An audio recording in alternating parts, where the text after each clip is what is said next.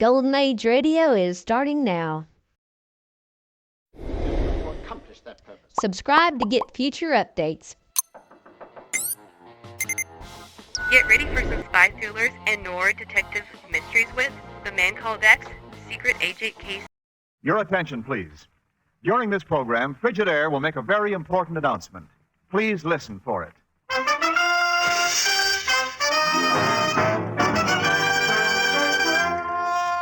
Frigidaire presents Herbert Marshall as The Man Called X.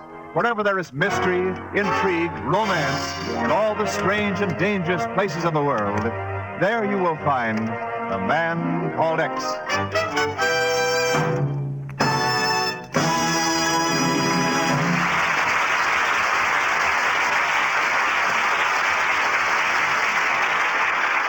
You're twice as sure with two great names, Frigidaire and General Motors.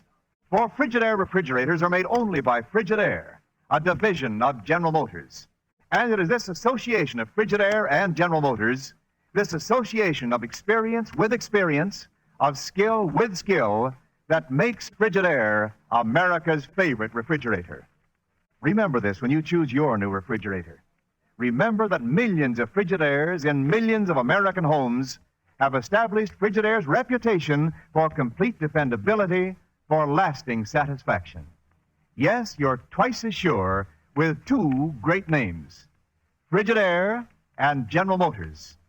For Frigidaire refrigerators are made only by Frigidaire, a division of General Motors. For Frigidaire refrigerators serve in more American homes than any other make.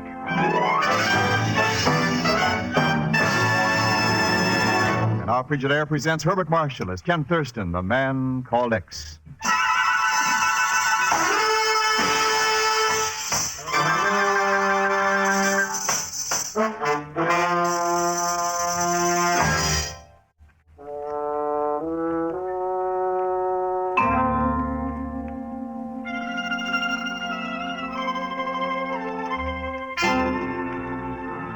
Listen to this news dispatch from Rome, Chief. The Italian government today announced the beginning of an all-out drive to destroy the secret Sicilian organization known as the Mafia, whose systematic terrorism against the Sicilian people has defied Italian law enforcement agencies throughout the years. It's been rumored, Ken, that the guns and ammunition the Mafia are using have been smuggled in from America. Yeah, that means a special responsibility in finding out how the Mafia is getting those guns. And since this is out of the Bureau's jurisdiction, I'd like to take on this assignment on my own. Okay, but it's a tough one. The Mafia is hard to put a finger on. They've existed for generations, terrorizing their victims to the point where they're afraid to go to the law for protection. I'm sorry, but officially we won't be able to give you any help. Well, something done up this morning that might be a lead. Take a look at this. A pair of tickets for the circus at Madison Square Garden tonight. Chief, look at what's written on the back of the tickets. Importante. Perilli. Importante. Well, who's Perilli? Here's the report I just received on him. Alfredo Perilli, famous Italian acrobatic clown, owner of a bankrupt circus, just arrived from Palermo, Sicily, came to this country to earn money to keep his circus going. Palermo, Sicily? Well, that's the base of the Mafia organization. That's right, Chief. It's only a hunch, but fear of making a direct contact with me could be a clue. Well, I think I'll pick up Pagon, stopping at Madison Square Garden to see the circus.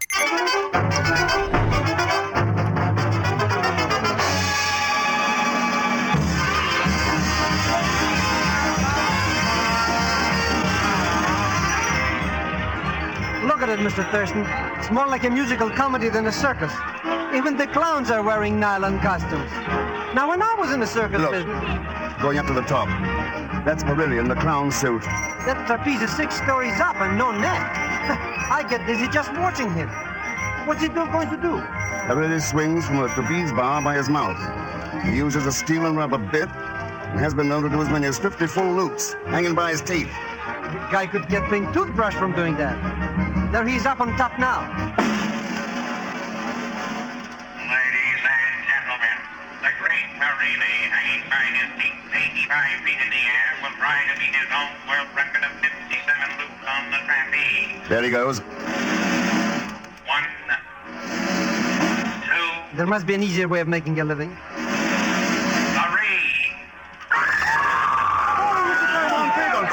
this entrance.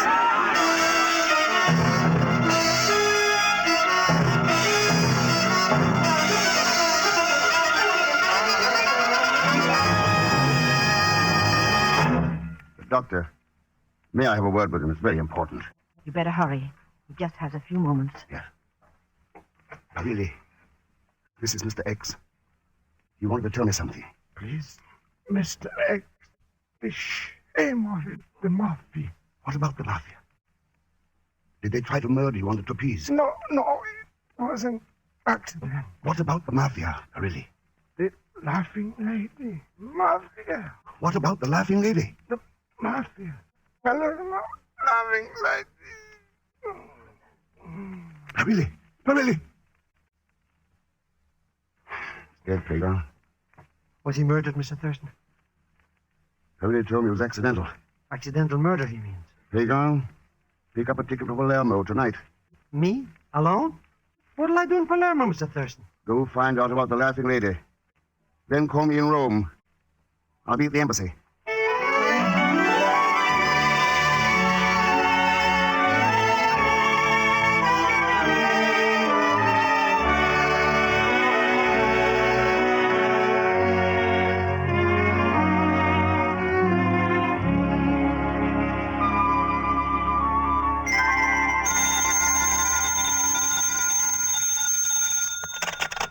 Hello? Ready with your call to Roma, Signor Selschmidt. Go ahead.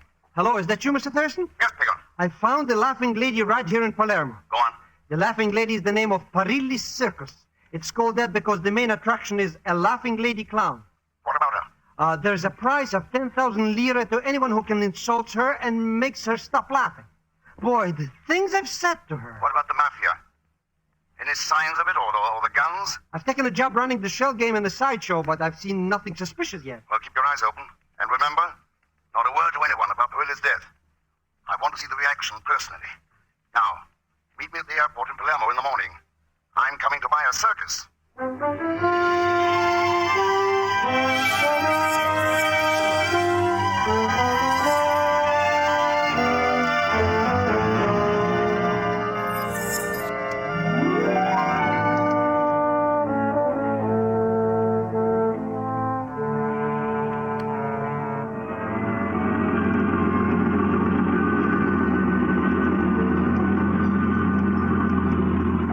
How'd you like this Jeep, Mr. Thurston? In Sicily, it's practically a Rolls Royce.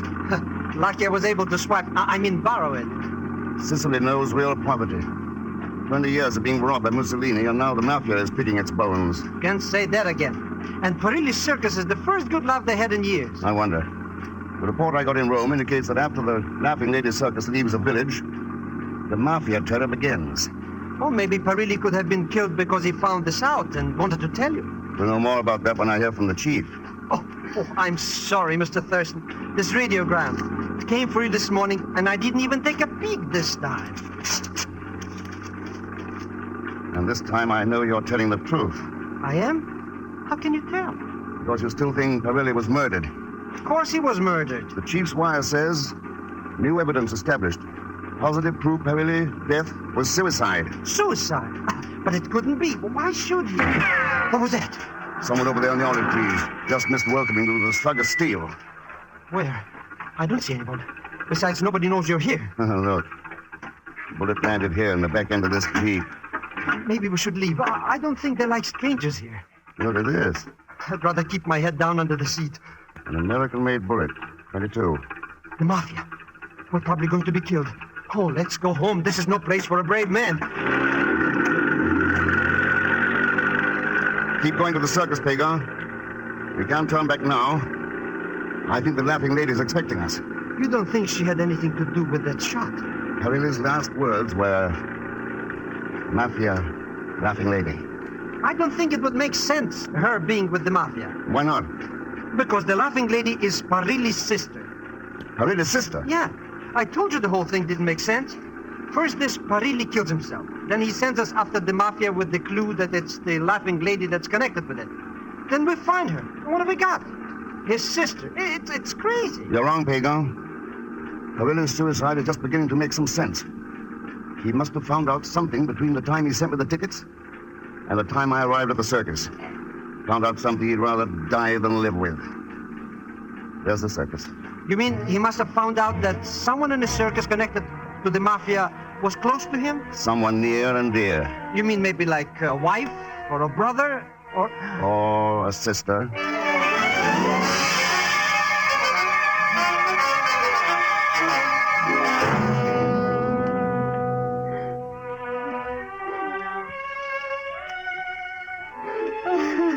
I'm Ken Thurston, Signora Perilli. I knew your husband in New York. Alfredo, mi cara, mi Alfredo. I'm Fred Cole, Mr. Thurston. I'm on the show. I'm afraid Signora Perilli is too upset to talk. I'll come back later. Please, you stay here. Why do you come here? Please, if the American is a friend of Alfredo's, he is welcome. Senor Thurston, this is my sister-in-law. I'm a Signor Parilli's sister. Oh, the laughing lady. In this hour of grief, must we talk to strangers? I'm sorry, Signorina Perilli, but I understand your brother made great sacrifices to keep the circus going. Sent money from America. What the business is that of yours, Signor Thurston? Please, the gentleman speaks the truth. Alfredo went to America so the circus might bring joy to his people. Now, I don't know how we will carry on. This show never made any money. It's an awkward time to speak of it, but I came to offer to buy the circus. Buy it? What would you want with a circus that has no profit? No, please. That I cannot speak of now. Excuse me, please, Senor Thurston. I do not know who you are or what you want, but my advice to you is to get out of Sicily now, while you are still alive. I'll think over your advice. Say, Mr. Thurston. Yes, Cole? Sure good to see another American here in Sicily. Yeah, I was surprised to see an American here myself. I feel I ought to tip you off, Mr. Thurston. This circus isn't anything you ought to buy. You'll lose your shirt in it. Think so? Worse than that. These people here don't take to strangers. Cole, if there isn't any money in this circus, and if it's tough for strangers here, why do you stay? Can't go back to the States. Federal indictment. Thanks for the advice, Cole. Well, the least I could do for a countryman. Drop around to see my act. Pistol rifle expert. Use a human target for my finale. Kind of sensational.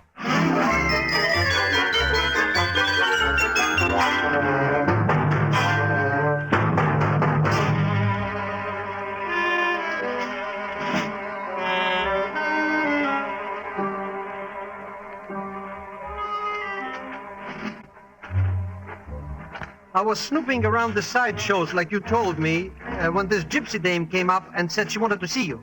Read your fortune free. Her wagon is at the top of this hill. Might be a good idea. I'd like to ask your gypsy friend why Perilli's widow and his sister, who own this bankrupt circus, won't sell. Well, maybe it's sentiment. The Parilli family have owned the circus for years. Could be. Then again, it could be the circus is bringing in money from another source. The mafia, for instance. Here we are. Knock on the door of this wagon. She's inside. You wait outside. Benji? I was told you wanted to see me, Signorina. Never mind the signorina, Mr. Thurston. What's the gag about buying this broken-down circus? Well, Yeah, that's right. Jane Bishop, Miss Omaha of 1937. I tell fortunes with the show. and what makes you think, Miss Bishop, that my wanting to buy this circus is a gag? Because buying a circus is a pretty expensive way of finding out how the mafia is using it. And who in the circus is working with the mafia. You know a cheaper answer to those two questions? Much cheaper. For the price of 2 tickets to New York. A ticket for you and who else? That's my business, Thurston. Well, fair enough. How soon do you talk? How soon can you get the money? In an hour, say 3 o'clock. Meet me here in the wagon. I'll sneak away from the show just before the pistol act goes on. Pistol act? Yeah. I've got another job besides telling fortunes. I'm the human target in the pistol act.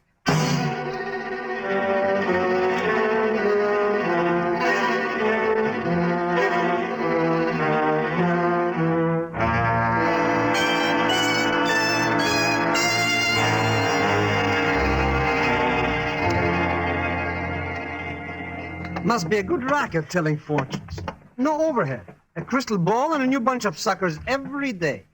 I got 5 minutes after 3. She said she'd meet us here in the wagon at 3 o'clock sharp. I told you to leave the dames to me, Mr. Thurston. Step outside, see if you can see her.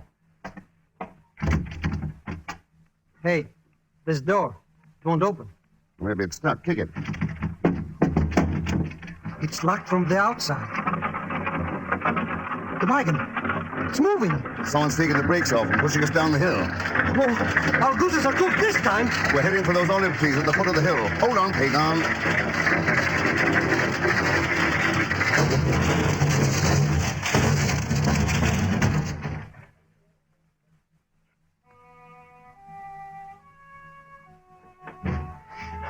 Mr. Thurston.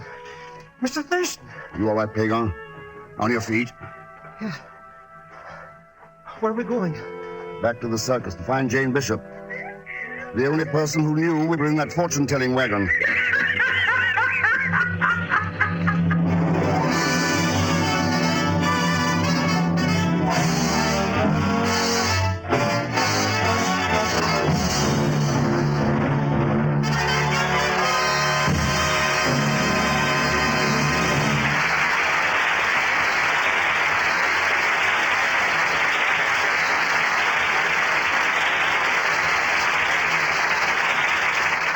In just a moment, we will continue with A Man Called X, created by J. Richard Kennedy. This is Wendell Niles speaking. Every good cook knows how much trouble it saves to have everything handy right where it belongs and easy to get at. Frigidaire engineers know that, too. That's why Frigidaire refrigerators are designed the way they are. The Frigidaire Deluxe, for example, has a super freezer chest that holds up to 50 pounds of frozen foods. For fresh fruits and vegetables, there's the big Frigidaire Hydrator, glass-topped so you can see what's on hand, easy rolling so you can get at things quickly. A sliding basket drawer stores eggs and other small articles. And as for all the other foods you keep in a refrigerator, well, Frigidaire's new design gives up to 50% more storage space in the same kitchen space. And think what you could do with all that extra room. Of course, foods must be safe as well as handy, and that's where the famous Frigidaire Metermizer comes in. It's the simplest cold maker ever built. So simple, it uses only a trickle of current. So powerful, it keeps even the biggest Frigidaires filled with cold. Remember how Frigidaire refrigerators keep everything handy. And remember, for all the advantages you want, ask to see the name Frigidaire when you ask to see a new refrigerator. In a few moments, Frigidaire will tell you about a great new radio show that starts next week. Be sure to listen for the announcement.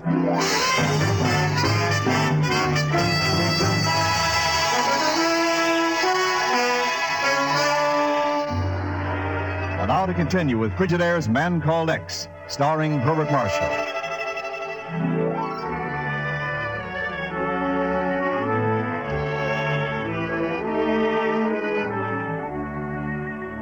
Ken is in Sicily trying to find out how a small circus is being used to supply the dread mafia terrorist organization with American-made arms. His only clue, 2 words, Laughing Lady, spoken by a dying clown, leads him into a dilemma, where he finds the circus is called the Laughing Lady, and its star performer, a woman clown, is called the Laughing Lady. Ken and Pagan are returning to the circus after an attempt has been made on their lives while they were waiting to meet a Miss Jane, the human target in the pistol act.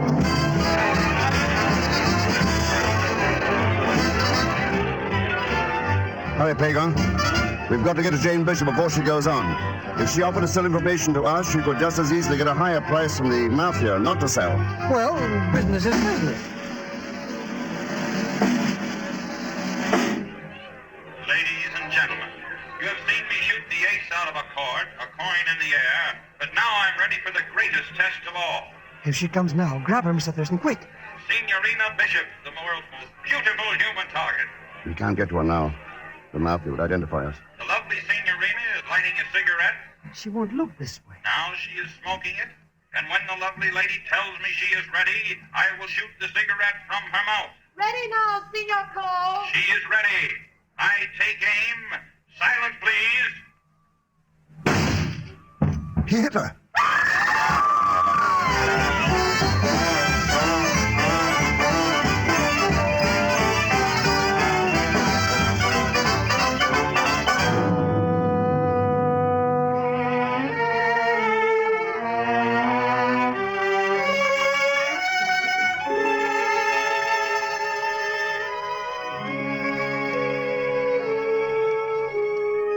Why did you do it, Cole? I didn't do it. I swear I didn't. I couldn't kill Jane. 1,000 people see him bump off the dame and listen to him. I didn't. I couldn't. Believe me. Please, senor. It was an accident. You lie. It was no accident. He killed her. He wanted to get rid of her. Why did you want to get rid of her? I hated her. I wanted to get rid of her, Thurston, but I couldn't. I couldn't miss my target. Please, Senor Thurston. Have pity. Leave him alone. It's your fault, Senora. For years I tell you to get rid of this foreigner. Always you say no. Now we are in trouble. The police will come. Alfredo, he insisted Senor Cole stay. I still want to know why Cole wanted to get rid of Jane Bishop. This is not your affair, Senor. You go, please. It is my affair. Someone tried to kill me a few minutes ago. I swear I didn't kill her. I wanted to be free, but I didn't kill her. She was my wife.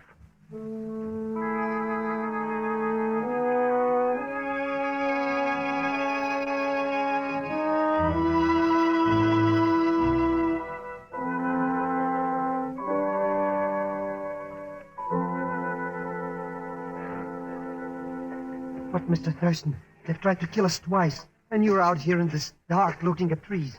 Let's get back close to the circus line. Quiet, Pagon, and hold that flashlight. There we are. What is it? A bullet. An American 22. The same kind someone let go at me in the Jeep. But the tree's 50 feet from the tent, and Cole was... It may not have been Cole's shot. You mean Cole didn't kill Jane? Someone else fired a shot at precisely the same moment he did. Someone's coming.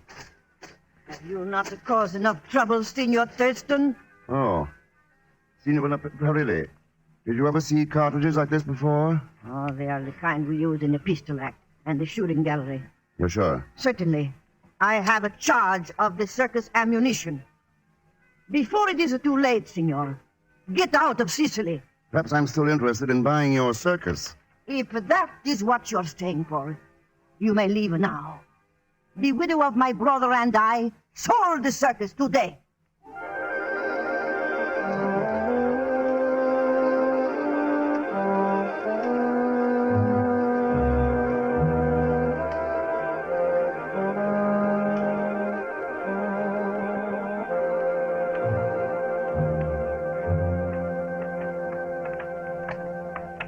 Senor Thurston, this is the bullet taken from the dead woman.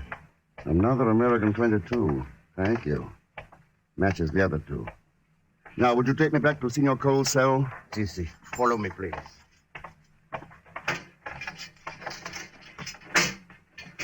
Thurston, isn't it just like an American to help a countryman in trouble?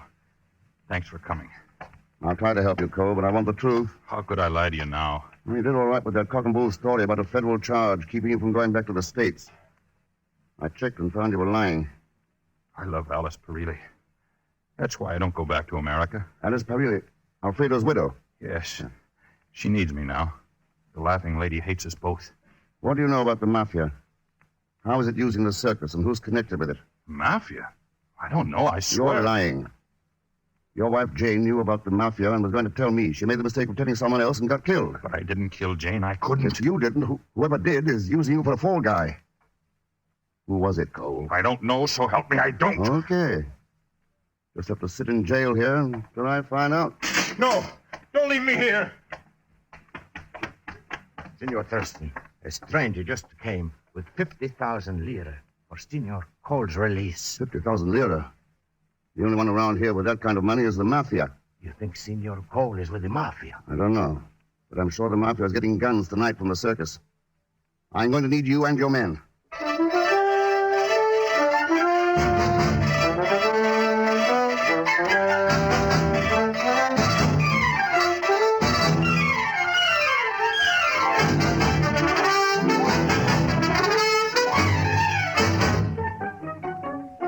Why wait till tonight, Mr. Thurston? Grab the laughing lady.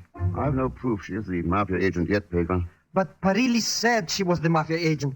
She has charge of the circus ammunition, and now she sold out her share of the circus. Yes, but Parilli's widow sold out her share of the circus, too. Oh. And someone in the mafia just bailed Cole out of jail. Well, maybe all three of them are in the mafia. You can find out how much each of the women got for her share of the circus. I'll know which of the three is the mafia agent. Well, that's easy to find out. But please, Mr. Thurston, arrest the laughing lady now. I can't. I've got a few questions I want to ask her in front of the townspeople tonight. You'll never make her stop laughing. Never. No one will ever get the 10,000 lira prize. You find out how much each of the women got for the circus, and I'll stop the laughing lady.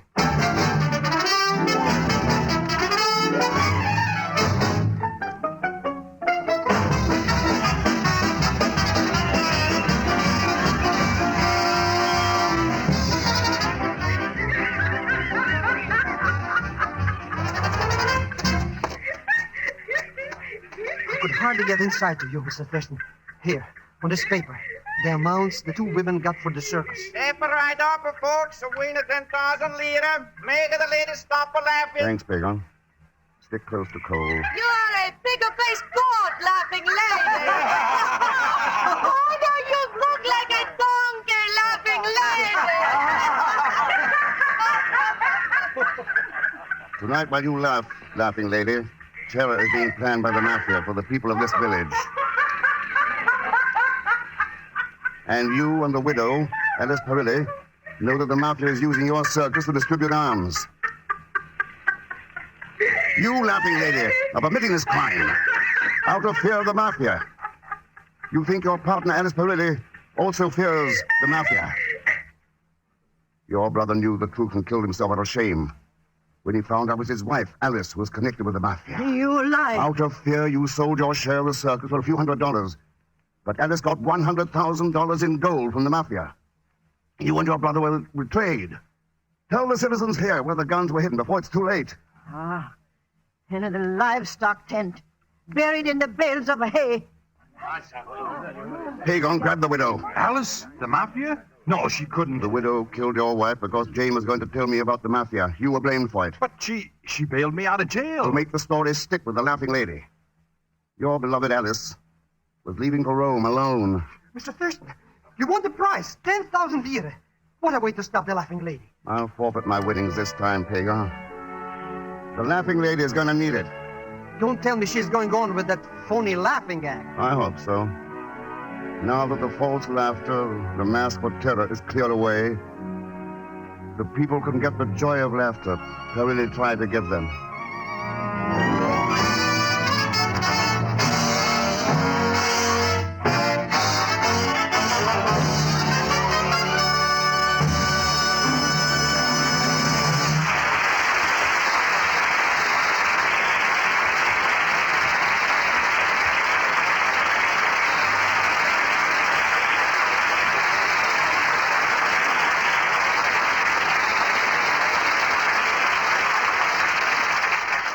Here's the big announcement Frigidaire wants you to hear. Next week, Sunday, October 3rd, Frigidaire will present the new Lum and Abner show. A full half hour of comedy with those two delightful Pine Ridge characters.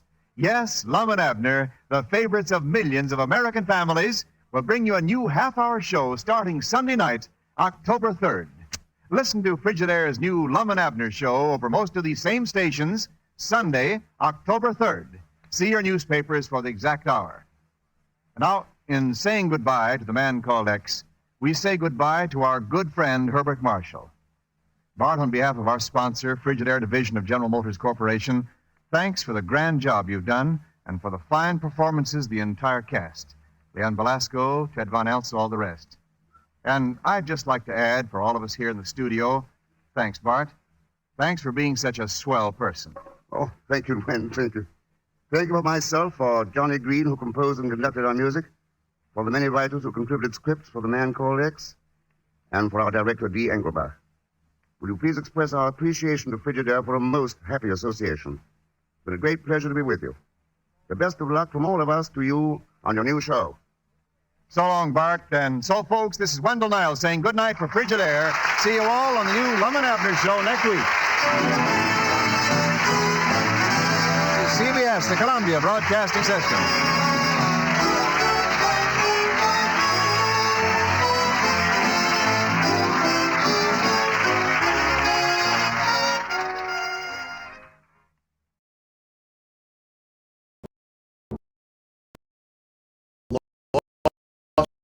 And brilliant and unforgettable creature to cover the soul of Brazil, one incredible experience at a time. Click on the link in the description and embark on the ultimate Brazilian Subscribe for more videos.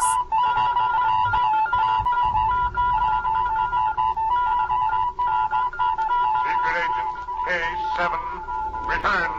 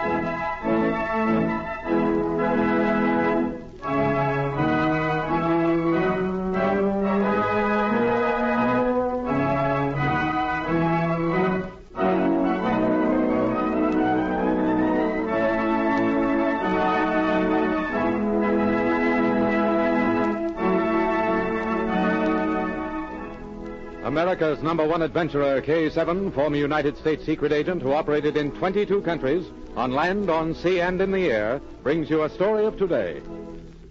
Here is K7.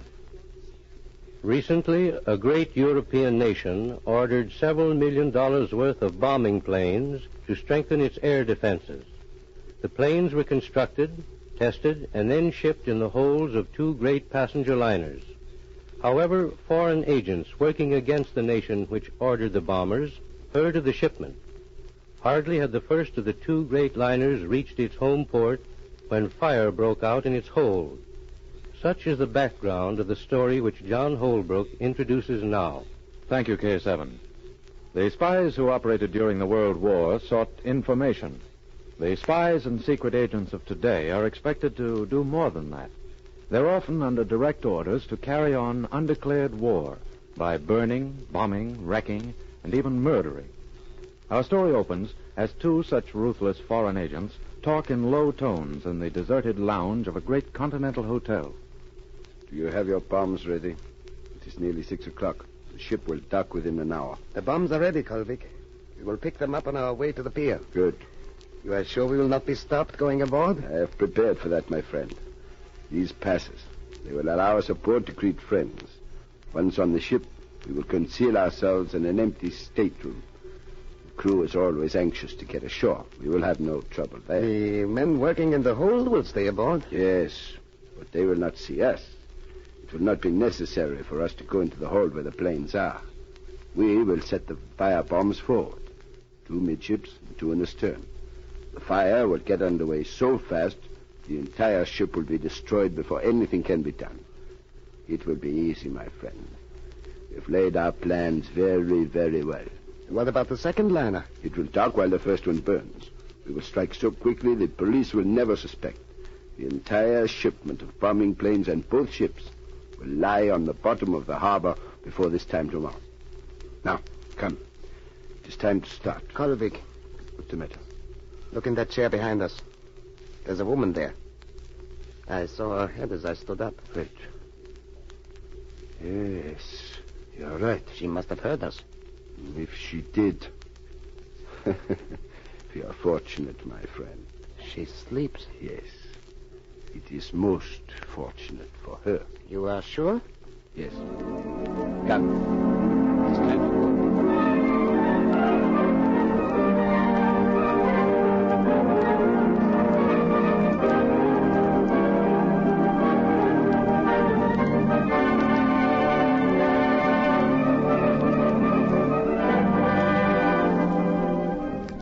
The girl in the chair was Patricia Norwood, Special Agent Z's assistant, and she was not asleep.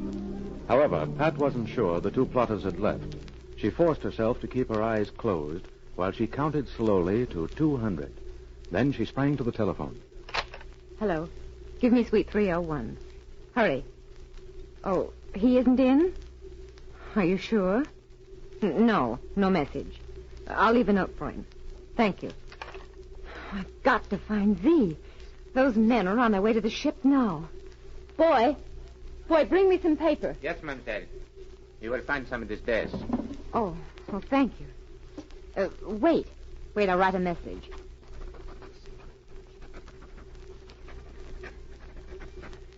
This note is very important. See that it's given to the man in suite 301, just as soon as he returns to the hotel. Yes, mademoiselle. This is for you. Thank you. I will see that the gentleman receives the message. Tell him it's necessary for him to come at once.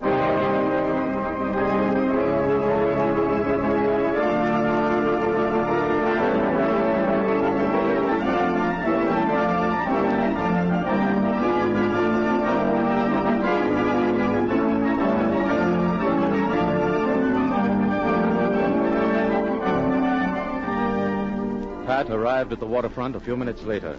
She found the great liner already docked and the passengers coming ashore. She took up her position near the gangplank and scanned the faces of those who passed her while she waited for Z. As it grew darker, great lights were turned on. An hour passed. Then Z arrived.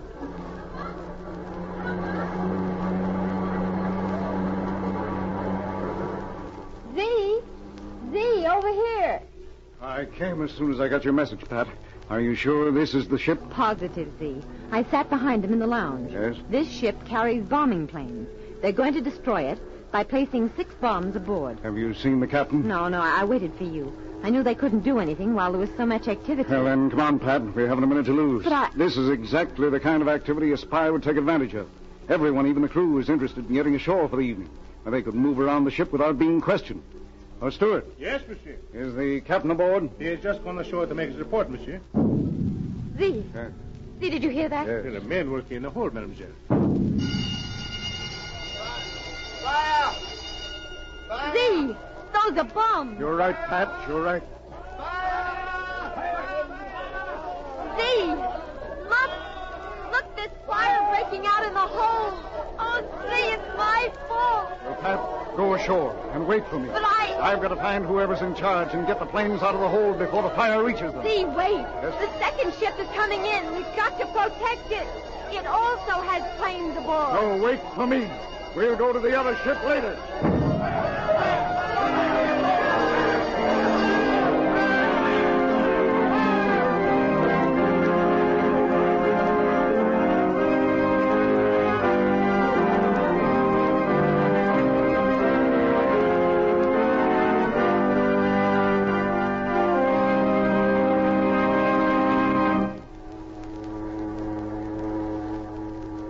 Z disappeared below decks, and with the crew worked desperately to remove the cargo, particularly the bombing planes, from the blazing ship.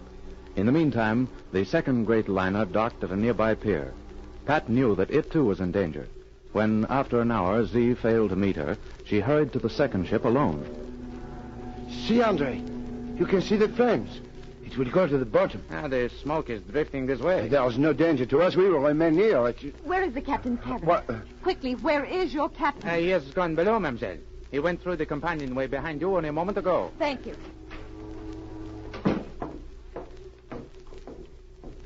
He must have gone this way.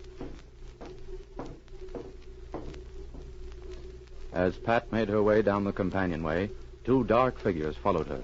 The girl. She's out of sight? Yes. I have seen her before, Colby. You were too far behind her to tell. You placed the bombs in the stern? Yes. Good. Here's a service closet. We're about midships. Put 2 in here. Be fast. Set the mechanism.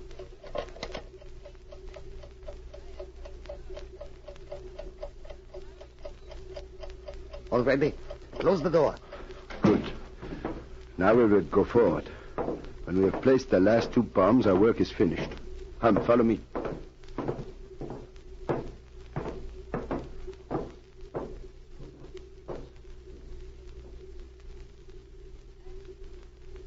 The 2 spies made their way forward and placed their last 2 bombs. Then they retraced their steps. As they started for the deck, Kolvig saw Pat approaching. Our work is finished, Hopner. We will leave the country tonight. They will never know. What's the matter? Someone is coming. Quick, see if the door's unlocked. Yes. Step inside. Quickly. Close the door. Recognize the Hopner. It was the girl we saw at the hotel. She followed us. Do you think she heard? I don't know. Keep quiet. I don't think she saw us come in here. Have your gun ready. If she comes... The handle is turning. I'll take care of her. Step in, mademoiselle. What? Put your gun on the table. You're a smart girl to do as I tell you. Otherwise, I would have killed you. What are you two doing on this ship? That, mademoiselle, is none of your business. Pick up a gun, Hoffner. You, mademoiselle, close the door behind you. Very well. It's locked. And there's the key out the porthole. Colbeck, she locked the door and threw the key into the water. You fool, you know what you have done? I've locked all three of us in here. And we'll stay here until somebody finds us. You've trapped us. This ship will blow up within 15 Quiet, minutes. Hoffner. You talk too much. But we've got to get out. We'll die. How many bombs have you placed on this ship? You may find out later, mademoiselle. Stand aside. I'm going to shoot the lock off that door. Try it again. Perhaps it won't work. Those doors are heavy. Shoot again. We've got to get out. Try it now. It won't open. Wait, I'll use our gun. The door is steel. It won't work. It's got to. You've trapped us, mademoiselle. We will die together. The bombs are already set? 6 of them. They will explode in 5 minutes. I don't want to die. Perhaps you won't. Who's there? Pat, are you in there? Z, listen to me. There are 6 bombs on this ship. Yes? We're trapped in here. The lock is probably jammed. They tried to shoot it off. Get the bombs first. We'll stay here. Where are they placed? Tell him, Colby. You'd better if you want to live. You in, mademoiselle. 2 are in the sea deck service closet in the stern. Yes, go on. 2 are in stateroom 317 forward, sea deck, and 2 are midships in the linen closet. Go get them, Z. There are 6 members of the crew with me. They'll get them. Now I'm coming in. Stand aside. We're going to crash the door.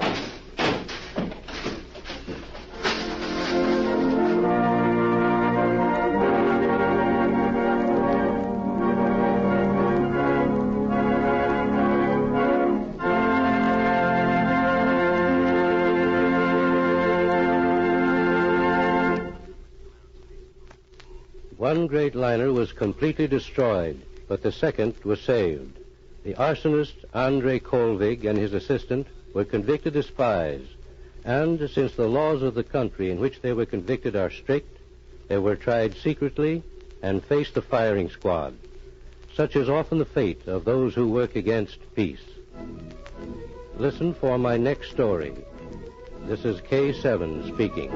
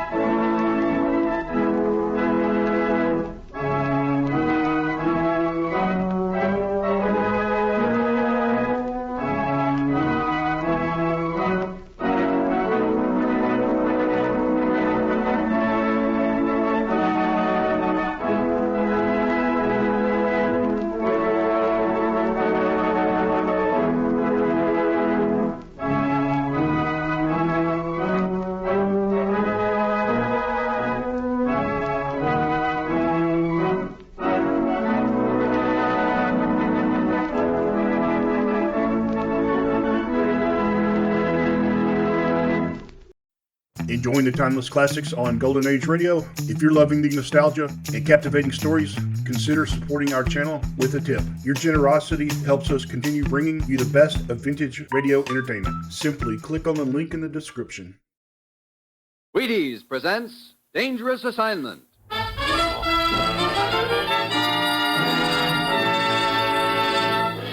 On stage tonight from Hollywood, Dangerous Assignment, another in the Wheaties' big parade of exciting half-hour presentations.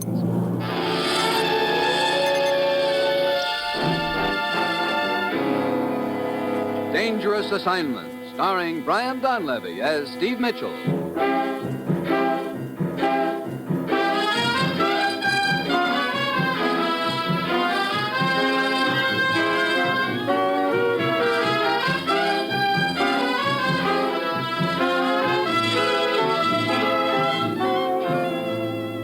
Yeah, danger is my assignment. I get sent to a lot of places I can't even pronounce. They all spell the same thing, though, trouble. But when I walk into the commissioner's office, I don't realize that this assignment's going to end up with me trying my best to blast myself right out of existence.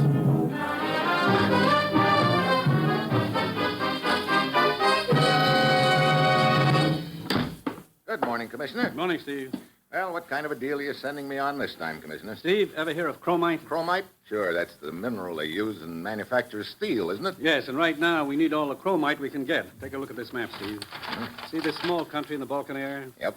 There's a large chromite mine there near the small village of Dragnet, up in the mountains near the border, right beside this pass into the next country. These two countries, incidentally, are pretty unfriendly right now. Oh, great. One of those deals, huh? Yes, but the point is, we've made an agreement with this small country permitting us to operate that mine. We get chromite, and our money helps put them back on their feet. Oh, sounds like a cozy little arrangement. It was, until things started happening recently. What kind of things? In the last week, 2 mine workers have been found hanging at the end of a chain. Oh, sounds like somebody doesn't want us to operate that mine, Commissioner. Steve, there's more to this story than I've told you, but I want you to hear it firsthand.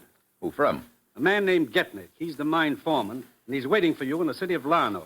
That's where your plane lands. Now get over there, Steve. Find out who's behind all this and then smash them. We've got to keep that mine operating. Well, that's it.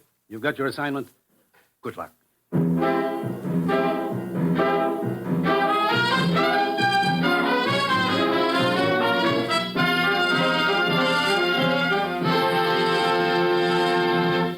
Dangerous Assignment will continue in a moment. Now, here is the Wheaties man, Frank Martin. Making beds or making money, get your energy when you need it, first thing in the morning. You know you do most of your day's work before noon? Most people do. That's why you want to try Breakfast of Champions and see what a difference it can make in your morning. Wheaties and milk and fruit. Have some. Because here's whole wheat energy to help work go smoother, faster, easier. Here are whole wheat vitamins, minerals, and protein too. Here's generous nourishment. Because there's a whole kernel of wheat in every Wheaties flake. Yes, there's a whole kernel of wheat in every Wheaties flake. That's why Wheaties have so much for folks with things to do and places to go. That's how Wheaties can do so much for you. Tomorrow morning, get yours. See yourself how Wheaties at 7 can help at 11.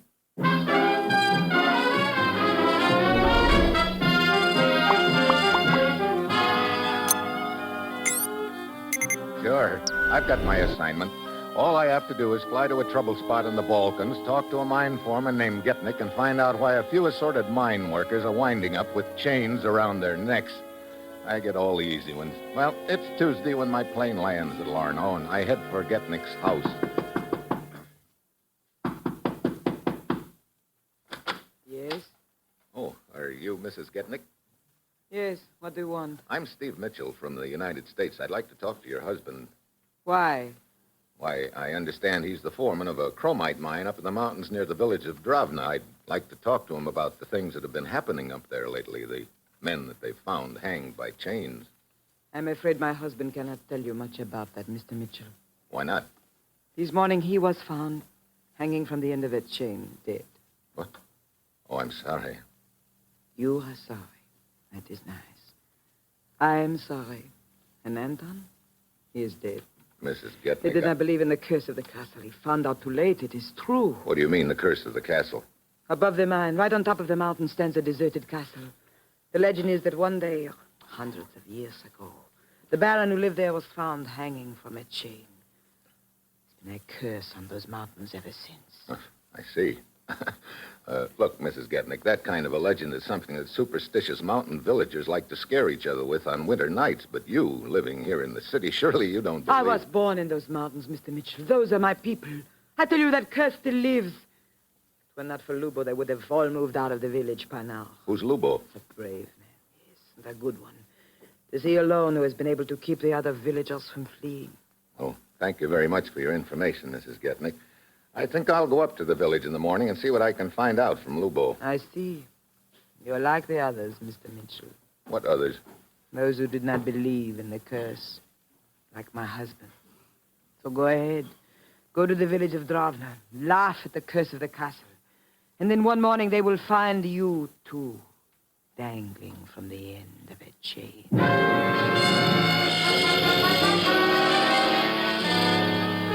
And on that cheerful note, I leave Mrs. Getnick. The next morning, I rent a car and head up through some rolling hills toward the village of Dragnet. 2 hours later, I come to the top of a rise. In the distance, perched on top of a mountain peak, I can see the castle and the village below it. I start down the rise, enjoying the peaceful view, and then things stop being peaceful all of a sudden. The shot blows out a front tire, and the car starts careening down the grade. I fight for control a few seconds, but I'm getting nowhere. Then I spot a bank, and I plow into it. I dive out of the car and start running across a meadow for cover. There's a clump of trees 100 yards away. If I can make it, I'll be okay. Then another slug kicks up the dust 2 feet ahead of me. I try another direction. Again, a shot ahead of me. I start running back to the car. This time, the slug hits only a foot in front of me. The sniper's got me zeroed in, and by this time, I've got a healthy respect for his aim. So I stand still and wait. Pretty soon, a slender figure starts down the hill toward me, wearing heavy boots and a leather jacket and carrying a rifle with a telescopic sight. Don't move. What? Hey, you're a girl. Don't let that give you confidence.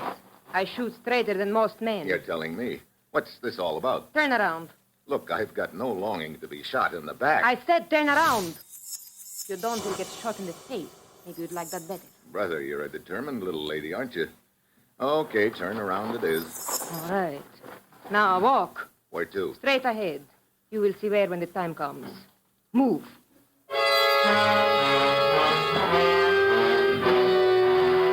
So I move. She marches me up the road toward the village, much to my surprise. An hour later, I'm walking down the one and only street with the little sniper shooter's rifle still in my back, and all the villagers lining the street staring at me. I don't like what I see in their faces either, fear and suspicion. Finally, we get to a blacksmith shop at the end of the street. Inside, there's an old gent whacking away at a piece of metal, and sitting on a crate in a corner, there's another man, younger and very rugged looking, and right now he's giving me a very cold stare. The old gent stops hammering as soon as he spots us. Oh, Magda, where have you been? I have been worried about you. I have been on watch in the hills, Grandpapa. And see what I have caught. Who is this man, Magda? Look, I don't know what this is all about, but... Silence. Let Magda speak. He is a stranger, and he was approaching the village. Oh, this is a crime? Brother, you folks are really short on hospitality, aren't you? Evil things have been happening here in our village, stranger. We want to know about everyone who comes here and why. So you send your granddaughter out to have a little target practice, huh? Magda went without my knowledge. My fiancée is devoted to the preservation of our village. Unfortunately, her zeal sometimes is greater than her sense. But, Lubo, you yourself told me that... Wait a minute. She called you Lubo? That is my name. Why? And you're the guy I came here to see. So? Who are you? Steve Mitchell. I do not recognize the name. Well, maybe you'll recognize these credentials of mine. You better take a look at them. Yes. Indeed, I do recognize them. We owe you an apology for our rudeness. Lubo, I don't understand what... Mr. Mitchell is a representative of the United States, my dear. He is here to help us. I am sorry for the reception Magda gave you, Mitchell. With what has been happening here, our entire village is on edge. Well, no harm done. Only I'd hate to have your fiancée shooting at me if she really meant to hit me. I'll bet you're one guy who'll never step out of line. Please, Yes, I'm afraid I would not last long. But come, Mitchell. We will have a drink, and I will tell you all I can about our trouble.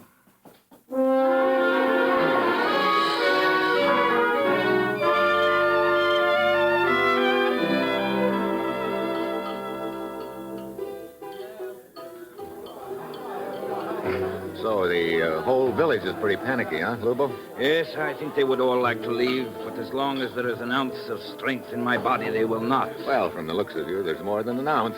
You're the one boy who's holding them together right now, I take it. Well, they seem to look at me as a sort of leader, perhaps because I'm one of the few villagers who's been away to school. Look, what's your theory about what's happening? These guys getting hanged by chains. I've heard the curse of the castle, but... Mitchell, I think that someone is using that legend, that curse, for his own purposes. I see. Any idea who that might be?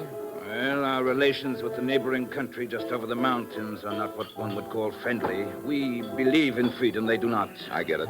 That mine is the symbol of our strength. I will keep it operating if I have to... How are you going to operate it if you don't have enough workers? I will continue to do as I have done for the last month. Each time there is a murder, some of the mine workers quit and leave the village. So I go down to the city and bring more workers up here. Men who are unafraid. Well, that's a good plan, as long as you can keep finding new men. You know, I'd like to take a look at that castle. How do I find it? Follow the trail up to the top of the mountain. You cannot miss it. Okay, I'll check with you later, Lubo.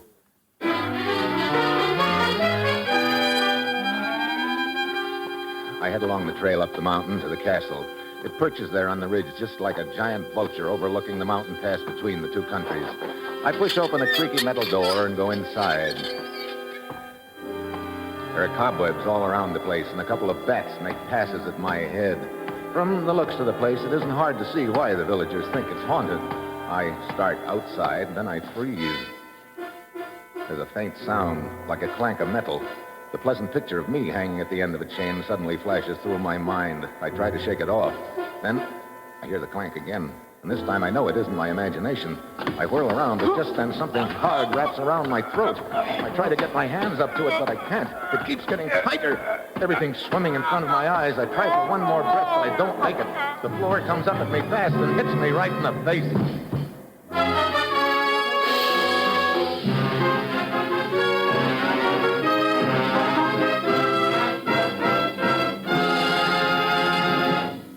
Steve Mitchell will continue his dangerous assignment in just a moment. You know, tomorrow can be a real nice day. The sun can seem shinier, the air can seem crisper, the grass can seem greener, and you can get more enjoyment out of living if you want to. Break into that day with a bowl full of Wheaties. That's what I said. Wheaties with milk and the kind of fruit you especially like. Or Wheaties with milk and no fruit. Or just Wheaties. You think that's going pretty strong on Wheaties? Well, now, really, it isn't. Because Wheaties are whole wheat. And what a powerful lot of whole wheat Wheaties are. There's a whole kernel of wheat in every Wheaties flake. That's why a bowl full of Wheaties pops with so much high-stepping, day-brightening energy. Energy right after you get up from the breakfast table, energy all morning long. Wheaties have it, and it's for you, whole wheat goodness. Of course, you don't have to think about vitamins and minerals when you eat those Wheaties. Just pass that milk, fill that bowl, pull up a spoon, and get Wheaties happy. It's the easiest thing in the world to do, spooning into sunny, whole wheat Wheaties. Try them for an awfully nice start on that nicer day I've been talking about. Tomorrow, see for yourself how Wheaties at 7 can help at 11. Breakfast of champions. And that's a promise. Indeed it is.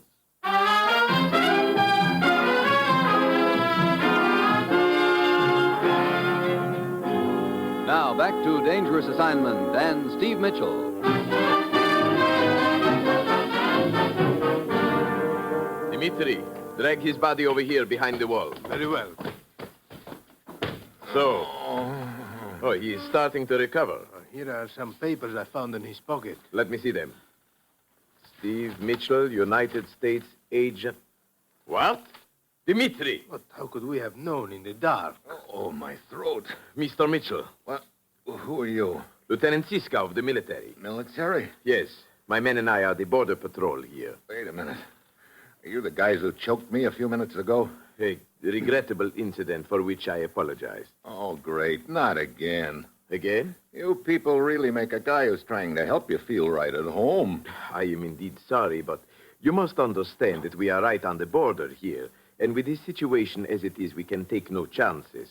Everyone found in the vicinity of the pass is under suspicion. Well, instead of half strangling me, you might have fired a shot over my head or something. I'd have been very happy to cooperate. No, a shot fired on the border is not good. From such things as that, an incident can be manufactured, an incident which might be used as an excuse for an attack upon us. But, come. In order to show you hold no grudge against me, please, you must come back to the village and we drink together, huh? You know, that's a real quaint custom you've got in this country. First you half kill a man, and then you buy him a drink. Well, I'm in favor of the second part of it anyway. Let's go.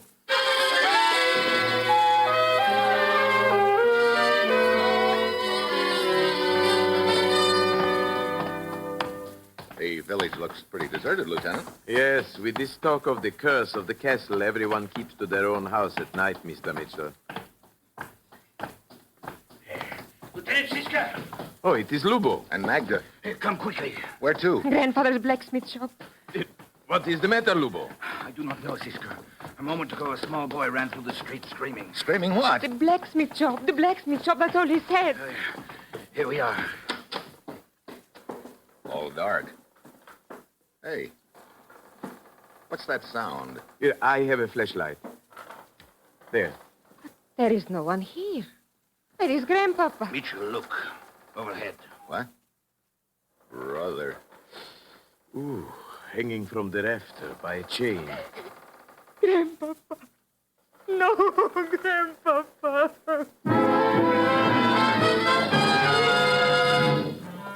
Lubo leads Magda away, and Siska and I get the body down. By the time we get outside, the whole village is turned out. By torchlight, Lubo is trying his best to hold them together. But it's easy to see he's fighting an uphill battle. Who will be killed next? You superstitious fools, listen to me. Whoever is murdering our people is doing it to disunite us, so we will not be able to operate the mine. We are leaving now. We are leaving. No, do not go. Listen to me. Listen to me.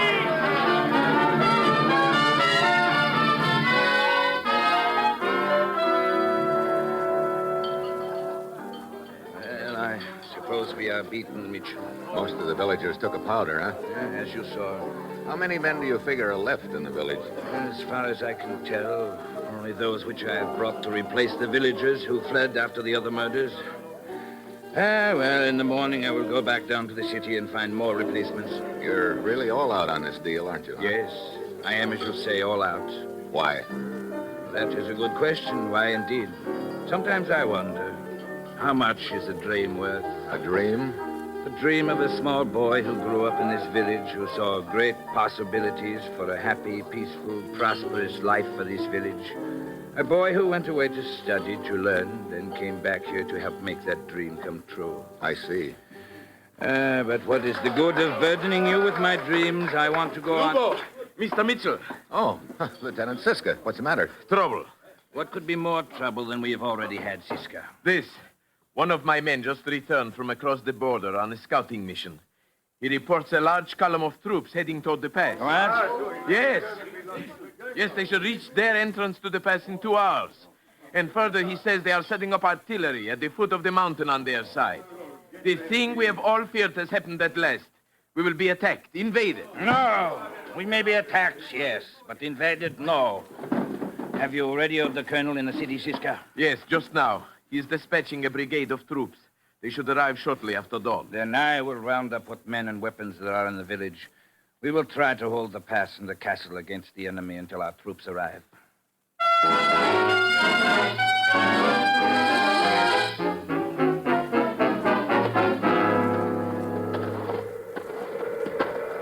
How much further to the pass, Siska? 100 feet ahead of us is a point from which we can look down into it. Brother, it really gets cold up here. Yes. What time is it, Mr. Mitchell? 4 a.m. Already it is starting to get light. The enemy troops will probably arrive at their side of the pass in another hour. Yeah. And your troops from the city won't be here for 2 more hours. I still don't see how Lubo and his boys can hold the pass till then. Stop here and I think you will see. There. Now observe the pass. Anyone attempting to come through from the other side must pass through the narrow part directly below us. A handful of men stationed here and in the castle above us can prevent that passage, or at least delay it for several hours, with luck until our troops arrive. Yeah, I see it now. But speaking of the handful of men, where are they? Lubo must have taken them all to the castle. Come. He's probably giving them their orders. Then we will send some of them to the pass and keep the rest in the castle, which will serve as an observation post. You know, you boys seem to have this deal pretty well worked out. Oh, Lubo has rehearsed it many times. Well, here we are. You know, this castle gets gloomier every time I see it. Ah, here are Lubo and his men. Siska, Mitchell, I've been waiting for you. Hey, you got a lot more weapons here than I figured. Rifles, machine guns, grenades. You got the works. I've been collecting them for some time. Yes. Even I did not realize you had so much, Lubo. What is the matter, Siska? You have made a mistake. Have I? Yeah, the machine guns. They're pointing the wrong way, towards your end of the pass. You're quite right. But let me assure you, this is no mistake. What? Lubo, what do you mean? I'm afraid I get it. Too late. Too late indeed, Mitchell. Fifth columnist. Then all this time you've been working with our enemies. Your enemies, Siska.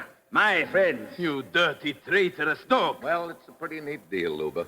Every time you murdered a villager, several of them left in a panic.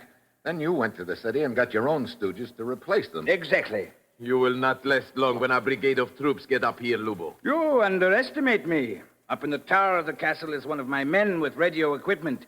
He's in contact with artillery on the other side of the mountain and will spot for them. As your troops pass, Siska, they will be cut to pieces by artillery fire. Got it all figured out, haven't you, Luba? Completely, even to the fate of Siska and yourself. What do you mean? Observe the 2 lengths of chain on the floor near you. After you have had the dubious pleasure of watching a complete victory for my cause, both of you will be hanged from those chains. The curse of the castle, you know. Quite fitting, isn't it, gentlemen?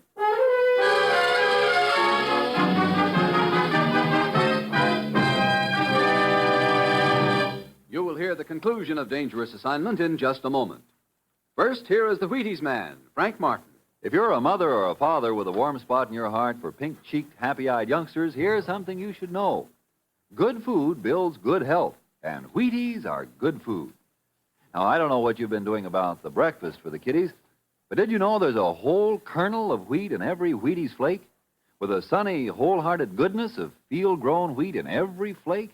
With a full strength of whole wheat vitamins, minerals, proteins in every flake? Well, it's true. Whole wheat in all its richness. That's what you furnish when you fill the cereal bowl with Wheaties. Don't slip up. See that they get Wheaties. Crisp, sunshiny, good. Pour on the milk, put on the fruit, and know the youngsters are getting all that whole wheat can give. Do that now. Wheaties. Breakfast of champions.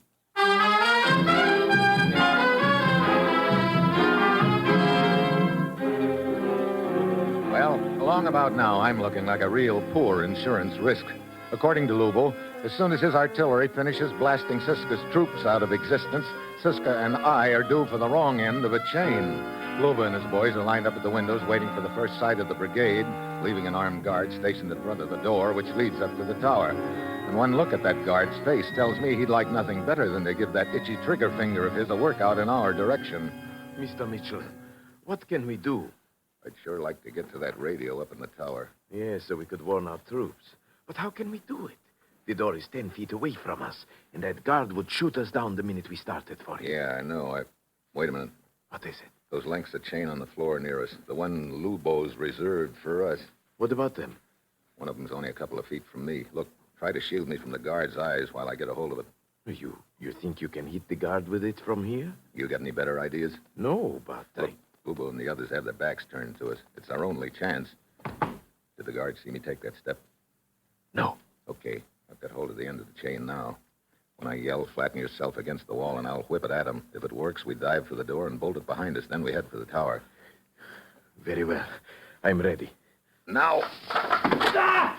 You got him. Quick, inside the door. Yeah. Let's get it bolted, quick. All right.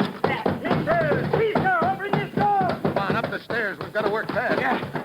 Lubo and his men will break down the door. Yeah, I know. It'll take them a little while, though. Those doors are thick. Good. There's another door at the top here. I will close it.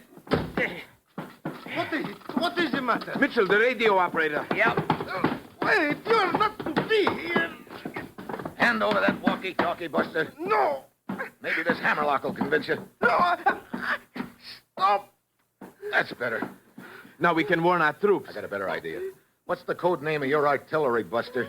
Come on, open up before your arm turns into a pretzel. No! This valley. Valley, huh? Okay, what's Lubo's code name? Hilltop. Please, my arm. Okay. No! Mitchell, he's trying to smash the walkie-talkie. Yeah, I got him. Oh! Okay, get on that walkie-talkie and call the artillery. Use the code names Valley and Hilltop. I don't understand. You will. Very well. Hilltop to Valley. Hilltop to Valley. Over.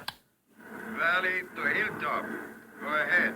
Now what? They've probably already got an initial range and deflection set on the guns. Tell them to fire one salvo. What? That's right. I want to see where it lands. Oh, I hope you know what you are doing, Mr. So do Mitchell. I. Hilltop to Valley. Fire one salvo at initial setting. Listen, Lobo and his boys must have broken down the first door. They're heading up the stairs. Yes. Take care, open up. I'm sorry, Lobo. What are you doing in there? There's your answer, Lobo. The salvo landed just below the pass on our side. Okay. Give him this correction, Siska. Down 1,000 yards, left about 3 mills. Down 1,000, left 3. Oh, Mr. Mitchell, do you realize what you are doing? Sure, I'm zeroing in that artillery onto this castle. I can hear you, Mitchell. You are just bluffing. Am I? Send the correction, Siska. But we may be killed if the salvo hits the castle. We're going to be dead anyway as soon as they break down that door. This is our only chance to scare them away. Send the correction. Hilltop to Valley. Down 1,000, left 3. Over. Valley to Hilltop. Down 1,000. Left 3. Received. Listen, Lubo's heading downstairs. I guess he got it through his head. I wasn't bluffing. Okay, get down on the floor, Siska, and try to shield that walkie-talkie as much as you can. Mitchell, this is insane. You're telling me? But just lying here waiting for the salvo to land. You might try a few prayers while you're waiting. Hold it! Hold on! Mitchell! Mitchell, are you all right? Yeah, just shaking up. I'm going to take a look out the window. Salvo hit the base of the castle, Siska, and it sounds like it hit a few of Lubo's boys, too. Look! There goes Lubo running for that jeep. Yeah, I guess he's the only one that didn't get hit. Mitchell! He's heading for the road which leads down the other side of the mountain. Yeah, and us without even a slingshot. He will get away! Hey, a rifle shot. Lubo is hit! Oh, brother. Right over the side of the mountain. Well, I guess that's the end of Lubo.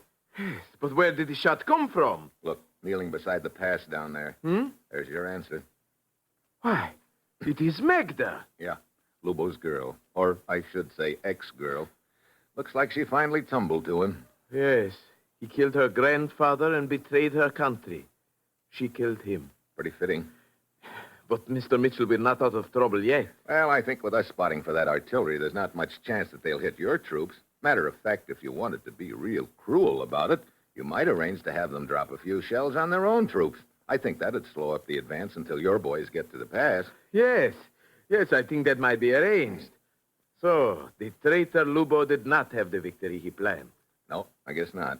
You see, Lubo thought he had everything figured out, but he ran into one thing nobody can figure out. You mean your strategy? No, I mean a woman.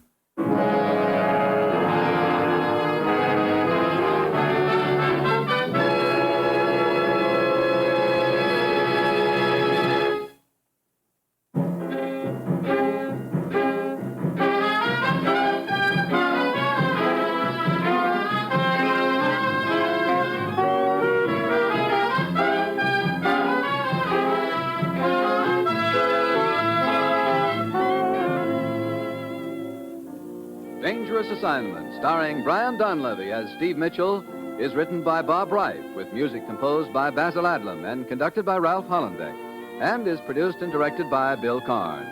Dangerous Assignment will again be heard Wednesday, September 20th at 9 p.m. Eastern Daylight Time.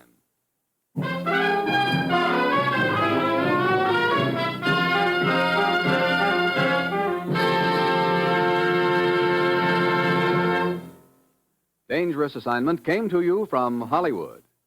Gildersleeves here with more good times on NBC.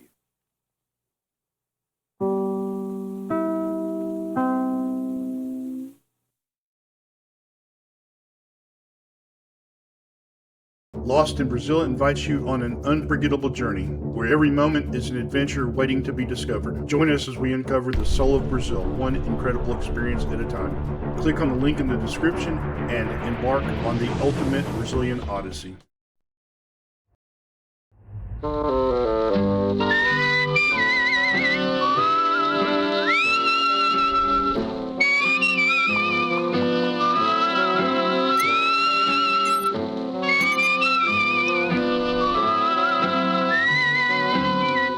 Here's Dick Powell as Richard Diamond, private detective.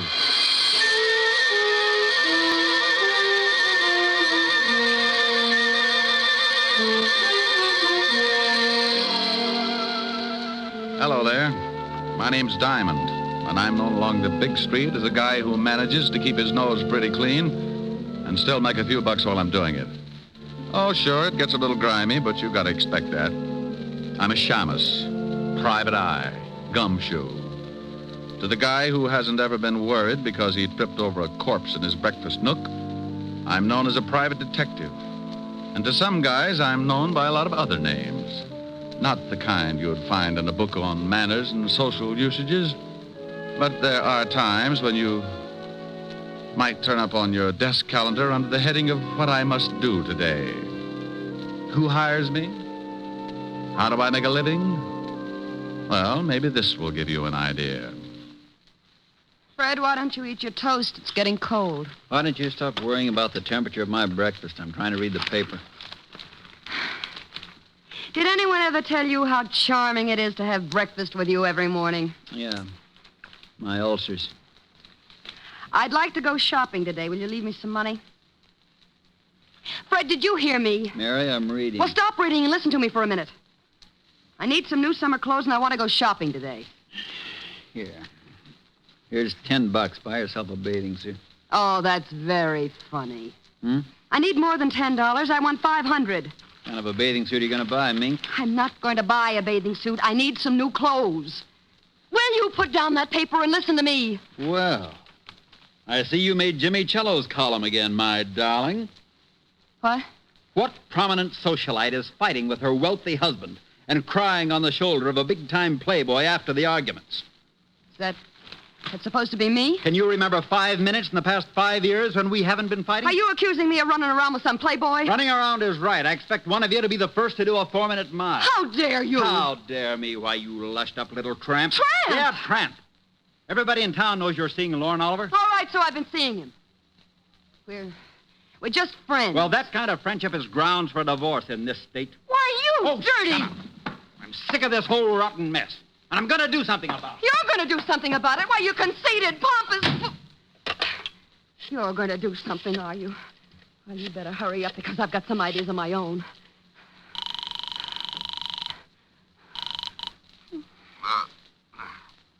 Yeah? Lorne. Yeah, Mary? I got to talk to you. What time is 10 it? o'clock. Well, it's still the middle of the night. Call me back This later. can't wait. Fred found an item about us in Jimmy Cello's column this morning. He stormed out of here like he was going to kill somebody. Well, you're just the gal who can recognize the symptoms. Well, that's a nasty line. What do you want at 10 in the morning, Longfellow? Look, honey, I'll take care of Cello, and if that husband of yours gets out of line, I'll take care of him, too.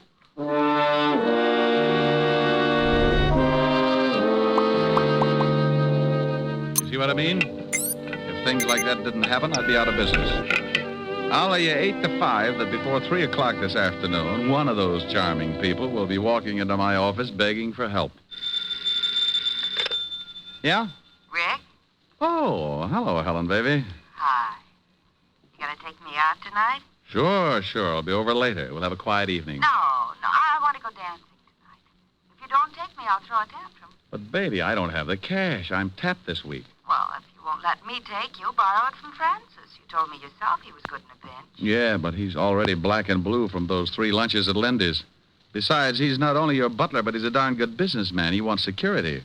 Well, give it to him. He's already got my badge, my book on the 10 best ways to sneak through transoms, complete with illustrations, and my gun. Haven't you got something else? Yeah, but I'm saving the right eye in case of an emergency. Keyholes, you know. Look, honey, let's go take in a quiet movie and... I want to get dressed up and go to a nightclub. It's summer. The flowers are blooming and the fox has left his lair. Is what? I've been hibernating all winter, and I want to get out into some nice, smoke-filled dance floor. Why, Helen. Why, Helen, nothing. Please, Rick. Hold it. Someone's knocking at my chamber door.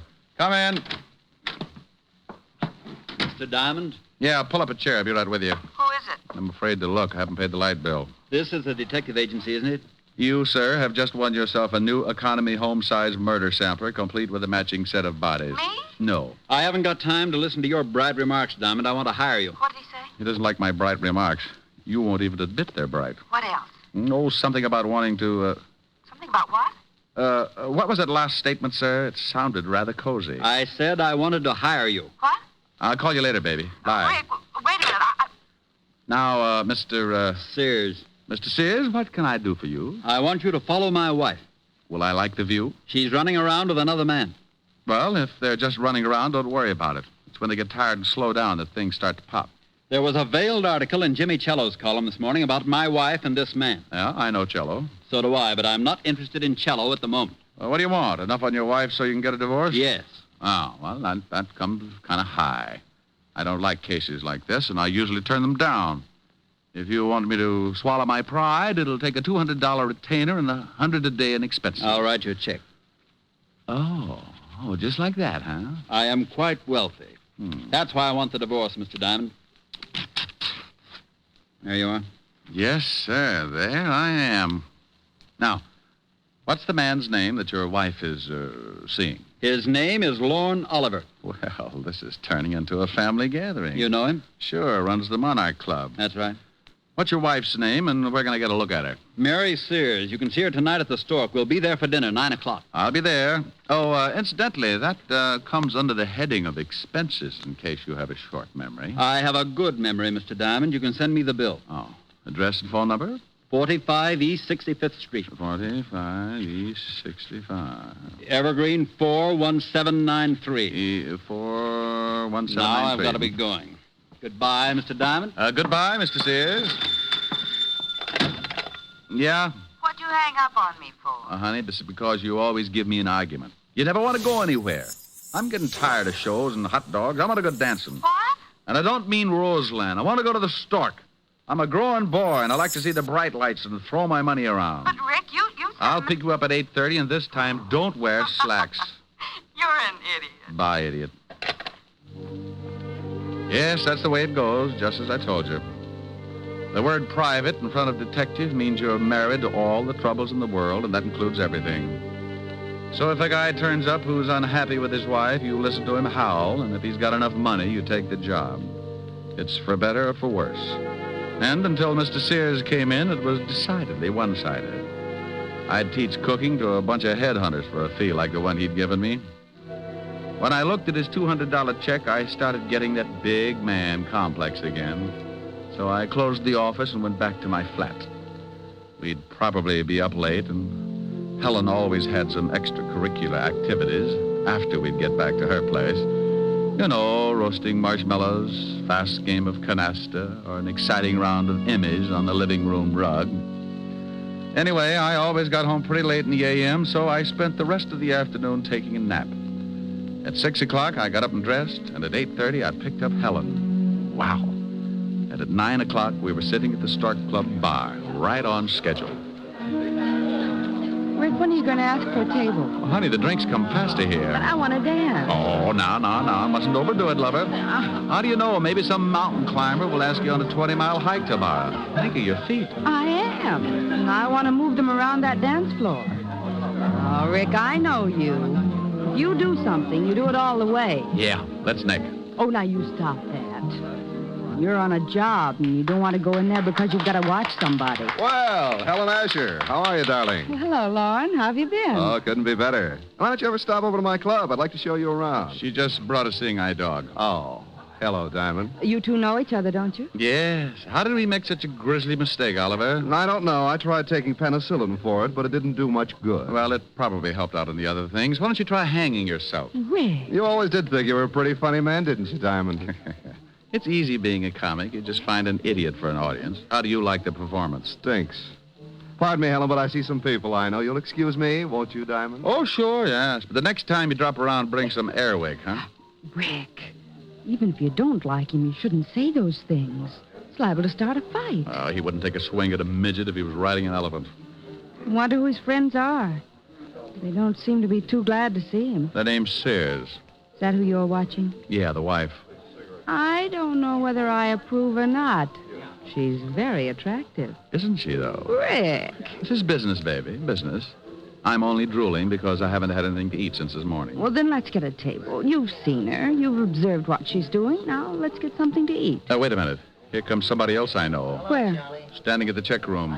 The little man? Yeah, here he comes. Who is he? Name's Cello, Jimmy Oh. Cello. Writes a gossip column. I read it all the time. Yeah? Hello, Jimmy.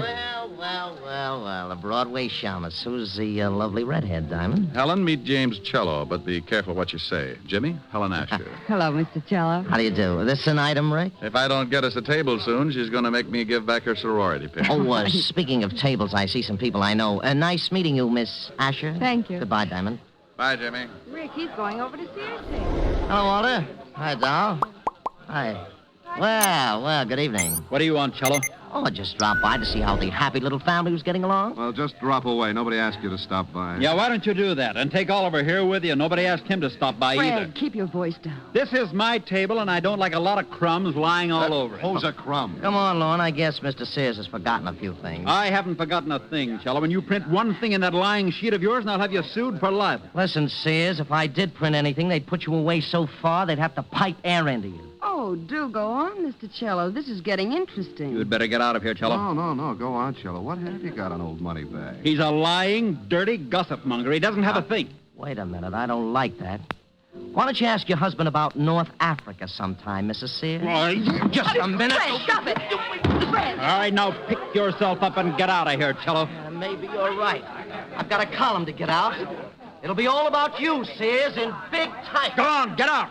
How about me? You going to throw me out, too? You can bet your life I am. I'm getting out of here. You stay right where you are. Don't talk that way to Mary. I'll talk any way I like to my wife. Lorne, maybe you'd better leave. Here come the waiters. Now it's I'm going to push his fat slob's face in. Yeah? Yeah. Go on. All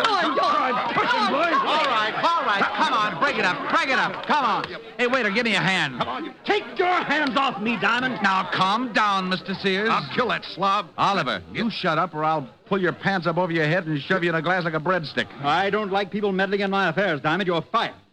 I'm what? You heard me. Now take your filthy hands off me. Well, they were lily white before I palmed that check of yours this morning. You can have it back. Here, eat it. What?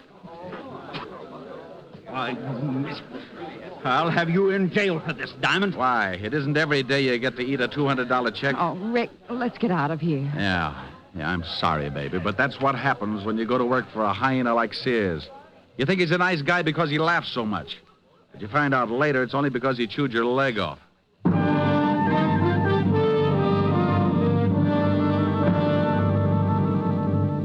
We left Sears still spitting out pieces of the check I'd shoved down his throat and headed for Helen's apartment. I was sore. When I get hot under the collar, I don't make for good company. So I dropped her off with a kiss and went back to my flat and climbed in the sack. I smoked a dozen cigarettes before I got to sleep. And when I finally did, it must have been with a big smile on my face. All night, I kept dreaming that Lorne Oliver and Fred Sears were beating themselves to death with hot paper sacks.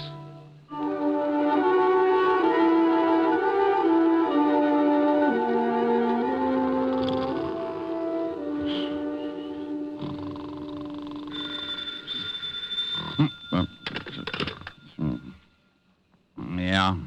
Diamond? No, this is Sunshine Market. Lox popovers are specialty. Now, you stop clowning and get over here right away. Walt? Lieutenant Levinson. Oh. Where are you? I'm in your office. Yeah?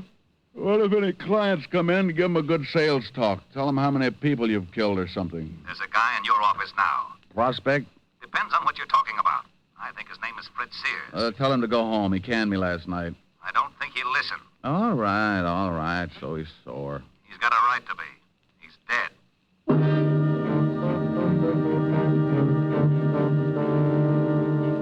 Stop acting like an idiot, Walt. You know I didn't have anything to do with it. I know you didn't, but we find the stiff in your office, and we get a report that he fired you last night, but you had a fight with him. I got to tell the commissioner something, Rick. Tell him Sergeant Otis is teething. Now, you stop that. No, what do you know about the killing? The coroner just left. He said that Sears had been dead about 8 hours. The cleaning woman found him at 9 this morning and called us. That puts the time of the murder around 1 a.m. We found this clenched in the dead man's hand. What is it? An article torn out of the morning papers. Here, read it. Jimmy Cello's column. Read it. All right, I will. Don't yell at me. Fred Sears, wealthy import-export man, is having troubles. He's finding it hard to explain about his past doings in North Africa, and at the same time, he's finding it just as hard to explain his wife's interest in the local playboy, nightclub owner Lauren Oliver. He got so mad at the Stork Club... Oh, I was there. He got so mad at the Stork Club last night that he took a poke at your columnist and then tried to beat up Lauren Oliver. Will this lead to a rematch between Oliver and Sears? We're having the whole bunch of them picked up. Walt, before you do that, give me a couple of hours, will you? Try to dig up your killer? I can't. You know what we've got to do. It's routine. Well, the commissioner's already having fits every time he hears my name. Now, look, Rick. Walt, I got a business to protect. And if he finds out the stiff was killed in my office, he'll probably haul in my license. 1 hour, Rick. That's all I can give you. I got a job, too. Thanks, Walt. I suppose you've got an alibi for 1 o'clock? Call Helen. We were toasting marshmallows.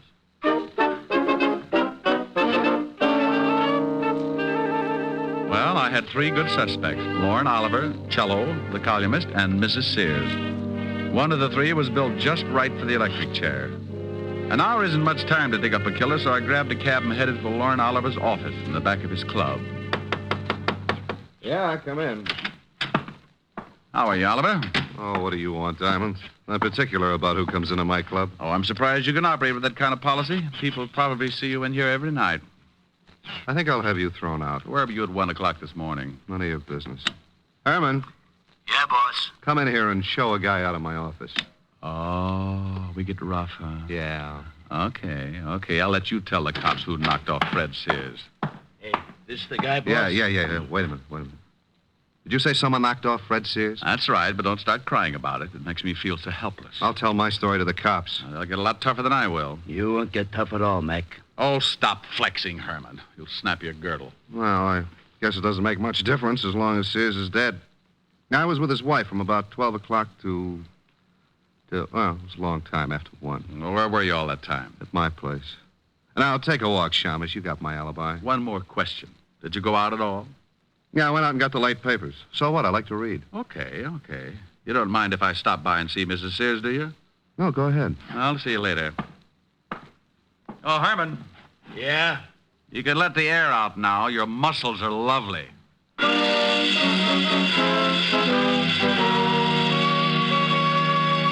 Well, Oliver had a good story if it checked, so that left me with 2 more stops. Cello's newspaper office was the closest, so I grabbed another cab, and 10 minutes later, I was sitting at his desk. Oh, you don't think I had anything to do with it, do you, Diamond? Where were you at 1 this morning? I was covering a party at Richard Gray's. I was with friends from about 11 o'clock till after 3. You can check. Go on, check. Look, Poison Pin. Sears had your column from the late edition clenched in his hand. He did, huh? Well, you don't think if I was going to kill a man, I'd leave anything like that around? I don't know. Well, obviously, someone is trying to make it look like I did it. Have you talked with Oliver and Sears' wife? Oliver's got an alibi, and I'm headed for Mrs. Sears' place right now. You know the address?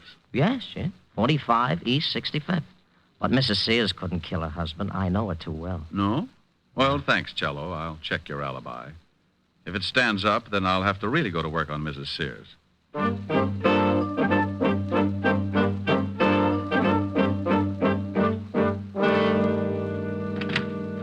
Yes? Mrs. Sears? Yes.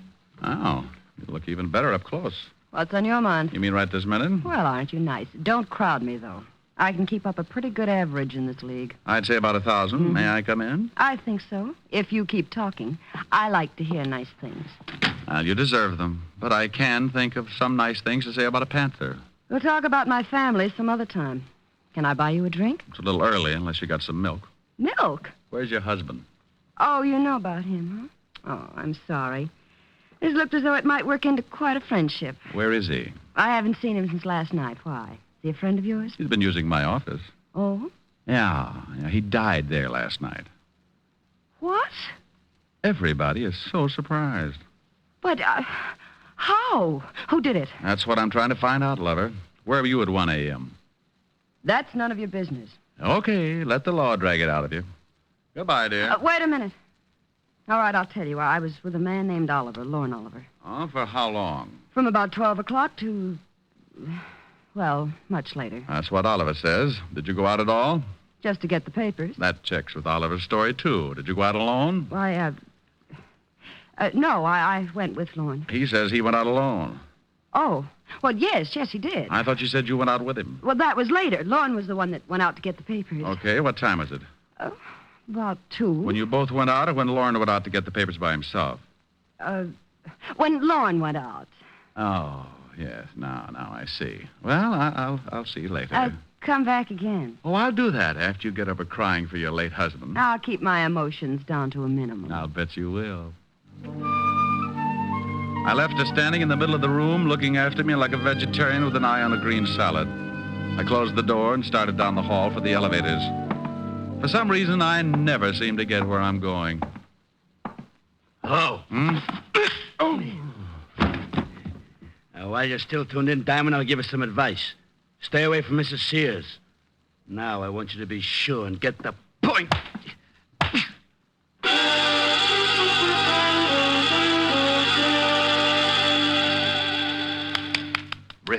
Rick, come on, snap out of it. I'll go away. Come on, you don't look so good. It matches the way I feel. Oh, here's a new line. Where am I, Walt? In Mrs. Sears' apartment. Hello, handsome. She heard the scuffle in the hall, came out, found you, and called me. Swell. Who did it?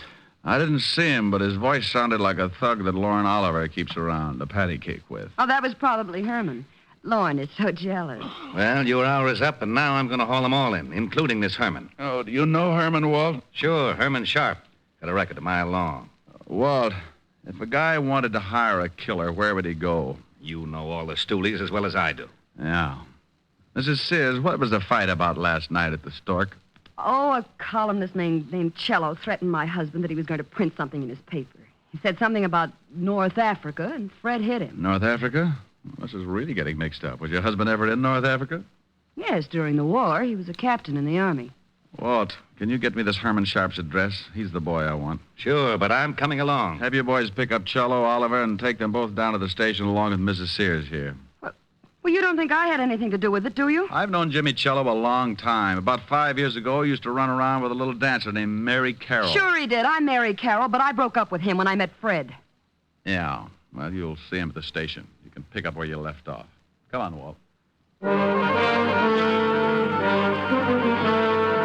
We went down fast and climbed into the prowl car. Walt put in a call and got Herman's address over the two-way radio. 20 minutes later, we were standing in front of Herman's door. It was an old apartment house on the Lower East Side. I started for the door, but Walt had other ideas.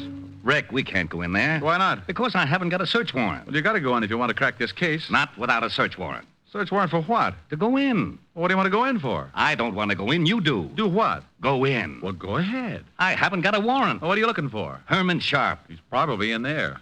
He is? Sure. Well, what are we waiting for? Oh, what did I do that for? For that. What? Herman Sharp. Oh. Is he dead? Yeah, been shot. What are you looking at? Newspaper on the floor. This morning's. Oh. Cello's column's missing. Been torn out. Then Herman's your killer. Swell. Who killed Herman? Don't you know? I'm not going to start that again. Walt, go on back to the station. I'm going to check something and make a phone call. I'll be down in half an hour and point out your killer.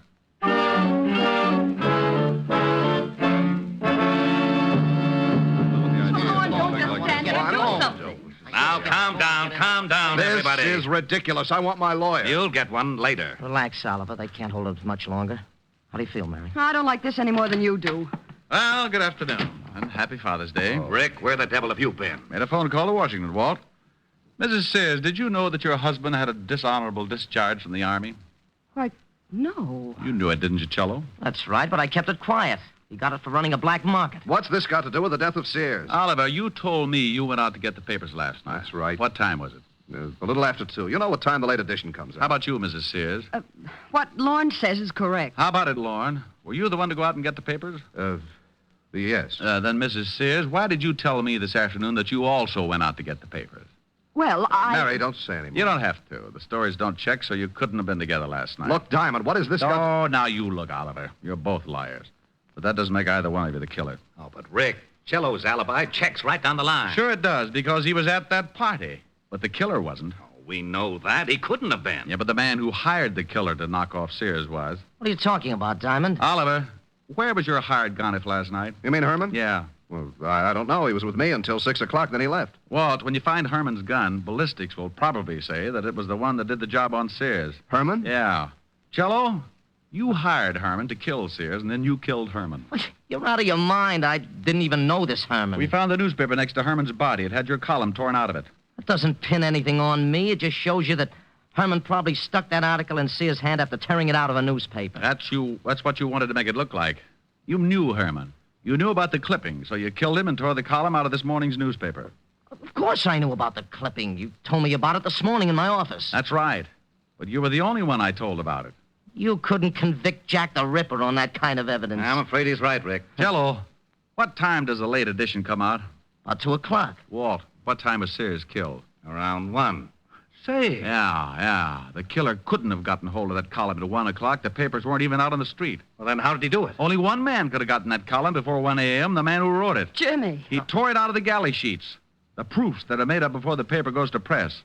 Cello hired Herman, gave him the clippings, and then went to the party. Oh, you're doing great, Diamond. Keep it up. You're still in love with Mary Sears. You were jealous of Oliver, so you hired Oliver's boy Herman, figuring the cops would pin Sears' murder on Oliver. How am I doing? You're a good liar and a rotten detective. You knew I'd go to see Mary Sears, so you sent Herman to beat me up and make it look like Oliver was behind it. What?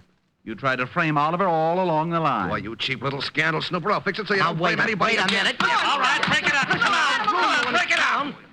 Break it up. Hey, Walt. What is it, Rick? Bye.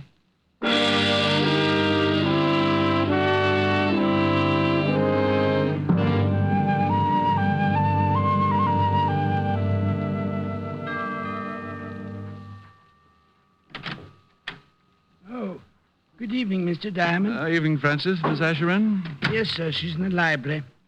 She's a little tired from last night. I think she's taking a nap. Well, I'll walk on my tippy toes. How about a glass of warm milk, Francis? I'm a little tired, too. Yes, sir. Right away, sir. Well, look at the little baby. Mm-hmm. Oh, hasn't dreaming. Poor little tired baby. The evening breeze caressed the trees tenderly. Oh, Rick. The trembling trees embrace the breeze tenderly. Hello, baby. Don't stop. All right. Close your pretty eyes. Then you and I came wandering by. Oh, wonderful. And lost in our sight were we. Ricky. The shore was kissed by sea and mist tenderly. Ricky. I can't forget how two hearts met breathlessly. Ricky, come here. Your arms opened wide and closed me inside. Ricky, come here. What is it, dear? Just this. Here's your milk, mister. Oh, my goodness. Now, this time I refuse to blush.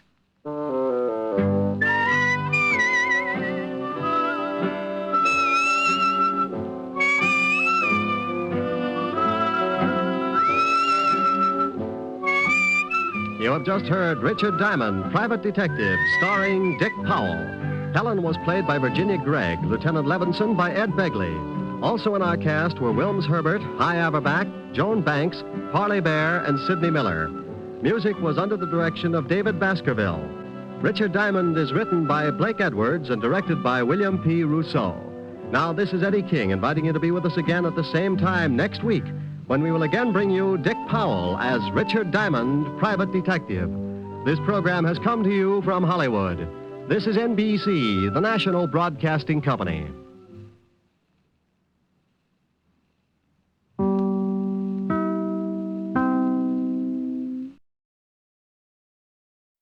Enjoying the timeless classics on Golden Age Radio? If you're loving the nostalgia and captivating stories, consider supporting our channel with a tip. Your generosity helps us continue bringing you the best of vintage radio entertainment. Simply click on the link in the description.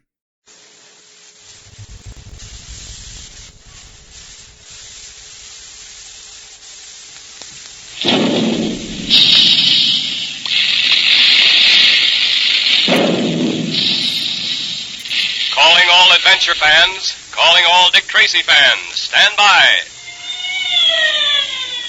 Here comes Dick Tracy now.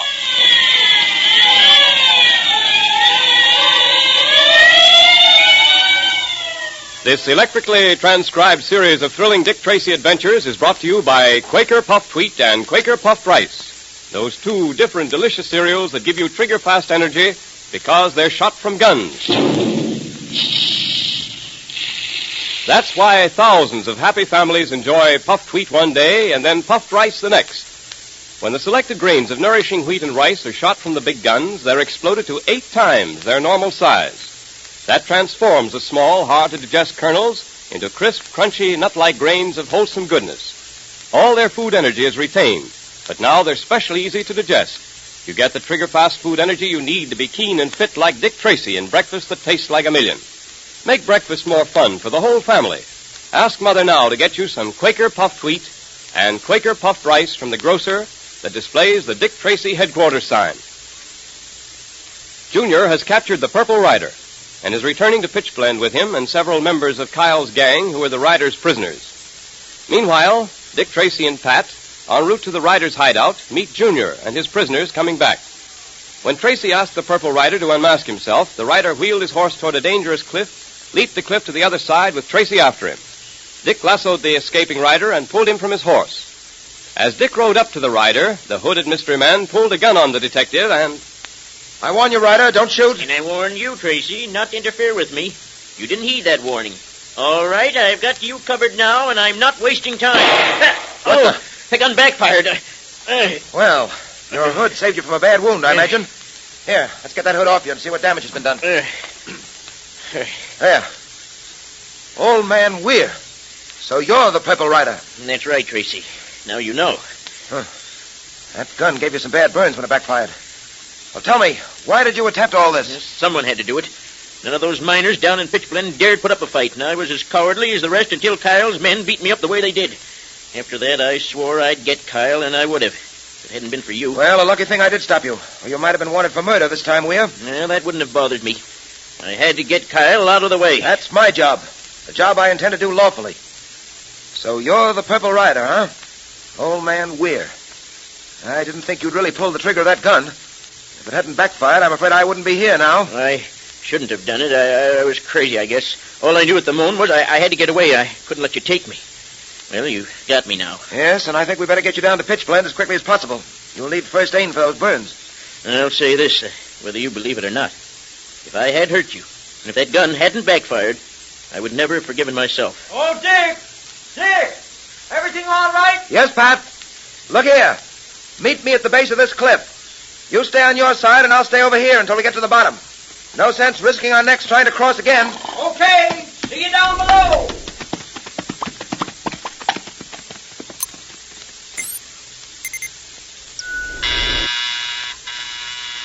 One moment, coming. Miss Trueheart? Yes? You don't know me, but may I come in? It's important that I have a word with you. Certainly. Please come in. Thank you. Yes? My name is Shelby, Professor Acton Shelby. Professor Shelby. Yes, Professor? Miss Trueheart, I need your help, and the help of your fiancé, Dick Tracy. Well, Mr. Tracy is away now. He's handling a case in Pitchblende in the Yukon. Yes, I know that, and that's why I've come to you. Miss Trueheart, you've got to prevail on Mr. Tracy to come back to the city at once. Perhaps you'd better explain what this is all about, Professor. Miss Trueheart, my life is in danger. Oh, just what do you mean? I can't tell you too much now. All I can tell you is that I have invented something of incredible value. And because of that, my life is in danger. You mean there's someone who's trying to take your invention away from you? Yes. Well, who is this person? Miss Trueheart, have you ever heard of the brain? The brain? It's evident that you have not. I will tell you about him. The brain, Miss Trueheart, is as ruthless as he is clever. Diabolically clever. There's nothing he cannot get his hands on if he wants it badly enough. And he does want my new invention. Have you gone to the police about this? His true heart, if anyone is to protect me, if anyone is to save my invention for humanity, it must be only one person. And that person is Dick Tracy. I see. Well, I'll try to help you. How quickly can you get in touch with him? I'm afraid that would take a few days, Professor. You see, he's living in a primitive mining town now. There are no telegraph offices and no telephones. The best I can do is to write him a letter and explain your situation. Then I beg you do that. Tell him to come back just as quickly as he can. I'll try to hold out against the brain until he gets here. But I must have his help. No one else will do. I understand. Very well, Professor Shelby. I'll write to Mr. Tracy immediately. Oh, thank you. Here's my address. Will you get in touch with me the moment you hear from him? Certainly I will. Good. And now, good night, Miss Truth. Good night. I'd better write to Dick at once. And I think perhaps I'd better write in code.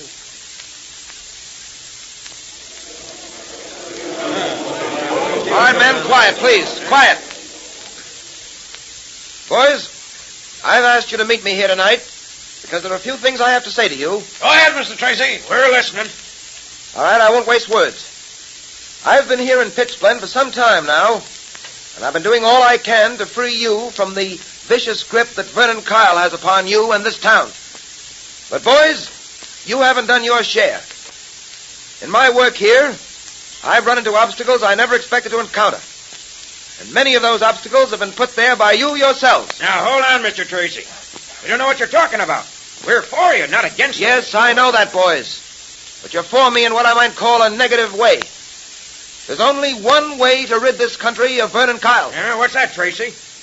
You boys must find the courage to stand up in court and testify against him. Kyle has threatened and terrorized you into signing away over 50% of your claims. Those who have offered resistance have been beaten. Several have been killed. And still, we haven't the evidence to convict Kyle. All because you boys here, who can supply that evidence, are afraid to appear in a court of law and tell what you know. Now, I don't like to say this, but to put it bluntly, boys, I think it's because you're afraid. You're right. We are afraid. Sure we are. All right, then. How long is this going to go on? I'm here to help you, to organize ways and means of putting Kyle where he belongs. And make no mistake about it, it can be done. Well, maybe it can, and maybe it can't. I'm afraid you're barking up the wrong tree, Tracy. We've learned our lesson. Say, Dick, do you think it'd be all right if I said something to these men? Certainly, Junior. Man, just a minute. Yeah? My Ward Junior has something he wants to say to you. Well, gee, fellas, it may sound foolish and all, but I just want to tell you what I've been thinking about. Back in the States, I've read about the men of the Yukon. What fearless, courageous fellas they were. Well, gee, I thought they really were something, and, well, I still think they are really something. But, well, they can't all be afraid of just one man. They can't now, can they? It's not just one man. It's a mob. Whole gang. Men, do you realize that this boy here is the one who captured the Purple Rider and 4 of Kyle's gang? Having the odds against him didn't worry him. And the odds really aren't against you, if you'll just make up your minds to fight. Captured the Purple Rider? We'll see. Oh, what I did has got nothing to do with it. Yes, it has to. Boys, he kept that rider at bay with nothing but a broken stirrup. Now, we ain't going to let no kid be braver than we are we? Now, that's the way to talk. No one on earth can lick an old sourdough of the Yukon once he makes up his mind to fight. Here, you tell him, Tracy. Yeah, we've let Kyle get away with murder, but it's got to stop. We'll show the kid. Let's get Kyle for Junior, fellas. All right, come on. Let's go down and get Kyle right now. Let's drag him out of that Morning Star Hotel of his and string him up. No. Wait a minute, boys. Wait a minute. That's not the way to do it. Mob violence isn't the answer. What is the answer? Go into court and testify. Swear that Kyle terrorized and threatened you. Will you do that? You bet we will. Good. I'll go down right now and get Kyle myself. Come along, Pat. Right with you, Dick. What about me, Dick? You wait here, Junior. If I'm not back in half an hour, you get the Mounties together. I'll need them. Right. And good work, Junior. You certainly inspired them to act. That was a fine speech. Speech? Did I make a speech? Gee. All right, Pat. Let's get going. Right.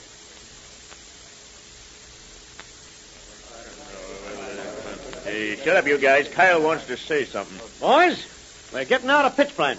Pulling out? You don't mean it. You don't mean we're pulling stakes and clearing out. Yeah, that's just what I do mean. But you got things sewed up in this town, Kyle. I mean, I had them sewed up. This place is getting a little too hot for us, boys. Tracy got you worried, Kyle? Well, he's out to get us. I'm not so sure now that he can't do it. Those miners are having another meeting tonight. Yeah, and there was a time when they'd be scared to have a meeting. Well, what we'll do is clear out. Lay low for a while. We got plenty of money. Well, I'm sick of this burg myself anyway. When do we leave? As soon as I give the word. There are a couple of things I want to clear up before we do leave. What kind of thing? Well, for one thing, there's the bank. What about the bank? That's where the miners keep all their money, ain't it?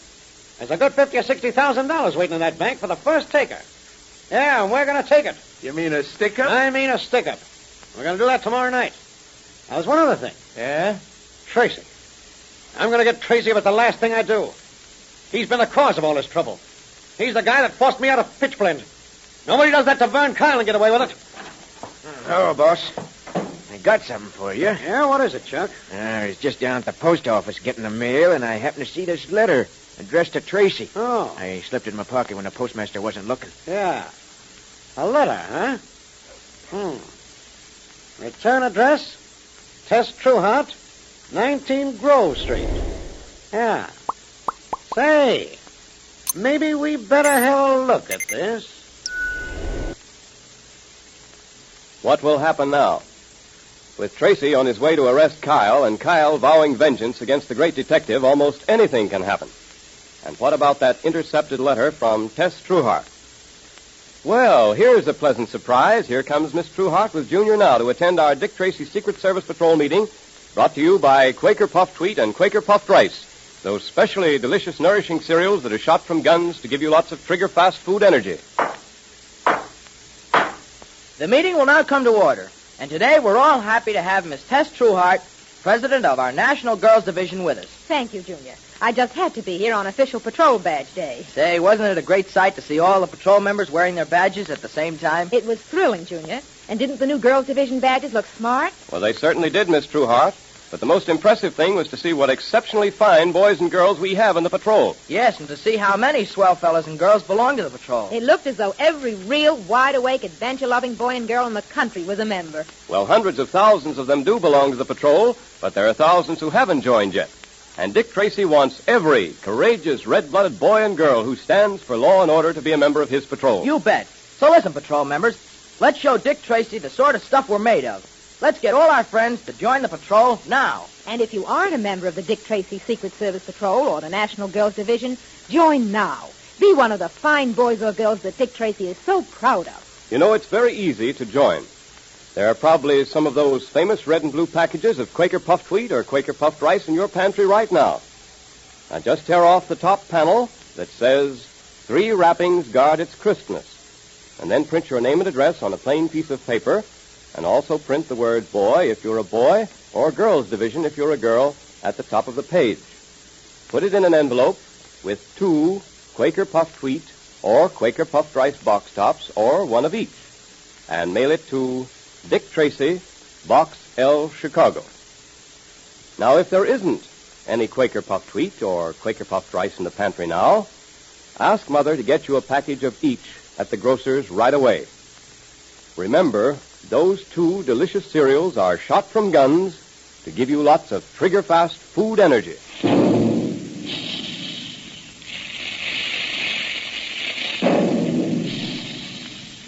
Calling all adventure fans, calling all Dick Tracy fans. Stand by for another exciting electrically transcribed Dick Tracy adventure tomorrow at this same time. There goes Dick Tracy now. That is all.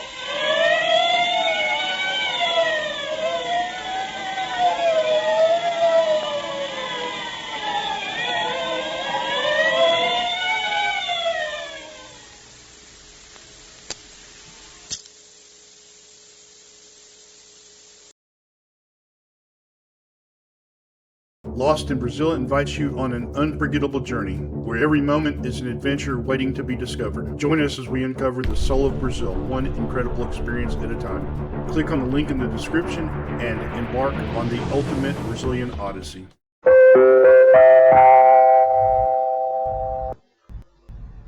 Now, from the makers of Cold Water Omo, John Steed had made a most unsuccessful trip into the country to try to persuade Sir Wilfrid Telly, designer of George XR40, to return to the Heron establishment for a short while to examine the injured computer. He fully expected Sir Wilfrid to comply with the request. After all, few of us are hard-hearted enough to refuse a deathbed request, and George had asked for him. But no. Sir Wilfrid was adamant. He said he'd worked too hard for the Ministry of Technology, and he wanted a rest. 5 years at Harwell without a day off. It was too much to ask of an elderly man. When Steed repeated this to Dr. Ardmore, the cybernetic surgeon, the doctor paused only long enough to rasp out that Sir Wilfrid had never worked at Harwell, and stomped off angrily up the corridor. Steed was puzzled. Strange. I know he said Harwell. No, why would he say a thing like that?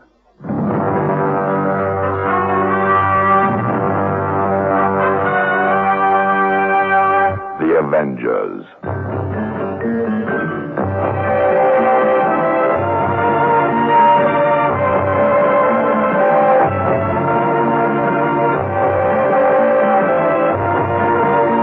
John Steed and Emma Peel, The Avengers.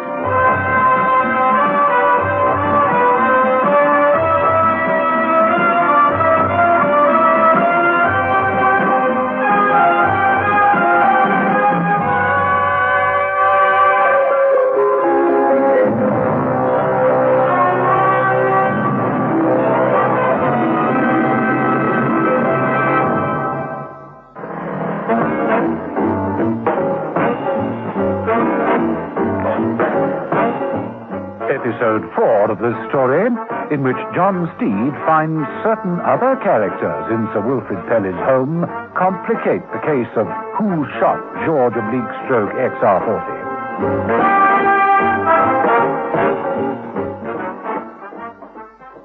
After Steed had left Sir Wilfrid's country home, Jason, the supposed butler, had returned to the drawing room and savagely knocked the glass of whiskey out of the old man's trembling hand.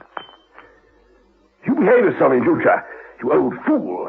With that, the butler walked swiftly from the room and locked Sir Wilfrid in. Pocketing the key, he made his way to the study next door. I thought you were never going to get rid of that visitor, Jason. He's gone now, Loris. Loris was the maid. At least she was dressed as a maid, but her manner left no one in doubt as to who was the boss of the house. I had it all on tape. It's a question of checking on whether the old fools tried to double-cross us. Here, I'll switch it on. No, I don't think you do, see. I worked for 3 years on that project without a break, and before that, 5 years at Harvard without so much as a break. See, there's nothing wrong. Be quiet and listen.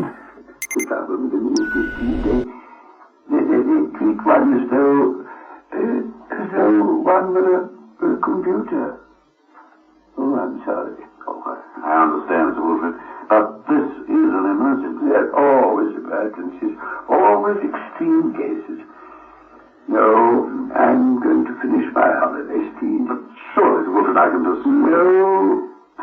Is that your last word? Yes. Well? It seems all right. I can't say you gave anything away, but you took a risk in letting him talk to Steed. The whole operation gets riskier by the day. The original plan was for 1 week.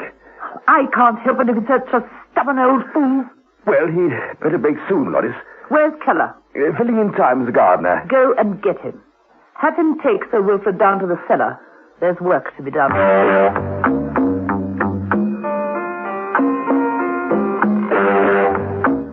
Some half an hour later, Loris made her way down the spiral staircase into the Pelly's wine cellar. It was dusty and cobwebbed, but part of it had been cleared of racks of bottles. In the corner of this large, damp cellar was a heavy oak chair. In that chair, Sir Wilfrid Pelly had been securely clamped.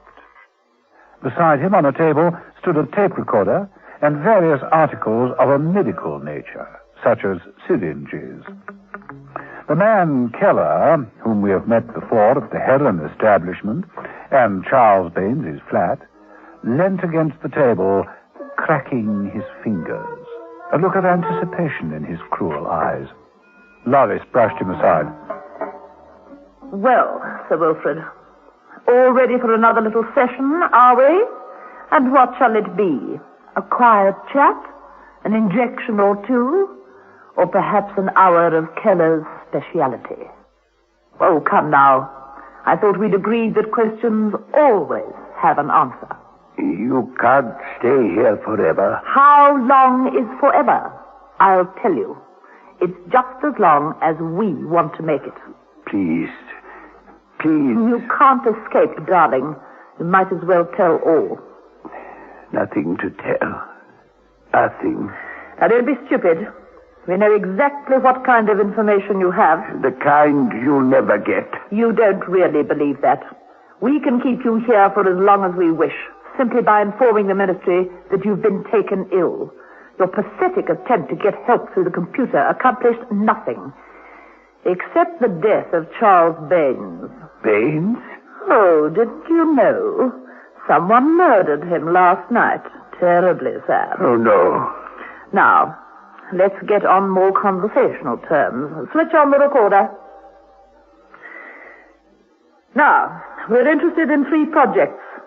Your work on the seek and destroy mechanism for the NATO anti-missile system, your work on laser auto-guidance control, and your development of micro-command cells in the XR computer. And we want every detail.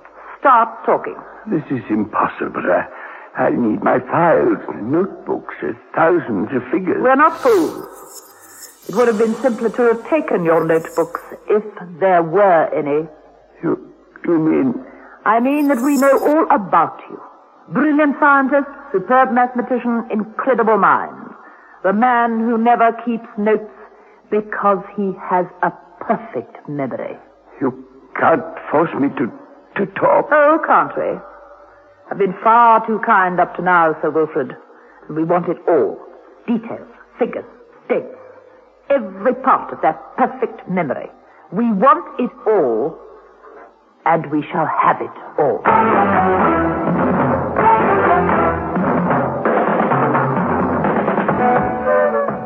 Just about noon, Steed's Bentley purred its way up the Pelly driveway on yet another surprise visit. Steed waved to Keller, who was working on a rose bed, parked the car, and nipped smartly up the steps into the hall. Jason stared in amazement as Steed handed him his bowler and umbrella. Morning, Jason. In time for lunch, I hope. I beg your pardon. Lunch. Had to pop down again in the rush last time. I forgot all about the main point of the visit. I'm sorry, sir. Sir Wilfrid gave strict instructions on no account. No, come now. You can't try the same tack twice, but don't worry. Your reputation remains untarnished. You can't see him, sir. Can't? No one says can't to a ministry representative. Oh, don't worry. I'll find my own way to the sherry. You just find the master. There's a good chap.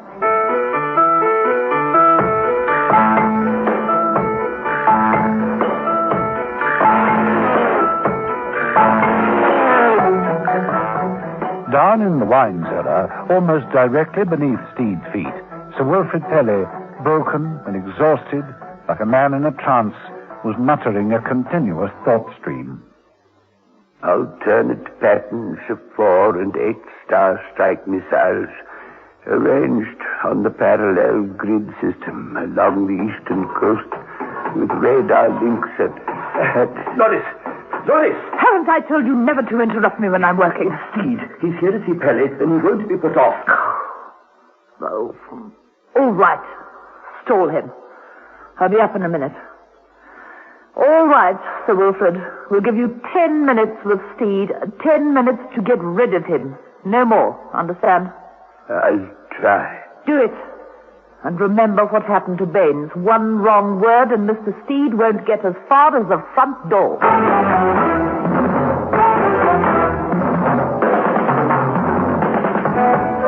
Upstairs, Steed was helping himself to yet another glass of Sir Wilfrid's excellent sherry.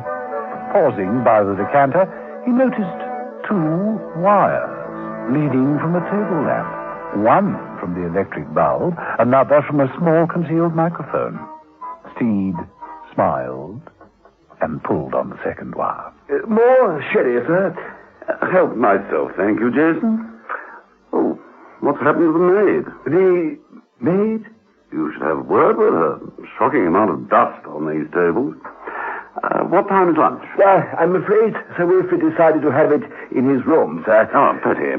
Well, in that case... Steed, hearing movements in the hall, walked swiftly to the door and opened it. Oh, Sir Wilfrid, I had no idea you weren't feeling well. Do let me help you. Thank you. Thank you, Mr. Steed. Mr. Steed will help me, Loris. Loris? Oh, you're the maid. My, you've even got cobwebs and dust over that smart white uniform. You must be a hard-work girl. This way, Sir Wilfrid. I was having some of your splendid sherry. That'll be all, Jason. I think you need a doctor, Sir Wilfrid. Like me to fix it up. Rest, that's all I need. Rest. To be left alone. Nonsense. We have to take care of people like you. You could wrap up well, and I can drive you over to see this doctor friend. Doesn't live too far from here. No, I can't. I'm sorry, Steve, but I have no intention of leaving this house. Well, you know best, of course. Oh, by the way, I bumped into a chap this morning who knew you at Harwell. Oh? Who was it? Tommy Beckworth. Sends you his regards. Oh, yes, Beckworth. You might say hello to him for me. Of course. Well, are you sure that's all, Sir Wilfrid? There's really nothing for us to discuss, Mr. Steed. Sorry, I can't give you lunch. Oh, well, that's all right. Thank you for the sherry. Good day, then, Sir Wilfrid.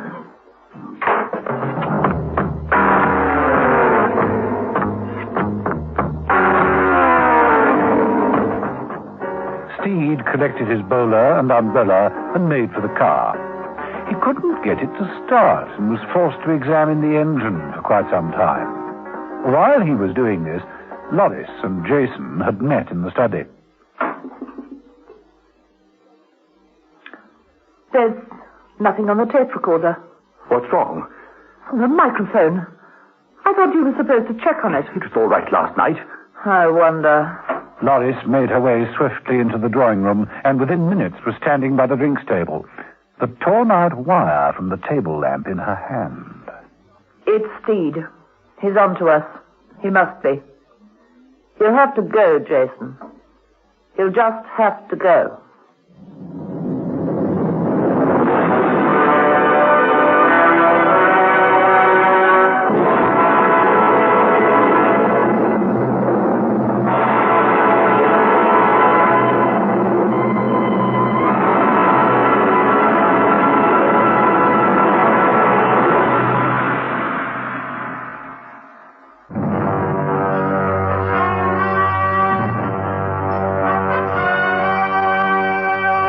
Avengers.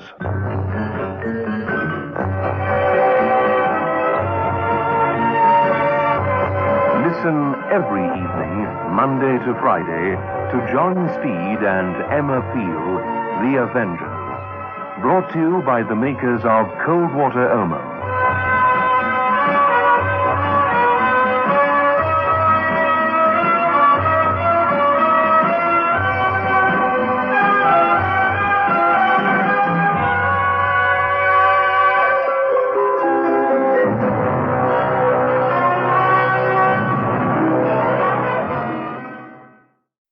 Enjoying the timeless classics on Golden Age Radio? If you're loving the nostalgia and captivating stories, consider supporting our channel with a tip. Your generosity helps us continue bringing you the best of vintage radio entertainment. Simply click on the link in the description. Signal. Signal gasoline. Yes, Signal gasoline is the new gasoline you can prove is superior.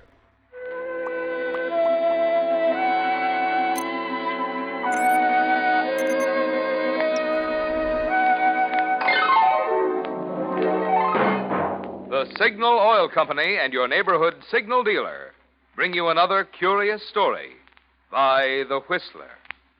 Tonight, The House on Sycamore Road.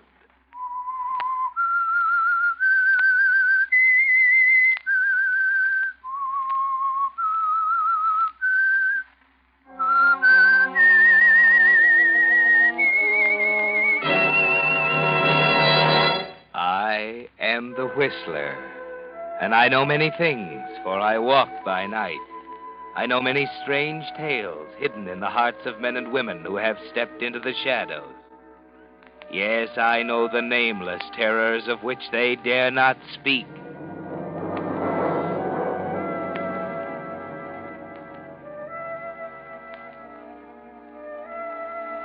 Sometimes weakness results only in failure and disillusionment.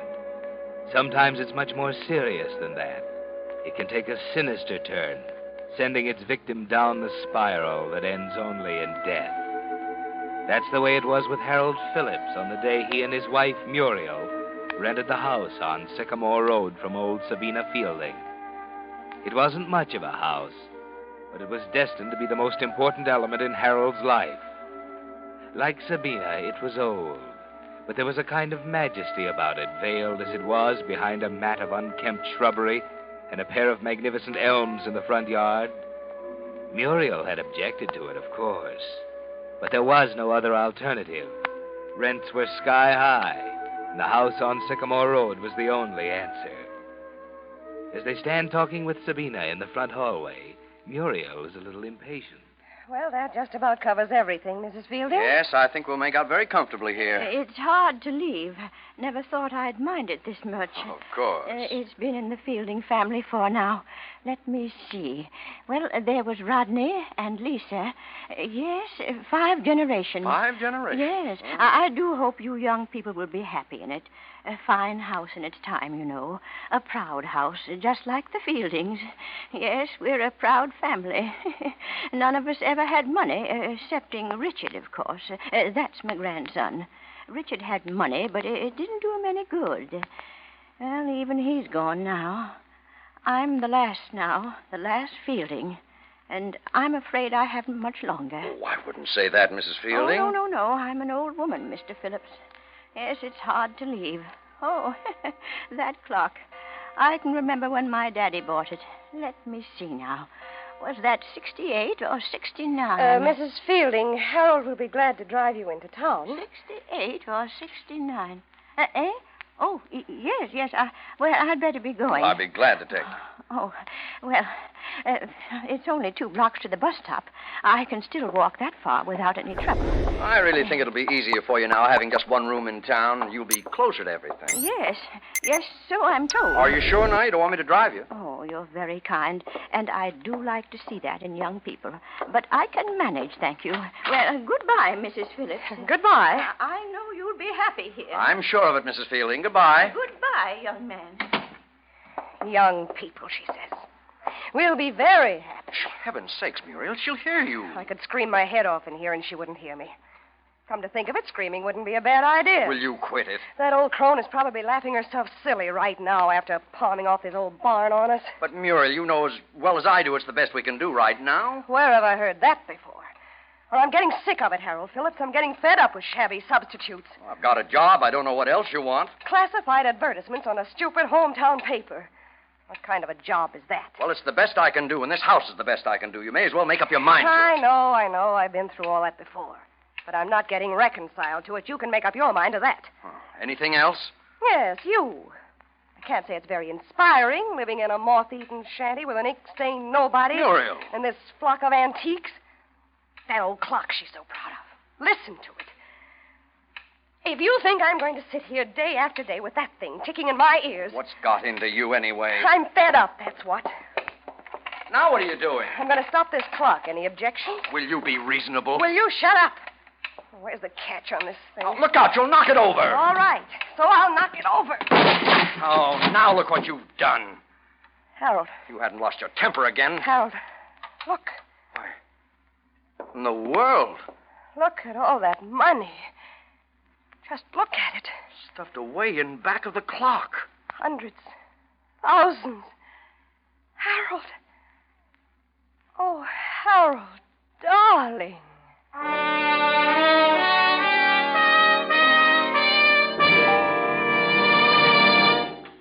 As you sit listening on Monday nights to Signal Oil Company's program, The Whistler, has it ever occurred to you how many millions of persons around the world have never even heard a radio?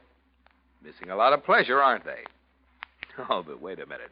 Before you start shedding tears for those folks, just consider the pleasure you yourself may be missing if you haven't yet tried new Signal gasoline. No fooling, folks. You'll never know how much driving pleasure there's left in your car till you try Signal's new Super Fuel. For new Signal gasoline is packed with performance that's so apparent you can actually feel it, see it, hear it. Now, here's what I mean. With new Signal gasoline in your car, when you touch the starter, you feel your motor spring instantly to life. When you step on the accelerator, you see your car step ahead with pickup that makes you proud. And even when your motor's working hard uphill, you hear it purr contentedly, proof of Signal's higher anti-knock. What's more, because you'll be shifting less, and shifting wastes gasoline, you'll enjoy more high-gear miles, actually go farther than ever with new Signal gasoline. I know that's the kind of performance you'd like to enjoy from your car.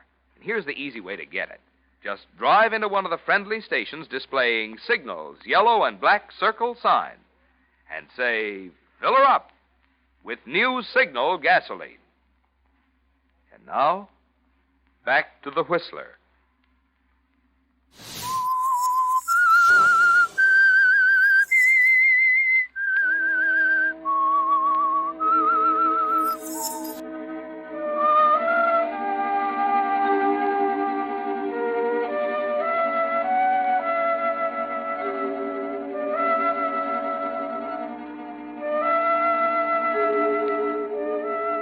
It's almost like a dream, isn't it, Harold?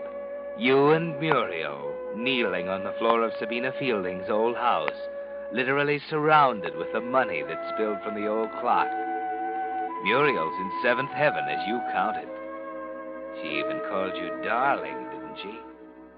You work automatically, sorting the bills, 20s, 10s, 5s, into small, neat heaps on the scarred hardwood floor. How much is it, dear? How much altogether? Wait, let me finish. I simply can't believe it. 80, It's like a dream. 90, 100. There, that's the last 100. How much altogether? It hardly seems possible. How much, Harold? Tell me. $50,000. Oh. 50,000 in currency, small bills. It's probably been hidden away in this compartment behind the clock for years. $50,000. Never thought I'd see this much money all at once. The things we'll be able to do. All the marvelous things I've always dreamed of. All the clothes. Maybe go abroad. Who in the world? Harold, who can it be? I don't know. We can't let them in, all this money. We won't answer it. We won't let them in. Well, we'll have to. They can see the lights are on. But all this money. Well, stay here and hide it. I'll see who it is. All right, then. All right, but don't let them in. Nobody must see this money. Nobody must know we have it. Yes? Huh? Who are you? Looking for someone? I figured maybe the old lady fell asleep and couldn't hear me. Old lady? Sure. The old girl, Mrs. Fielding. Well, Mrs. Fielding doesn't live in this house now. Now, wait a second, No, she doesn't Jack. live here now. She lives in town. Who are you? My wife and I are renting the house. Who are you? Well, I think you might do well to tell me who you are first. Okay. I'll come in and we'll talk things over. No, please. Wait a minute. Now, listen, Jack. Look, you see, my wife is very ill. We can't have any visitors. I don't want to talk to your wife. I can't talk to you now. I'm very busy. Good night. Okay, mister. But I'll be back. So long. Who was it, Harold? Harold? Who was it? What did he want? Wait. Or why are you snooping from behind those curtains? Well, I want to make sure that... Yeah, he's getting in his car. And there he goes. There, who goes? Who was it, Harold? A man.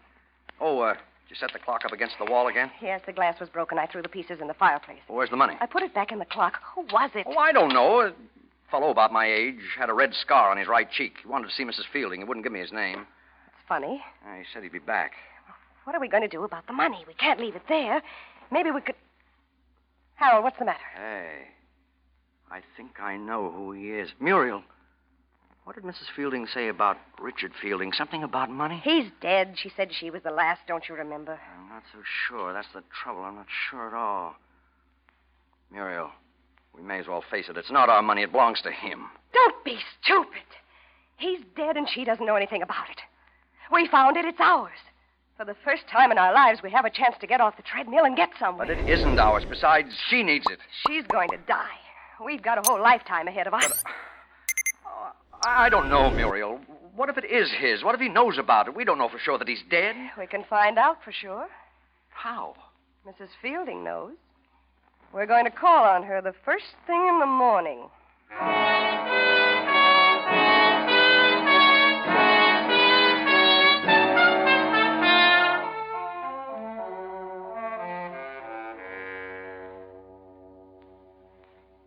It's quite a problem, isn't it, Harold? You know it's wrong to take this money, but $50,000 is enough to set you staggering.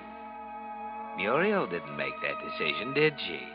You would have made it all by yourself. Yes, Harold, there's only one thing that keeps you from taking it. The thought that someone else may be in on the secret. The man with the scar on his face, for example.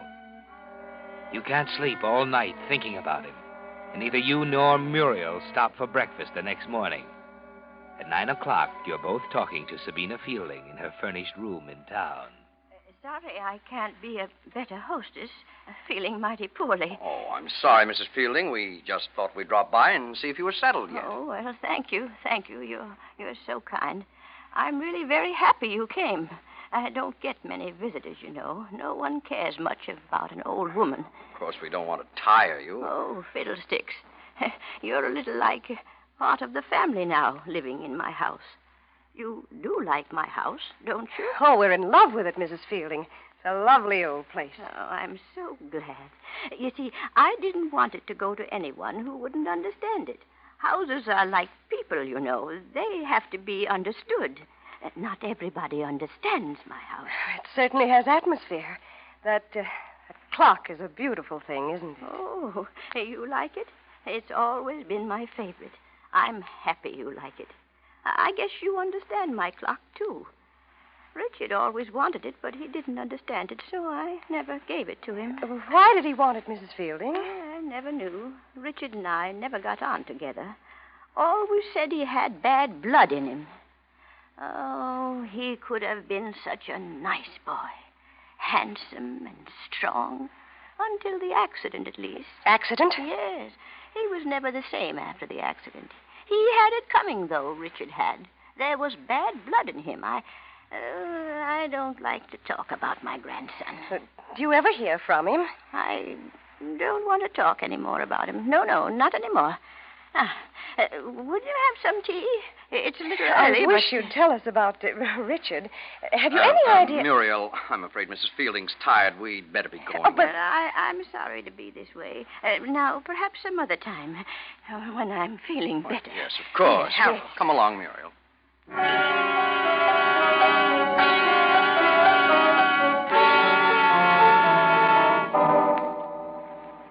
That convinced you, didn't it, Harold? It all fits. The scar on the face of the man who called on you last night ties in with Sabina's story of Richard's accident. Her remark about his fondness for the clock. It was too easy, wasn't it? $50,000 isn't hidden in a clock and then forgotten. It's Richard's money, and he's bound to come back for it. There was no reason for tiring Sabina any longer. Muriel would have worn her out with questions. After all, Muriel isn't the kind who gives up easily. After you've arrived back at the house, she keeps it up, never letting down for a minute. Harold, of all the asinine... There was nothing else to do. She would have told us if you hadn't...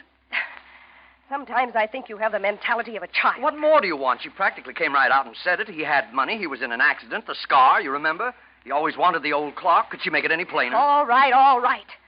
Joe, move. What are you going to do? We can't do anything. He knows the money's there. What do you mean we can't do anything? We can leave, can't we? When? Right now. Huh. That's a prize suggestion. Why, he could trace us in 5 minutes. We'd be in jail in a week. Listen, Harold. You've got a chance. For the first time in your shabby, ordinary little life, you've got a chance at something real. Are you going to throw it away? Well, I don't know. Sabina knows nothing about the money, Harold. There are only 3 people in on it. You and I and Richard Fielding. And he's coming back here. He said so. You'll probably never have another chance, Harold. What are you suggesting? Think it over, Harold. There isn't much more time.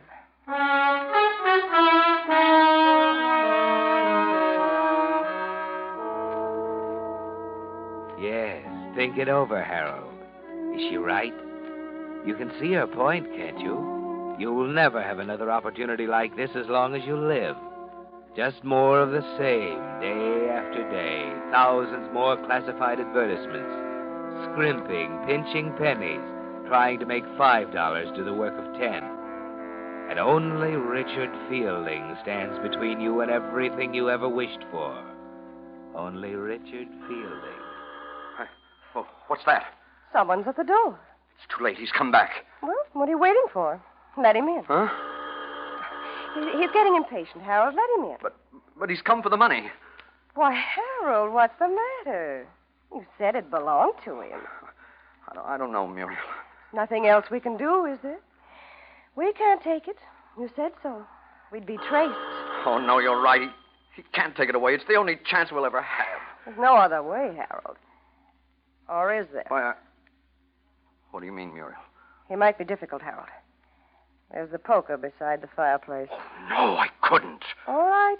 Give the money back to him. But it's mine. He can't. Harold, get hold of yourself. Muriel. Harold, get the poker. Yes, Muriel. The poker.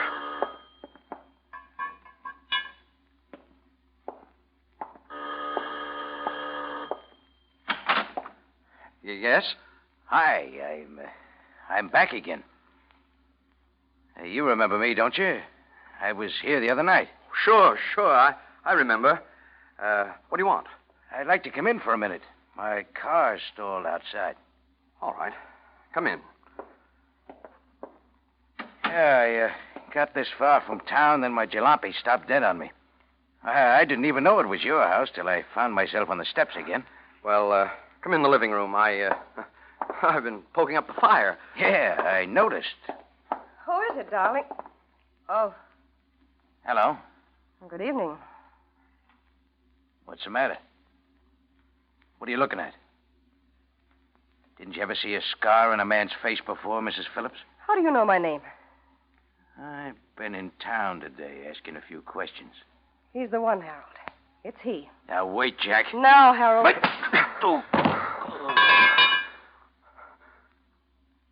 The poker, Harold. Pick it up. I think I'm going to be sick. Pick the poker up. Put it back where it belongs. I've killed him. I've killed a man. Harold, stop it. Get control of yourself. I'm going to be sick. Stop it. I don't feel any better than you do, but it's done now. We've got to go through with it. I've killed him. Maybe you haven't. You better see.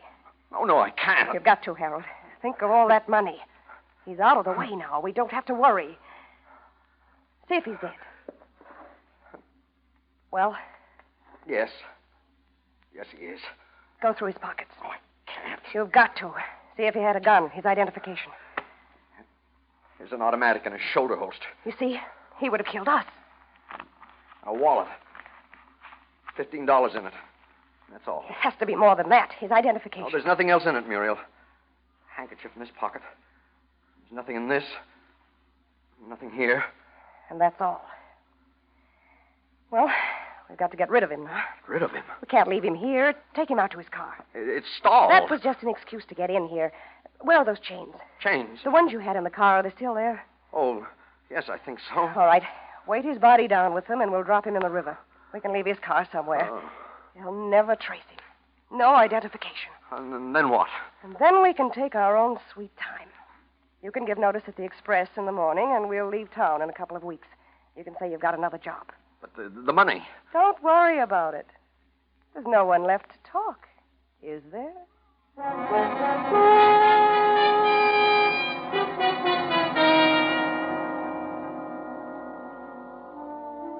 You've killed a man, Harold. It stopped you for a while, didn't it? But after that first wave of nauseating panic, you can think more clearly.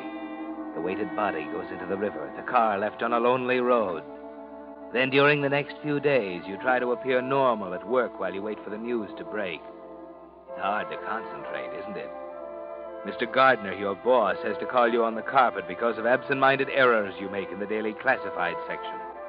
The others notice you aren't eating at lunchtime. 5 days, 6 days, a week. Nothing happens. They must have found the car. They couldn't miss it parked on the highway 10 miles. Finally, you deliberately stroll into the city hall and look up Chief of Police Norton. Well, hello, Harold. Sit down, have a chair. Thank Where have you. you been keeping yourself? Missed you at the lodge meeting the other night. Oh, I've been pretty busy. How about you? Never a dull moment around here. You know, police work's funny. Yeah? Sometimes it gets so quiet you can hardly stand it. Have trouble keeping the men in line. I can hardly blame them playing around with traffic violations day after day. Then, all of a sudden, everyone gets so darn busy he wishes he had 6 hands. Yeah, look, like now, for instance. You got a handful, huh? Uh-huh. This is a quiet town, Harold. Too quiet sometimes, almost like a snake coiling up ready to strike. Last week, nothing but traffic violations. Well, maybe a bunch of wild kids breaking a store window somewhere. This week, stolen automobiles. Yeah? Mm-hmm. Just gave the story to one of your boys. That isn't all. We got a murderer on our hands. Huh? Uh-huh. Somebody right in town, too. Just like I was saying, Harold, it's a quiet old burg, but I suppose as long as people get together, there'll be murder. Hmm? Yes. Well, what was it? Who... Just like all those nosy newspaper guys, aren't you? Sorry, Harold. We can't say anything until we get him. You, got any leads? Sure. There's always leads. Don't worry. We'll get him. When we do, you'll know about it. Oh, excuse me. Norton speaking. Yeah. Fielding? When'd you find the body? Oh, gosh, that's tough. Huh? Well, yeah, Harold's right here. Just happened in. What's it got to do with him? What? Well, that's a funny one. Wait a minute. I'll get Phillips. Say, Harold, what did... Hello? He just ducked out the door. I'll get hold of him for you.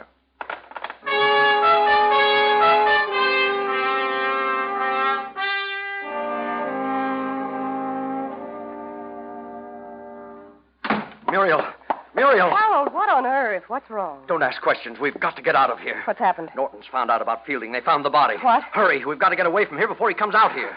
Too late to run. Get the money. It isn't any use, Harold. Why not? If they found the body, they're sure to catch you. You can't hope to get away by running. Me? What do you mean, me? I'm not running away, Harold. You're an accomplice. You think so? Well, you're just as guilty as I am. Why, if you hadn't been so... Oh, no, you don't. It's your word against mine. I had nothing to do with it. You had everything to do with it. I told you I was tired of being married to a failure. You failed again, Harold. You even failed at murder. You won't get away with it. What about the money? What money? In the clock, the clock! I didn't know there was any money in the clock. And I'm sure no one will find any there, even if you tell them to look in it. You've hidden it. You've hidden that money somewhere else. Have I, darling? You're going to take it all for yourself when you're rid of me. That's why you said there was no hurry. You planned it this way, didn't you? Perhaps. Well, you won't get away with it, Muriel. You won't. I don't know how you can stop me at this point, darling. You see? That's Chief Norton at the door now. I watched him drive up outside while we were talking. Better let him in. Oh, no. Not until I've taken care of you first. No. Hal, no. Oh, I didn't get rid of Fielding's gun, you see. Hal, no. Please. Please, I didn't mean anything I said. Hal!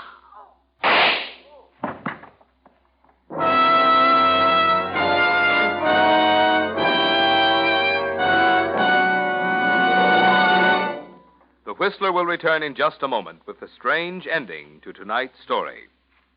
Meantime, let's take a look at a few of the new post-war products we've all been waiting for. According to news releases, the first of the new nylon hosiery will be of pre-war quality.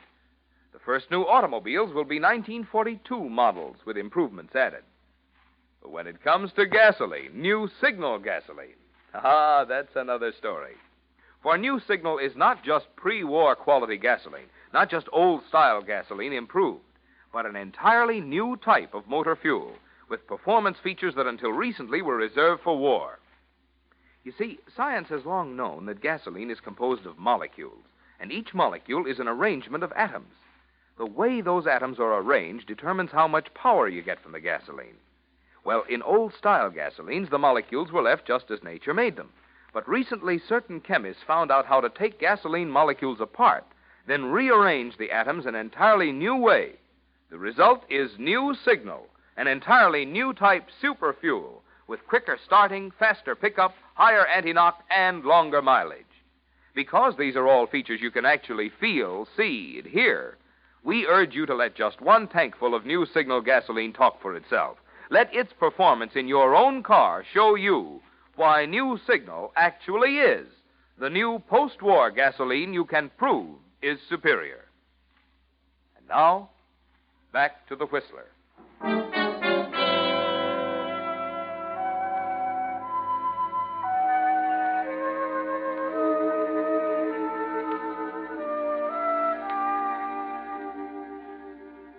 It was too late to do anything else, wasn't it, Harold? Too late to do anything but get even. And you did it very efficiently. Muriel, your wife, she's dead now, lying at your feet, as Chief Norton comes into the room. Harold, what got into you? You've killed her deliberately. It doesn't matter. Good Lord, man, what are you talking about? You've committed a murder. Doesn't that mean anything to you? She was as guilty as I am. She was in on it, too, understand? She wanted the money, the $50,000. She wouldn't give me any peace. When Fielding came back for his money... Fielding? What Fielding? Richard. It was his money in the clock. She made me kill him, Norton. She made me. He came to the house for the money? Yes. He had a scar on his right cheek? Yes, of course he did. Oh, will you drop it? I've had enough. Wait a minute. You've made an awful mistake, Harold. What? The man you killed was the murderer I told you we were looking for. He was Richard Fielding's partner in a bank robbery last year. Murderer? Yes. They quarreled over the money, and he killed Fielding. When he broke out of the pen last week, they notified us, figuring he'd check in here sooner or later. Yes, but down at your office, what were you talking about on the telephone? Sabina Fielding. She died last night. Sabina? Yes. But I thought... Funny. I've always thought Sabina was a pretty good judge of character. She sure missed the boat this time. What do you mean? She must have taken a fancy to you and your wife, left the house and everything in it to the two of you.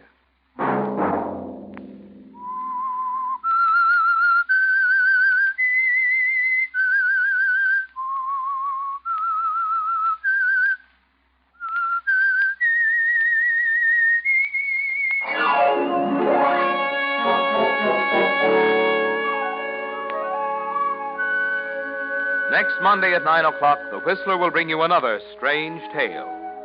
The Whistler is broadcast for your entertainment by the marketers of Signal gasoline and motor oil and fine quality automotive accessories, and by your neighborhood Signal dealer. This program, produced by George W. Allen, with tonight's story by Leslie Edgley, music by Wilbur Hatch, is transmitted to our troops overseas by the Armed Forces Radio Service. This is Marvin Miller speaking, and suggesting that you try new Signal, the new gasoline you can prove is superior. This is CBS, the Columbia Broadcasting System.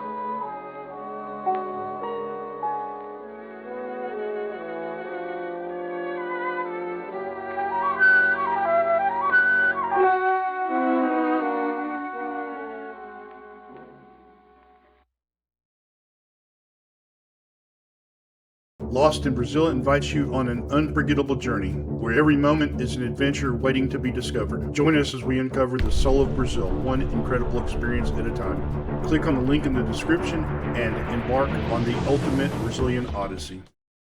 Neighborhood Blue Coal Dealer.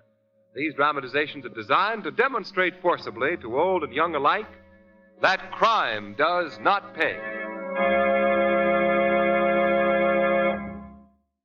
It's not patriotic to hoard food or money, but it is patriotic to put in a good supply of coal right now.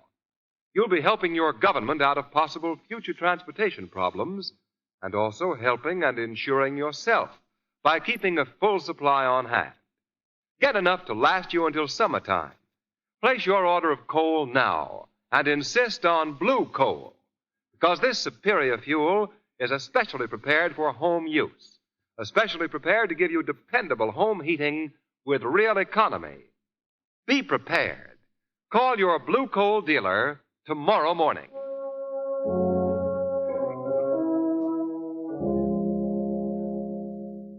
The Shadow, mysterious character who aids the forces of law and order, is in reality Lamont Cranston, wealthy young man about town. Several years ago in the Orient, Cranston learned a strange and mysterious secret. The secret of hypnotic power to cloud men's minds so that they cannot see him. Cranston's friend and companion, the lovely Margot Lane, is the only person who knows to whom the voice of the invisible shadow belongs. Today's drama, The Return of Anatole Chevenik.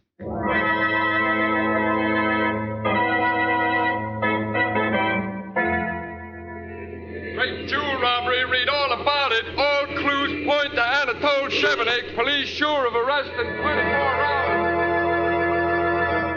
All right, Chevenik, your little game is over. Really, Commissioner Weston? Yeah, Chevenik. Those notes with your name on them, warning us that you were going to steal the jewels, the white gardenia that you always leave, you won't wiggle out of this. There are just two things you have overlooked, Commissioner. Yeah, what?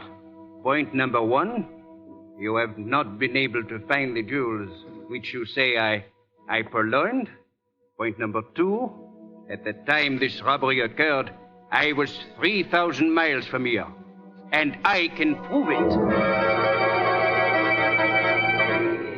Extra! Police release Anatole Chevenik again for lack of evidence. Read all about it. Something has got to be done about Anatole Chevenik. 3 times he's struck in 60 days. The police must do something. But my jewels, the police are helpless. Warns victims in advance. Police are powerless. What can we do against him? He always has an alibi. Eh? Where is he? Who's there? You! Why have you come here? What's that in your hand? No. Stay away. No. Oh!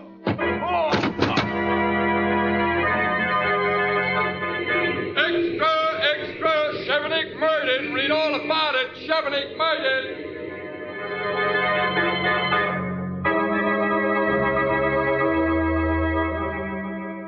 And so, murder closed the book on Anatole Chevenik. But is that all? Can the elusive Chevenik solve the mystery of that last great darkness? Who can say what faint line divides the quick from the dead? And once having crossed that line, is it possible to return? This is the case of Anatole Chevenik, which strangely enough begins with the end of Anatole Chevenik. There, gentlemen, on that slab here in the morgue lies the mortal remains of Anatole Chevenik. At last, we know where he is. No thanks to you, Weston. Your police would never have caught him. Listen to him, Cranston. You'd think that he, the great, one and only special investigator Devlin, had been personally responsible for it. As a matter of fact, gentlemen, neither of you came anywhere near catching him. Chevenik even sent notes telling the police where and when he would strike next. And what about the white gardenia, his signature? Some police force. He always had a perfect alibi. And for that matter, what did you do for the insurance companies that pay your salary? All you ever did was pass the buck to me and my men. Some special investigator. Now, just Mr. Devlin, Commissioner, please remember where we are. That body lying there. Oh, quite so, Cranston. Well, it's foolish for us to argue, Devlin. Our troubles are over now, anyhow. I'd say they were just beginning, Commissioner. Chevenik was murdered. Who did it? We don't know yet, Cranston, but we're working on it. Not much to work on, Commissioner. Chevenik was found stabbed to death in his apartment, killed by a sharp-pointed instrument.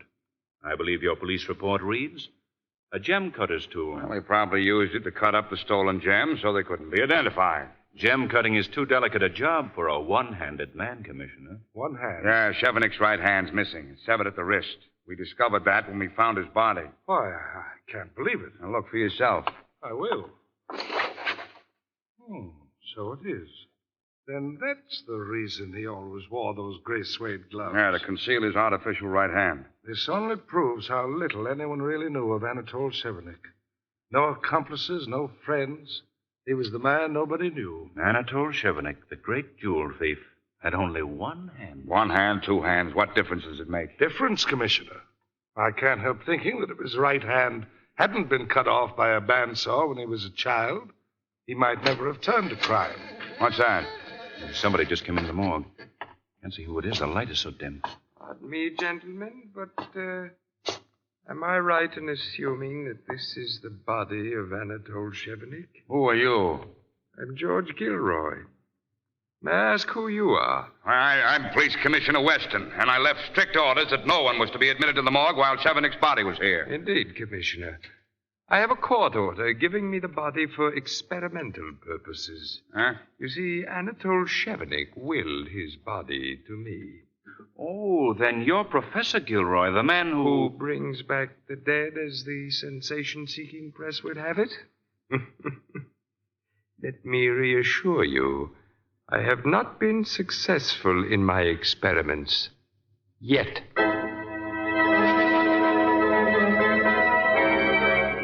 Read all about it. Chevenik returns from the dead. Police baffled. Daring jewel robberies continue. Chevenik returns from the dead.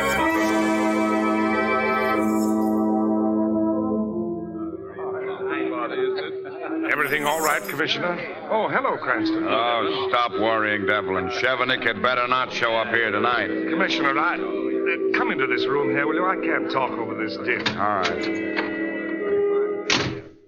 You can't blame Devlin for worrying about this wedding reception tonight, Commissioner.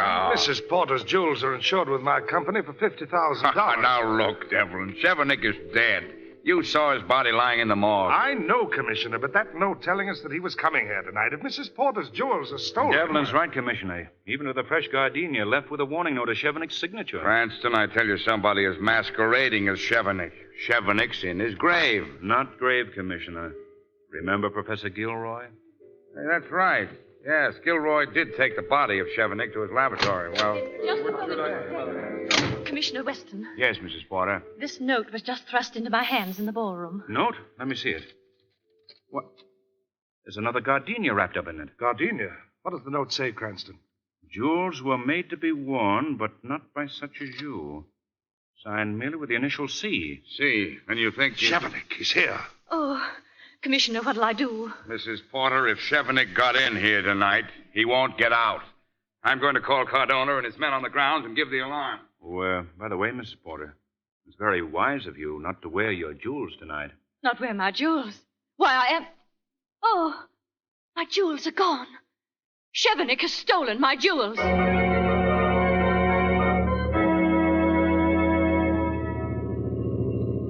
And that's the story, Margot. Note, flower, and theft all point only to one man. You know, this whole business has Weston talking to himself. Oh, I can't say I blame him, Lamont. It is pretty weird. My bosom friend and companion, Big Charlie, used to talk to himself, but he quit. Why, Shrevey? He didn't like the answers he gave himself. He didn't like. Oh, Shrevey. That's the truth, Miss Lane. Why, he got so sore at himself one day for something he said that he wouldn't speak to himself for days. He wouldn't speak. Oh, Shrevey, stop. Shrevey, sometimes I think you make these stories up. Why, Mr. Cranston, are you putting the third degree to my veracity? Are you putting... Shrevey, watch where you're driving. Yes, sir. I always do. Oh! Shrevey, for a moment there, I thought you were going to hit that other car. Yeah. Don't we live dangerously, though? Mm-hmm. Hey, what's this? What? This wrapped up paper. I just noticed it. Let me see it. Here, Mr. Cranston. Thanks. Lamont, a white gardenia. Wrapped up in this note, addressed to you, Margot. To me. Read it. It says, I have stolen no jewels from you. Instead, I give you a pearl of wisdom. Your friend Lamont Cranston pursues a dangerous game when he pursues Anatole Chevenik. Lamont. Shrevey, go after that car that nearly ran into us. Well, it ain't nowhere in sight now, Mr. Cranston. He turned the corner up ahead. He was going like a shot, he was going. Okay, Mr. Chevenik. We'll see about you later. What are you going to do, Lamont? Margot, you're going home. I'm going to see Commissioner Weston. You know, I've been rather lukewarm about this whole case up to now. But Mr. Chevenik has just aroused my sporting blood.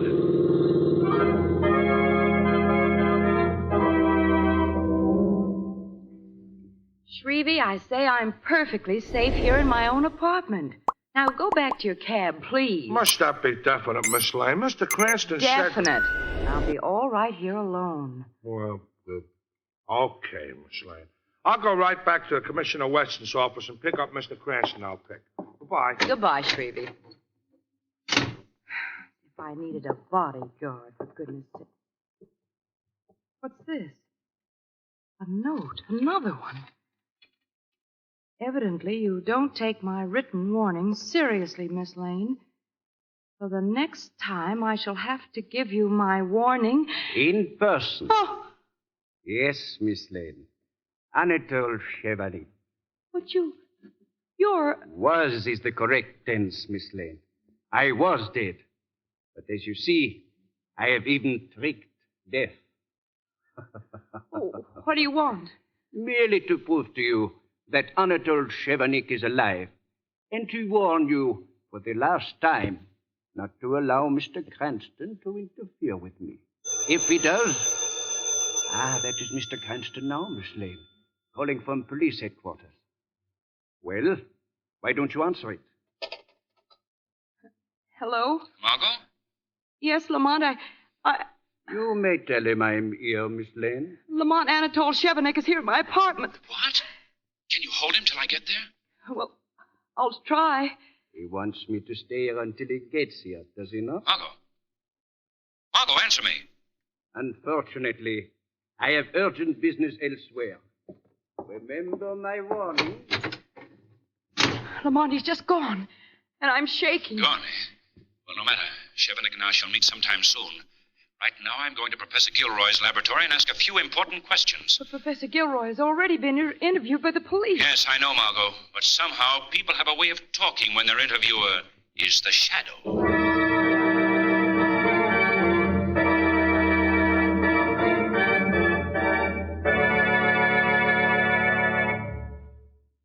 In a moment, we'll continue with Act Two of The Return of Anatole Chevanik. First, a word about your health. This is the season for head colds. And among contributing causes are drafty rooms, poorly heated houses, and frequent quick changes of temperature. You'll find that heating your home with blue coal is a great help toward overcoming these dangers. You see, blue coal is especially prepared for home use, and that is very important. It means, for example, that blue coal is delivered to your home in just the proper size for your heating plant. The right size to give you even, dependable, comfortable warmth. You won't find the rooms too hot. You won't find them chilly. You'll find them at just the right temperature for comfortable, healthful living. Then, on top of that, when you install the new Blue Coal automatic heat regulator, you immediately free yourself from the work and worry of adjusting furnace dampers. Goodbye to that. Goodbye to running up and down stairs, adjusting various chains and levers several times a day. You save effort, you save fuel, and you save money with the new Blue Coal heat regulator. Ask your Blue Coal dealer for a free demonstration tomorrow. He's listed under the words Blue Coal in the yellow section of your classified phone directory. Now, back to the Shadow.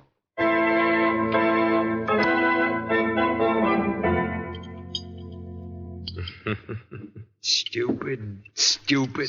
They laugh at me, at my experiments. Well, they shall see. Professor Gilroy. What? That laugh? But there's nobody here but me. You're wrong, Professor Gilroy. The Shadow is also here. Where are you? I can't see you. Are you a spirit? A spirit from the beyond? No, Professor. I am a man of flesh and blood as yourself. But don't look for me. No one has ever seen the Shadow. What do you want of me, Invisible One? I want you to tell me the truth about your experiments with the body of Anatole Chevanik. What more can I tell you than that they're not completely successful, but we are progressing. Suppose I were to tell you, Professor Gilroy, that Anatole Chevanik has been seen, alive. Alive? That's not possible. Yet, Chevanik's body is still here. Then, Professor Gilroy, you have no objections to my viewing the body, have you? I don't see what you will gain by that, Shadow. It will remove any doubts I might have about your connections with the jewel thefts of Chevanik. Thefts committed since his supposed death. All right. If you must be convinced, come with me. You will see that I speak the truth. Here, in here. This is my dissecting laboratory. Chevanik's body is lying in here, in this box.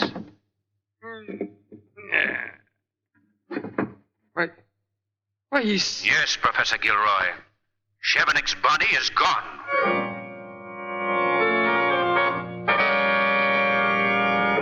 Yes, Governor.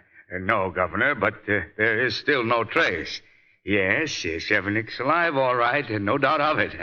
Yes, Governor, I know you want some action on this case. Now, I'll tell you the way I've got it all figured, Governor. I have got it all... Hello? It must have been cut off. He's a busy man, very busy. Commissioner, that was the governor on the phone, wasn't it? Very funny. Very funny. My job here is hanging by a thread because of this crazy Chevenik business, and all you two can do is make bad gags. All you have to do is give us your permission to enter Chevenik's house. For the 20th time, Cranston, the answer is no. Why? Miss Lane, for the 20th time, my reasons are the same. That house was sealed by the police after Chevenik was murdered so that the place could not be tampered with and possible clues destroyed or concealed. Well, then, Commissioner, now that you believe Chevenik to be alive... Who said that? You did, just a moment ago. Yeah, so I did. Well, doggone it, he must be alive. Everything points to it. You say you saw him, and then his body disappearing from Professor Gilroy's laboratory. So you see, there's no longer any reason to keep that apartment sealed. Well, I don't know. Suppose the murderer should give... What murderer? What murderer? Anatole Chevenik's murderer, of course. But you just said that Anatole Chevenik was alive. If he's alive, he's not dead. So? There is no murder or murderer. It's obvious. Now, look,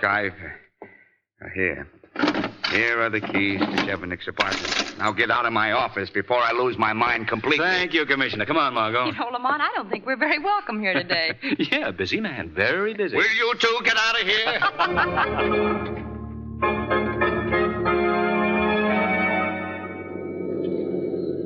This is it, Mr. Cranston. 7720 River Street. Right, Shrevey. Come on, Margot. Let's see what we can find in Chevenik's house. I hope it's not Chevenik. You could say that again. You could say it. Afraid, Shrevey?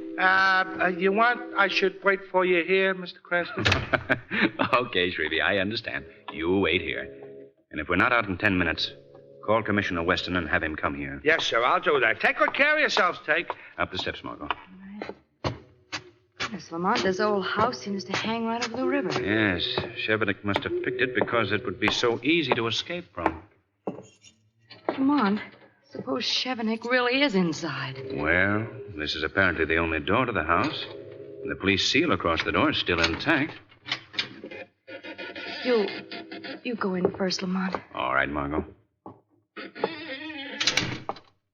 Goodness, it's so dark in here. Yeah. Seems to be a long hall. Come on. Lamont, there's someone here. Where? I can feel it. Lamont, in there. Look, Lamont. The shadow of a woman against the windows. Yes, Margot. So it is. Feel along the wall for the light switch. All right. Got it. You, Anatole? Anatole. Lamont. Quiet. Anatole, is that you? Switch on the lights, Margot. Oh. Who are you? May I ask you the same question? I am the wife of Anatole Chevenik. I suppose you are from the police. His wife, but I thought that... You thought that Anatole had no wife. But you are wrong. He fooled everyone. No one knew I existed. Well, when we came in here, the door was sealed. How did you get in? There are more than one means of getting in and out of Anatole Chevenik's house. Mrs. Chevenik, your husband, if he is still alive, will be brought to justice eventually, so If he is still alive? You say that very strangely. Well, you know, of course, that your husband was murdered. Oh, no. No, he is not dead. I can prove it. This newspaper. Here. Read it.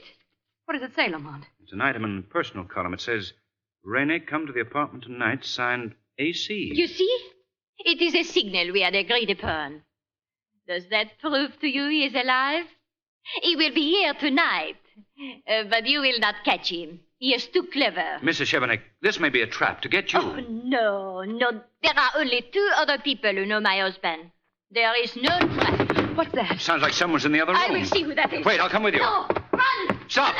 Stop, I say! She's run in there and locked the door. Chevenik must be there. Well, if he's in there... Anatole, give another step. Go, Rene. Hand me to the police, eh? Lamont, that's Chevenik. I couldn't forget that voice. I'll have to break this door down, Margot. Look out. Lamont, he's gone. Yes, must have escaped through some secret passage the way she got in. I wonder where she... Lamont, there, behind that sofa. Oh, Lamont, she's dead. He stabbed her. Yes, Margot. Wait a minute. This is very strange. What, Lamont? This woman was stabbed by a right-handed man. Anatole Chevenik didn't have a right hand.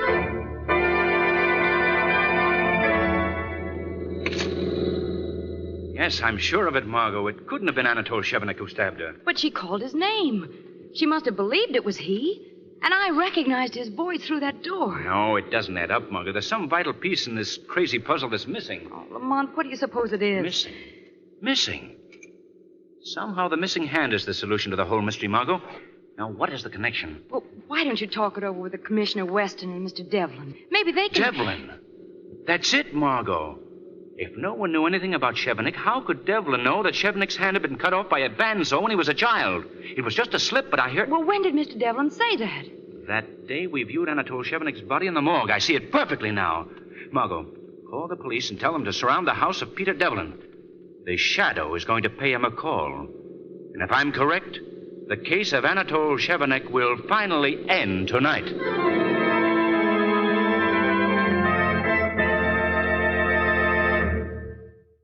You will continue on with me, Peter Devlin. You have traveled too far along the road to turn back now. I never knew about the murder. Not until it happened. This gem-cutting tool in my hand is sharp. I can use it. I have used it before for other things besides changing the shape and sizes of stolen jewels. And if I go to the police? Renee tried to go to the police tonight, and she is no longer able to talk. Think it over. I can do both jobs. You have seen that for yourself. For now, Anatole Chevenik will have two hands. I can steal the jewels and cut them as well. No. Your share will be bigger now. No, Chevenik.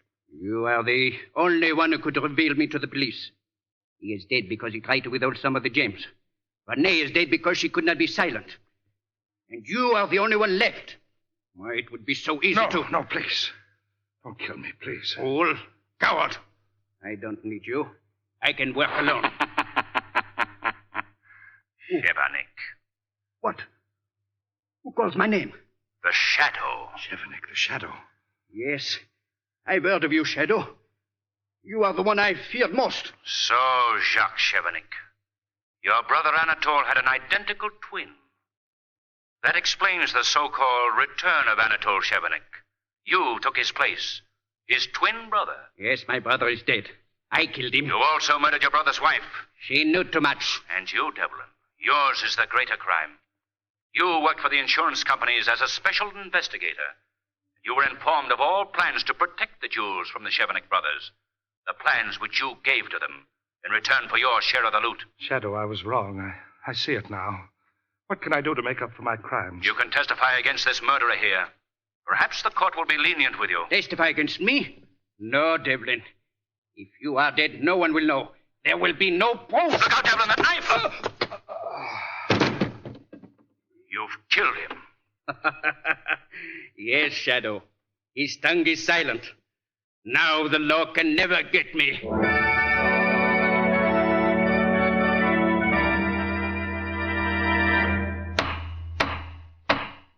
Jacques Chevenik, you have been tried and found guilty of murder in the first degree by a jury of your peers. All through this trial, you have been silent. Have you anything to say before this court pronounces sentence upon you? Your Honor, it is true that I have not spoken. I believed I would be wiser not to speak. But now that the trial is over, I realize what I have done. I know what a fool I was ever to believe that I could break the laws and not pay. I know now that my life would have been happier and would have come to a better end if I had stayed on the right side. That is all. Jacques Chevenik, it is the sentence of this court that you be hanged by the neck until you are dead. And may God have mercy on your soul.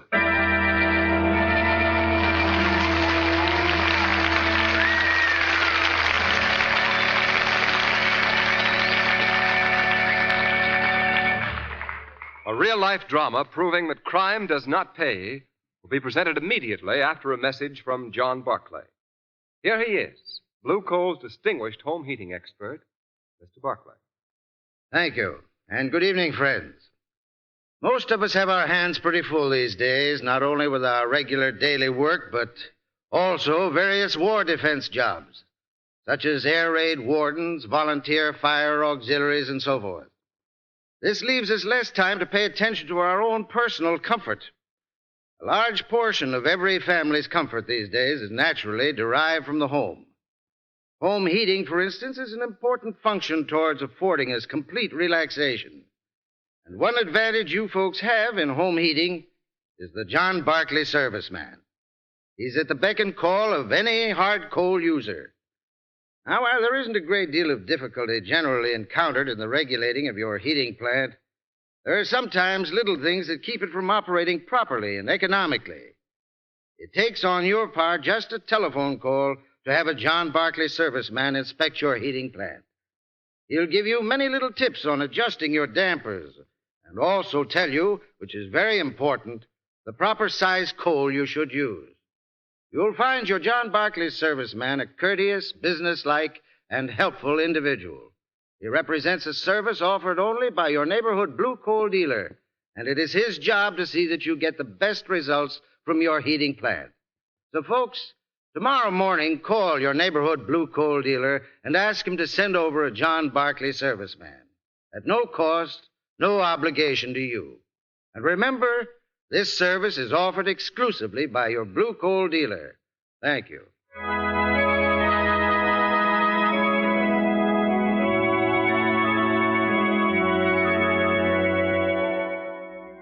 The Shadow program is based on a story copyrighted by Street and Smith Publications. The characters, names, places, and plot are fictitious. Any similarity to persons living or dead is purely coincidental. Berlin, Germany. A stormtrooper, revolver in his holster, calls it a German home. He knocks on the front door. Yeah, what is it? I have come for the regular Victory Drive collection. It is being doubled this week. Oh, no. No, I can't afford it. Are you trying to tell me you want to sabotage the great war effort? Oh. Get the money. Oh, I'll get it. I'll get it. Please don't hurt me. That's one way to collect money, the dictator's way. In America, the free man's way is different. Nobody comes to your house with a gun in his hand. You must go of your own free will to your nearest bank or post office and buy defense bonds, buy defense stamps, buy as many as you can. Buy them regularly. That's the only way to prove to the Nazis that for nations, just as for men, the weed of crime bears bitter fruit. Crime does not pay.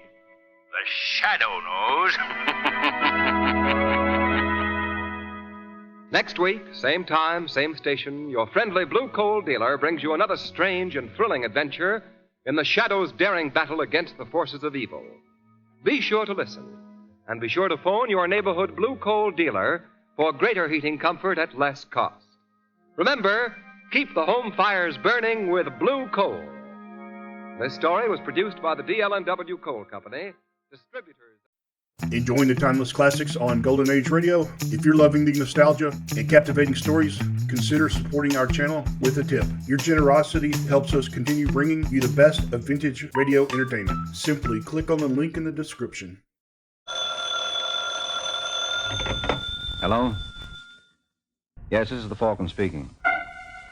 This is Ed Hurley, friends, inviting you on behalf of the Kraft Foods Company to listen to The Adventures of the Falcon, starring Les Damon.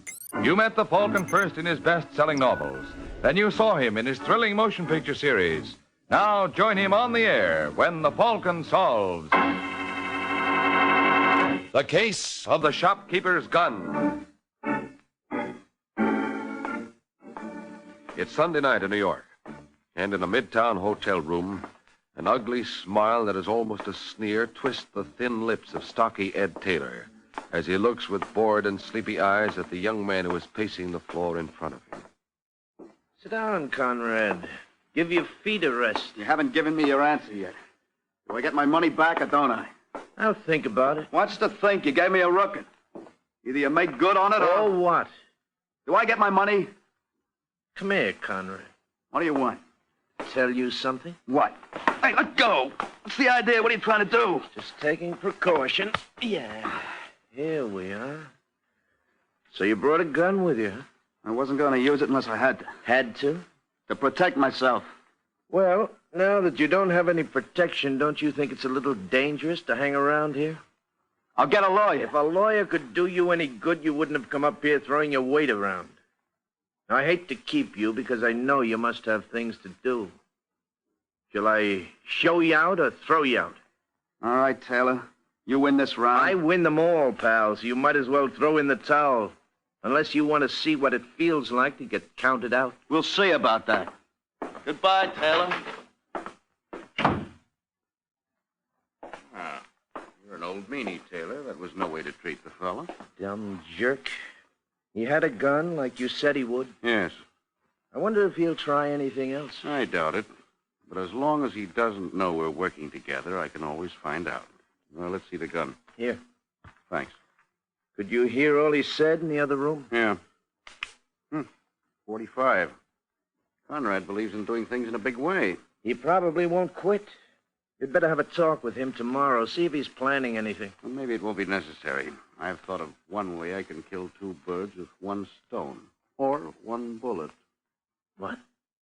You're not going to kill him. No, Taylor, I'm not going to kill him. Well, then? I'm going to kill you. What kind of a gag is that? Wait a minute, Moody. Don't point that.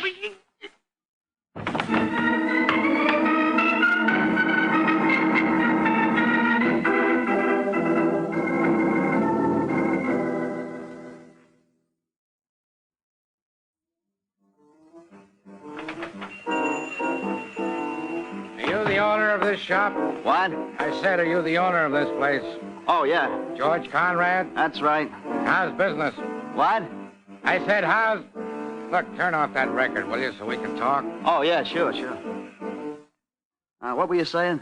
I said the record business must be pretty good. Why? For you to be able to blow 10 grand, Conrad. What? Who are you? Sergeant Corbett, Police Department. Police? Well, what's the matter? We found your name in Ed Taylor's books. Oh, you've got his books. Can you prove anything? About what? About his swindling. Oh, you think he's a swindler? Of course. Isn't that why you picked him up? Not exactly. Then what? I found a gun, traced it. You bought it a couple of days ago. That's right. What's that got to do with... the gun with... that killed Taylor. Killed? That's what I said. Oh, so that's it. But surely you don't... Look, if I had anything to do with the shooting, I certainly wouldn't have left my own gun there. Why did you leave your gun there? Taylor took it away from me. Why did you buy the gun? I thought there might be trouble when I demanded my money. So you admit demanding money, you admit you expected trouble, you admit you went up there with a gun. But I didn't kill him.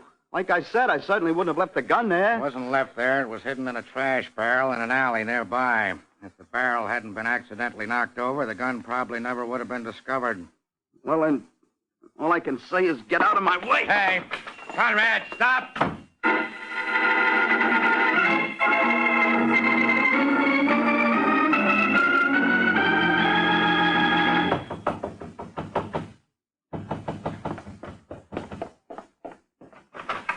Well, hello, Georgie. Shut the door quick. Well, all right. I said shut it. What's the matter? Wait till I lock it. What? Marie, the police are after me. The police? Why, what did you do? Somebody killed Taylor. Oh, no. They think it was me. I admitted I had a row with him. But you didn't kill him. Of course not, but how am I going to prove it? Well, if you didn't do it... But I was there. The bullet was from my gun. It was. But how could it? Taylor got it away from me. I don't know what happened after that. I begged you not to get a gun. All right, you were right. Let's not go into that now.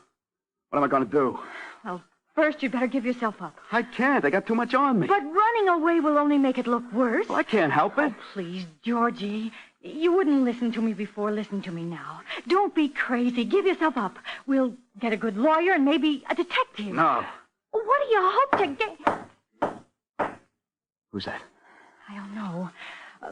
Who is it? Sergeant Corbett, Police Department, open up. They're here. Yes. Don't let them in.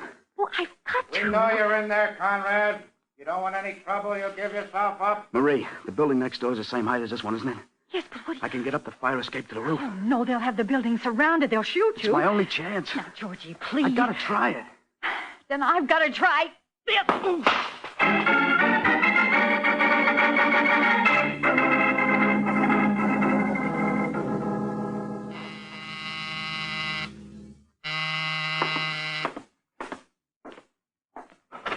Hello? Hello. I'm looking for Michael Waring's apartment, the Falcon. You found it. Are you he? That's right. Well, I'm Marie Cameron. I phoned you a little while ago. Oh, yes. Come in. Thank you. Now, since you called, I've been doing some research. The story's in the paper. Part of it. I want to give you the rest. All right, go ahead.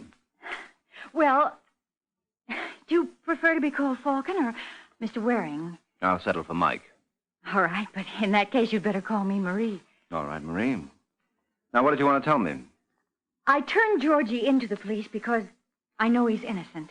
Can't think of a better reason. Oh, I mean it.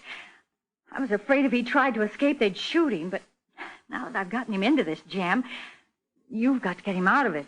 They're pretty good at making up other people's minds. But he's innocent, and you're such a good detective. Am I? So I hear. You just keep listening to that kind of talk. I will if you live up to it. I'll try. Now, what makes you so sure Conrad is innocent? I know him. You also know he bought a gun. Don't tell me he was just going to use it as a paperweight. He bought that for self-defense. Oh, sure. Whoever heard of guns for anything else? You think he killed Taylor? His gun did. Oh, but that's just it. Can't you see how convenient it was that the trash can was turned over so the gun could be found? It was a plant. Maybe. According to the paper, Conrad claims Taylor got the gun away from him in a fight. But it didn't say what the fight was about. Do you know? Yes, that's why I wanted to see you. Taylor was a swindler. He sold Georgie an interest in a fake silver mining project. How did Georgie find out it was fake? Mr. Moody told him. Who's Moody? Oh, the man who introduced Georgie to Taylor. Oh. And when he found out Taylor was a crook, he felt terrible about it and told Georgie right away, but Georgie had already invested. Is Moody a friend of Georgie's? No, they met on a train, I think. Mm-hmm. Where can I find Moody? Well, I don't know, but I guess Georgie would. Why, what do you want him for? Do you think Moody can help you? Maybe, in a number of ways. So if I'm going to help you, I'd better get moving. Where are you going? To jail.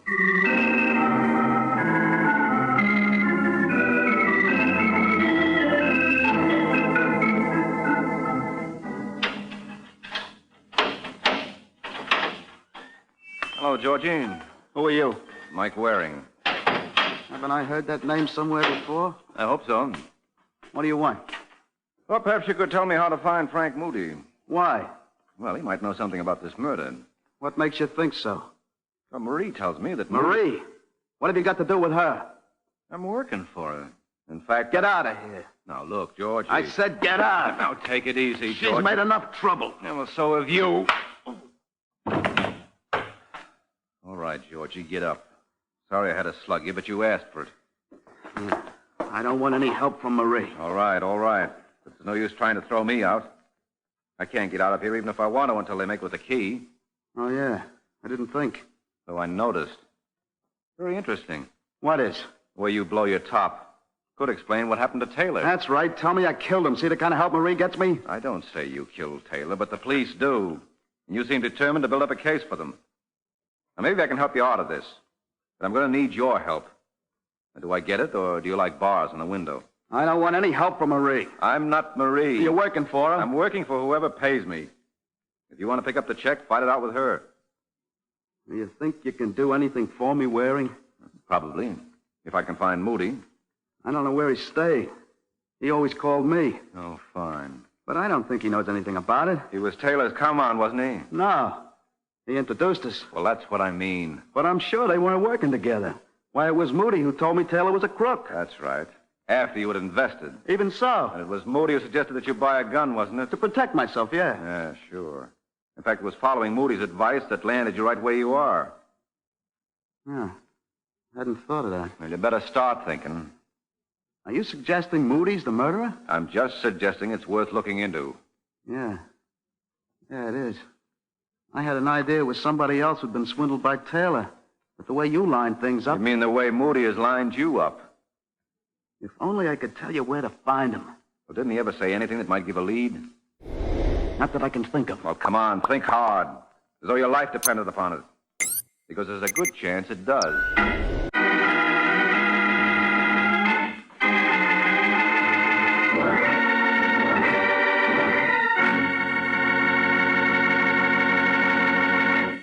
This is Ed Hurley, friends. Well, it sounds as though Mike and George Conrad are going to have to think pretty hard to find Moody.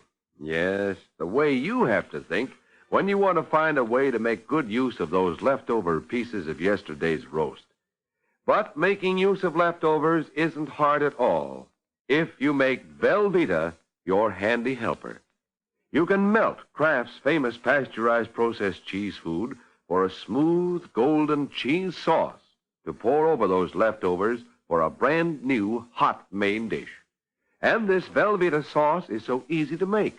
All you do is melt a half-pound of Velveeta in the top of your double boiler. You don't have to cut Velveeta up because it melts so easily and so smoothly without any lumps. Then just stir in a quarter cup of milk, season to your taste, and there you have the smoothest golden cheese sauce ever.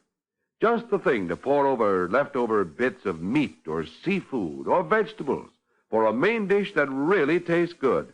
Extra good because Velveeta has such a rich yet mild cheddar cheese flavor. And this sauce is extra nourishing, too, because Velveeta is so rich in important food values from milk. Make it your handy helper, Mother, for easy hot main dishes and for hearty snacks and sandwiches, too. Tomorrow, get a 2-pound loaf of the pasteurized processed cheese food of top quality. Genuine Velveeta.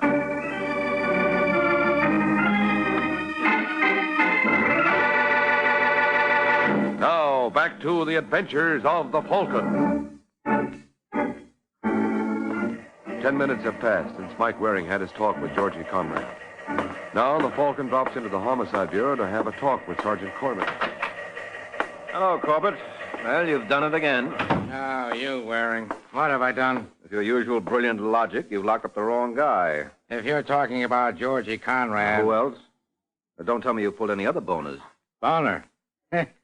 Yeah, you're right, Waring. Conrad is undoubtedly innocent. That's why he pulled a sprint when I questioned him. Well, he's impulsive, that's all. Sure, he runs for cover when he sees a badge. This kind of impulse I don't go for. Doesn't prove anything. Doesn't have to with all the rest we have on him. You could be wrong. I'm willing to be shown. What have you got? The character who got Conrad into this, Frank Moody. What about him? Well, that's what I want to ask you. You have anything on him? Just that he's a name Conrad gave me. He has no record. He has no address. If that's your hot lead... I'd like to have a talk with him. Go ahead. All you have to do is find him. Well, I was counting on an assist from you. If he drops in, I'll let you know. Oh, you're too good to me. Think nothing of it. Believe me, Corbett, I don't.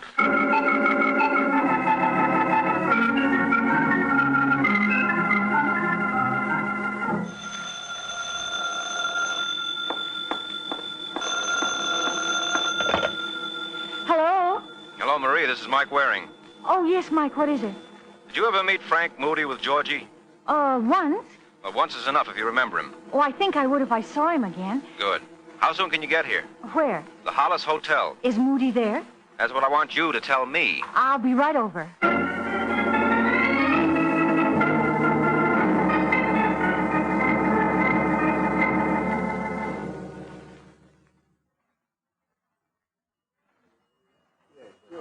Well, Mike? Hello, Marie. Run over here. We can sit down. You can watch the people as they go through the lobby. All right. But what makes you think I'll see Moody? I checked with Taylor's apartment house. All outgoing calls go through the desk there, and the clerk writes down the numbers.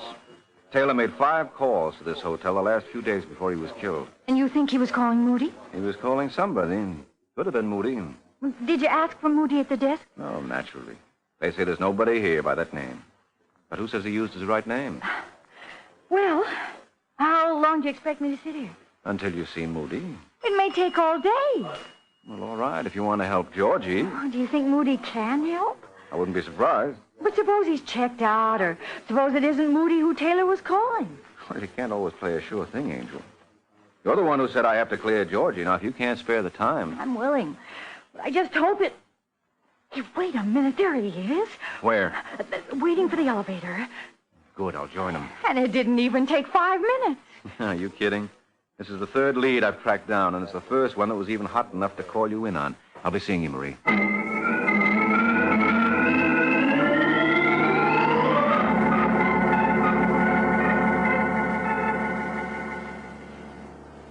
Hello, Moody.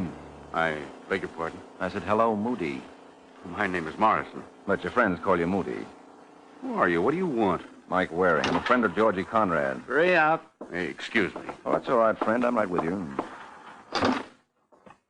What do you want with me, Waring? Got a tie-up with Taylor, and I have no tie-up with him. you led Conrad to him. I'm admitting nothing. Oh, it's easy to prove. Conrad won't be the only one you sucked in. Ought to be plenty of people to identify you. I'll cross that bridge when I come to it. Mm-hmm. And now, are you finished, or do you care to come in? Oh, I haven't even started. I'll come in. Very well. You're what they call a private eye, aren't you? Also Dick, Shamus, Flatfoot for Hire, a snooper, a Hawkshaw. Shall I go on? I get the idea. How did you find me? Oh, with those credentials, what do you expect? At any rate, you're a step ahead of the police. They haven't been here yet. That's good. Is it? As long as we can keep you a step ahead. I didn't want to be connected with this, and you're going to tell me how you found out so that I can wipe out the connection. You'll have to wipe me out, too. You begin to get the idea. Don't reach for a gun. Oh, not as long as you beat me to it. I'd hate you to think I'm a copycat. Now, if you'll just raise your hands. That's it. Rocky! Rocky! You want me, Mr. Moody? Oh, who's our friend? Michael Waring. The Falcon? Oh, is that what they call him? It must be wonderful to be educated like you are, Rocky. Well, let's clip the Falcon's talons, hmm? What? Frisk him for a rod. Oh. He's clean. It was rather careless of you, Waring, coming here without a gun. Well, I can't see what good it would do me. You have a point. Now what, Mr. Moody? Tie him up. Okay. Shall I gag him? Won't be necessary. One sound out of him, and he knows you'll shut him up. He better be tied up because you and I are going to have to make plans. And while we're doing it, we don't want the Falcon flying away.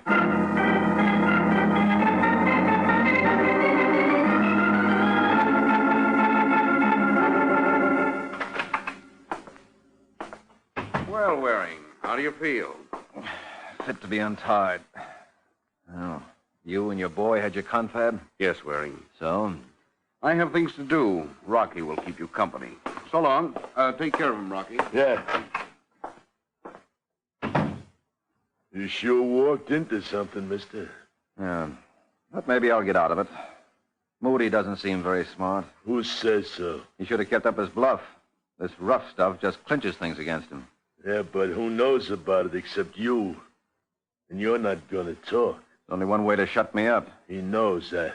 Let the police know I'm working on this case. Anything happens to me, they'll know it's tied to the Taylor murder. So what? So what becomes of the frame Moody had worked out for Conrad? Conrad's in the pokey now, so that clears him of anything that happens to me. You don't give Moody credit.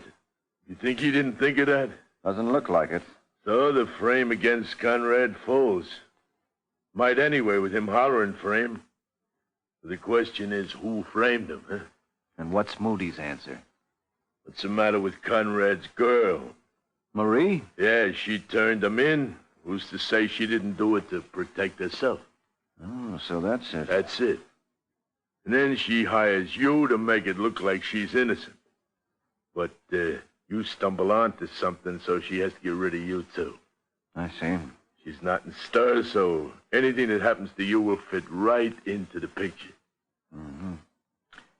Well, I've got to apologize to Moody. I underestimated him. You're the one who's playing it dumb. Me? Yeah. How do you figure that? Well, Moody is obviously a character who likes to go it alone. He gets rid of anybody who knows too much about him, or with whom he has to split. Little blood, more or less, doesn't mean a thing to him. How long do you think it's going to be before he gives you a dose of same? He wouldn't. Maybe not. But if I were you, I wouldn't sleep so good. As soon as he decides you aren't necessary to him anymore... Shut up. Okay, just think it over. You're crazy. And not as crazy as Taylor. He thought he and Moody were partners. Look what happened to him. I said shut up. No. All right, Rocky. You don't want to face it. I suppose you expect me to let you go, huh? It would be the smart thing to do. Yeah? Well, even if Moody is like you say, what's to stop me from clearing out before he gets back and leaving you here? Nothing. Except that when Moody gets through with me, don't you think he'll go gunning for you? But if I let you go so you can finish Moody, what's to stop you from coming after me? Nothing. But my heart wouldn't be in it as much as Moody's. Well, I'll have to think it over. You do that. And think fast, because when Moody gets back, he'll be calling the shots. And I've got an idea he has one labeled for each of us.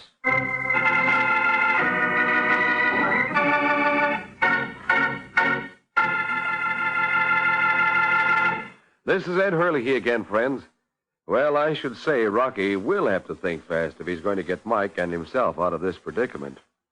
As fast as you have to think when unexpected company comes and you have to fix something to eat in a hurry. Of course, if you have a 2-pound loaf of Velveeta in your refrigerator, your problem is solved.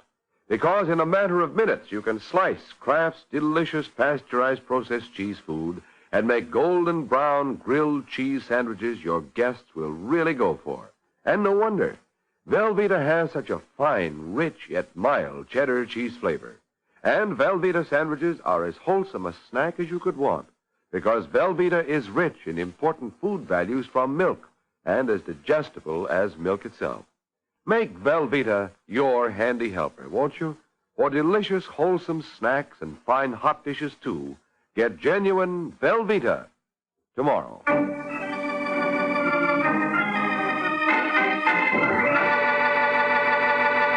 Now, back to the adventures of the Falcon. It's a few minutes since Mike tried to convince Rocky that he was on the wrong team. Rocky is thinking it over, and he's still thinking when the door opens and Moody returns. Well, Rocky, I just talked to Conrad's girl on the telephone. She fell for it nicely. Yeah? Mm-hmm. I asked her to meet you in half an hour at Roper's Grill. Now, when she gets there, here's what I want you to tell her. Just a minute, Moody.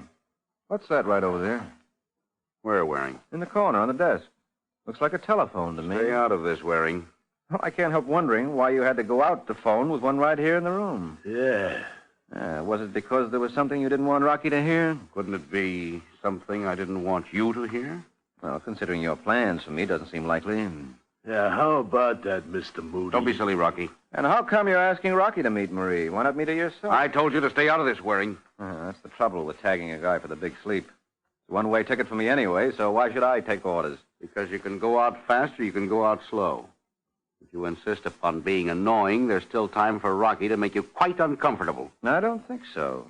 I have an idea Rocky is interested in what I have to say. Rocky'll do what I tell him. For instance, why are you having him meet the girl in a public place? That's enough, Waring. Is it because you want them to be seen together? Of course not. Makes it very convenient. Rocky, show Waring it's impolite to interrupt. Or are you really having the girl meet him there? Why are you lying to Rocky? Rocky, are you going to said you talked to the girl on the phone. I happen to know that's impossible. Rocky, for the last time. Why is it impossible, Waring? Because she couldn't be reached by phone. How do you know? Because right now she's downstairs in the lobby of this hotel. Don't listen to him, Rocky. Can't you see what he's trying to do? Can you prove what you said, Waring? Go see for yourself. It'll only take a minute. Stay where you are, Rocky. He asked a lot of questions, Moody. You didn't answer. I don't have to answer to him. Well, then answer me. Well, that's your attitude. Here's your answer. Hey. Drop your gun. Oh, Rocky. Sitting there with a gun in your hand, you let him beat you to the drawer. I didn't think... I said drop that gun. Sure, Moody, like so. Stupid fool. Making me do that, people will be coming. That's right, Moody. Well, you can stop gloating, Waring. That means I've got to take care of you right now. Well, Moody, at least give me time to do this. Hey! How did you? Rocky was a fool, but not a complete fool. Now I'll take the gun. No, you don't. All right, then I'll do this. Go.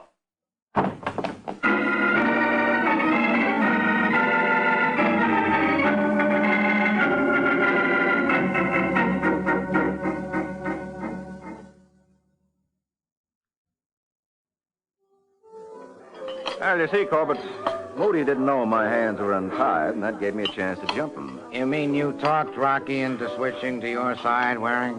Well, not entirely, but I had him worried.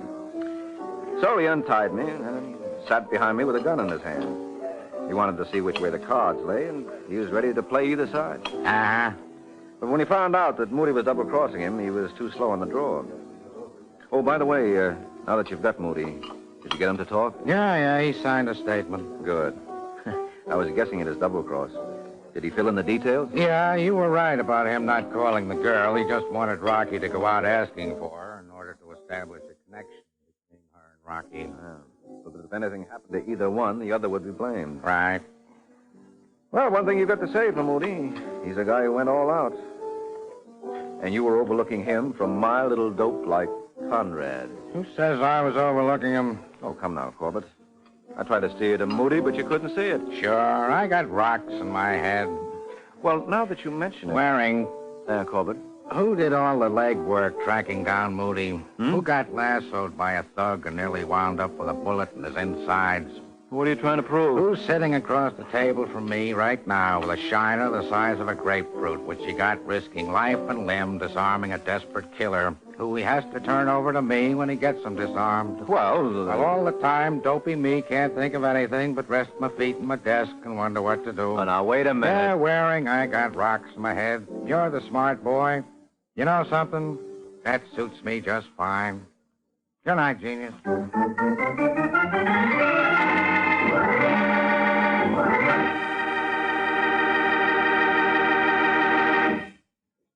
This is Mike Waring, friends, and I have something very important to talk to you about. It's your safety in an air raid. What? Can't happen here? Well, heaven knows we hope it never will.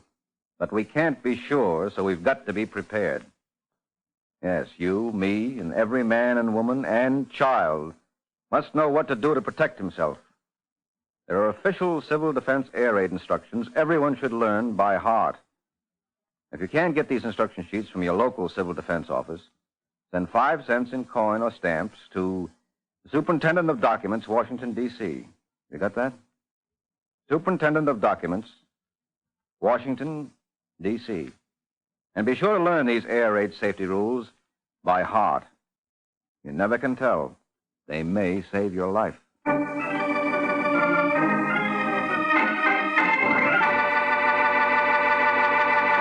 The case of the missing miss.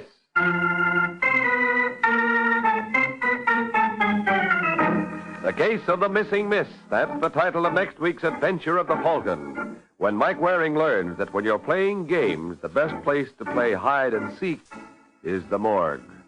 So be sure to listen at the same time next week to another exciting adventure of the Falcon, brought to you by the Kraft Foods Company. The Adventures of the Falcon are based on the famous character created by Drexel Drake, produced by Bernard L. Schubert, written today by Jerome Epstein, and directed by Richard Lewis. Music was by Arlo. Les Damon was starred as the Falcon, with Ken Lynch as Sergeant Corbett. Be sure to hear the great Gildersleeve next Wednesday evening over most of these stations. In next Wednesday's broadcast, Gildy comes face to face with an hilarious problem and solves it in a way that will keep you laughing for days. Remember the show, the time, and the place. The Great Gildersleeve next Wednesday evening over most of these stations. Check your local newspaper for time of broadcast. This is Ed Hurley speaking for the Kraft Foods Company. Tonight here, Light Up the Sky, presented by Theater Guild on NBC.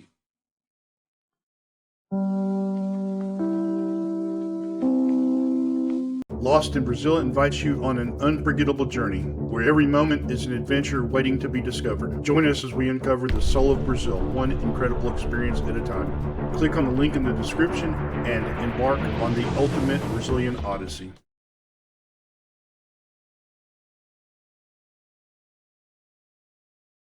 The hair-raising adventures of Sam Spade, Detective.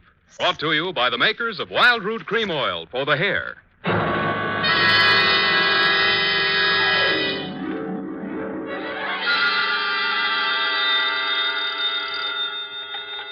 Sam Spade, Detective Agency. It's me, Effie. Oh, Sam, I've been worried about you.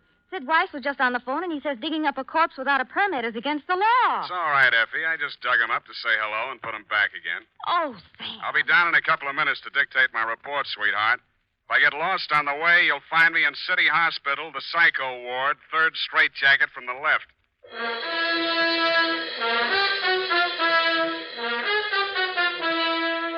Dashiell Hammett, America's leading detective fiction writer and creator of Sam Spade, the hard-boiled private eye, and William Spear, radio's outstanding producer-director of mystery and crime drama, join their talents to make your hair stand on end with the adventures of Sam Spade. Presented each week by Wild Root Cream Oil, the non-alcoholic hair tonic that will put your hair back in place again, grooming it neatly, naturally, the way you want it. Fellows, if a girl can spend half an hour under a hot dryer in a beauty parlor to look her best for you, Certainly, you can spend half a minute sprucing up with Wildroot Cream Oil Hair Tonic to look your best for her. Now, that's all it takes, and Wildroot Cream Oil grooms your hair neatly and naturally, the way girls like to see it. Besides, it relieves dryness and removes loose dandruff. There's not a drop of alcohol in Wildroot Cream Oil. It contains lanolin.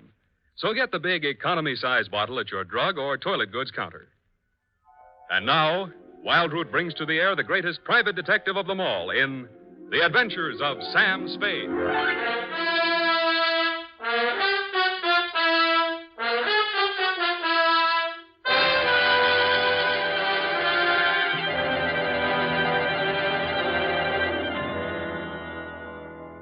Date, August 2nd, 1946. To Mrs. Gregory Denov. Subject, death of Dr. Denov. I was sitting in my office with nothing to think about except a horse named Corkscrew Jr. My secretary, Effie Perrine, came in and said there was someone outside. I didn't look up from the dope sheet, so she said it again. Someone outside, Sam. What's he look like? Blue double-breasted custom-made suit, Countess Mara tie, hand-tailored shirt, English shoes, hand-trimmed Van Dyke. Get me a blank check and send him in. Okay, Sam. Please come in. Mr. Spade will see you now, sir. Thank you. You are Mr. Spade, Sam Spade. What can I do for you? I'm Dr. Gregory Denov, a psychoanalyst. I need your help. Lie down, Doctor, and tell me all about it. I see you might also be noted for your sense of humor as well as your discretion. Who told you I was discreet? A man named Nicolaitis. Well, you tell Nicolaitis I think he's cute, too. What else does he say about me? That I can trust you with $10,000. Oh. Is this Mr. Nicolaitis one of your patients? No, he isn't. As a matter of fact, he's gotten possession of some private records of mine. Well, it's rather involved. Nicolaitis is shaking you down, and he picked me as the middleman. Is that it? This is not an ordinary case of blackmail. Blackmail is blackmail, even if you do it in Technicolor. Well, as you may know, a psychoanalyst keeps a faithful transcript, a detailed record of everything a patient says during consultation, no matter how intimate or shocking. Yeah? This man, Nicolaitis, has managed to gain possession of a copy of one of these case histories.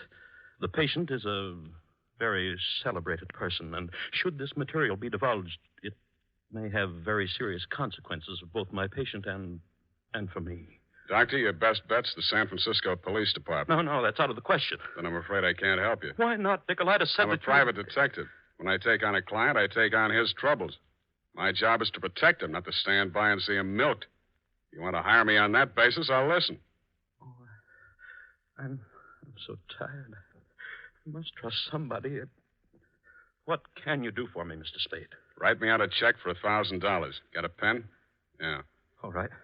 You see, Nicolaitis figures that if I'm getting a cut, I'll have to keep my mouth shut. I'll spend it all the same. Here you are. Thanks. Now, what was the last thing Nicolaitis told you? That he would pick up the $10,000 here and deliver to you this file in question. Can you reach him? Yes. Call him. Tell him you've seen me. Tell him I won't do that kind of business in my office. Tell him to come to your house. I'll be there. What if he refuses? He won't. Tell him I have the whole $10,000. What time? How about in an hour? No, I'm sorry. We'll have to make it around 3 or... Oh, goodness, I'm late now. I really... That's a beautiful watch, Mr. Denov. Yes. Foreign? Yes. May I see it? My watch? Why, really, Mr. Spade, I'm very late. I have so many things to do, and I have to be at the Majestic Theater well before the matinee starts at 2:30. Are you going to see me at 3 o'clock if you're going to the theater? Oh, I'm not going to stay for the performance. Well, Mr. Spade, till 3 o'clock then. Oh, my office is in my apartment. The address is here on my card. It's the penthouse. Penthouse, huh? Okay, Doctor, I'll come formal. I'll wear the top to my bathing suit.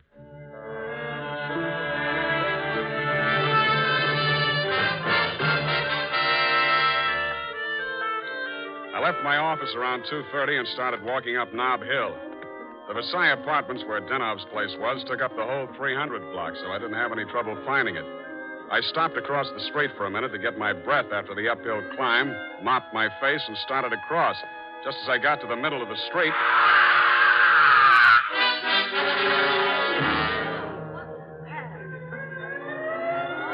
The crowd was packed in so close around I couldn't see who'd done the Brody, but I had a pretty good idea. The cops had the sidewalk roped off and guards posted at the building entrance. It took me maybe 20 minutes to elbow my way through and show my credentials. Sergeant Levine had the front door, so they let me in. Lieutenant Dundee of Homicide met me at the door of the penthouse. Hiya, Sam. What do you want? I want to see Dr. Denov. The doctor's dead. Dead? Yeah. He's my client. They can't do this to me. How? Hit a Brody out the window. What are you here for? To see his wife. Okay with you? Why not? She's inside. Thanks.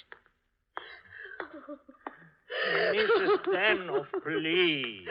With all due respect for your grief, I must have the keys to the cabinet where Gregory kept his confidential files. You realize that he wished me to take charge of his patients and that I am responsible. All this police and so on. We must get those files out of here as soon as possible. Yes? My name is Spade. I am Dr. Zoya. I was poor Dr. Danoff's oldest friend. If there's anything I'd like to see you, Mrs. Danoff, alone. But you police have already asked her so many questions. You see, she's not in the... I'm not with the police. I'm a private detective. I was working for Dr. Danoff. A private detective? He was in trouble, you see. You see, Dr. Sawyer, the police won't believe me. Mr. Spade, you'll tell them. You'll tell them he didn't commit suicide. Well, Mrs. Danoff, I guess that takes care of everything here. It's clearly suicide. Oh, idiot. Blind, stupid idiot. Suicide. My husband, he treated suicides. He would never... No, please. It will be all right, my dear. I'm sorry. She's hysterical. Yeah. If I had the time, Mr. Spade, I would... Tell them. Please, Mrs. Danoff. The undertaker has been arranged for burial at 7 o'clock, Beth Israel Cemetery. Now, please, the key to Gregory's files. Here, take it and go. Go ahead, all of you. Okay, we'll call you later. No, I'm so sorry, gentlemen. This hysteria, a simple traumatic condition. If I only had the time. Who can I turn to? Who will help me? You think it's pleasant? You think my husband would rest if they said I committed suicide? What shall I do? What shall I do? What shall I do? Oh, you... Dr. Zoya didn't have the time, neither have I. You think it's murder? Who do you think killed your husband? To name someone? That's a very serious charge, Mr. Spade. Goodbye, Mrs. Danoff. Constance Brent. You mean Constance Brent, the actress? Yes. She was his last patient this morning. She had threatened to kill him before. How do you know? My husband said so. To you? Well, he'd written it down on his notes on her case. Once before, she'd almost pushed him from that same window. How about your husband and Miss Brent? Oh, I knew she was falling in love with my husband. That always happens. They call it a transference. But in this Your case... husband told me Miss Brent was acting in a play this afternoon over at the Majestic. Yes, Midsummer Night's Dream. But she was here. I know she was here. Miss Ray, the receptionist, was coming back from lunch when she heard voices arguing inside.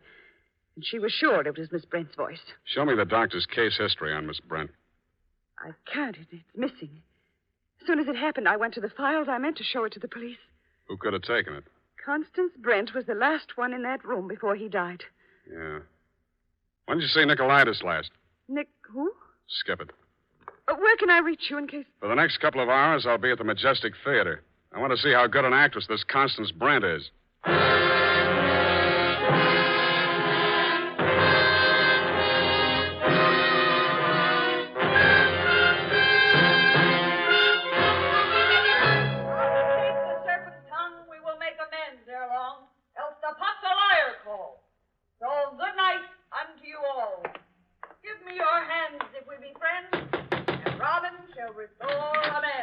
Yes?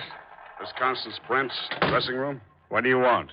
I want to talk to Miss Brent. Well, you can talk to me. I'm her husband. So you're Mr. Brent. I'm Jonathan Wallace. She's Mrs. Wallace. Now, what do you want with my wife? I've come to tell her that Dr. Danoff is dead.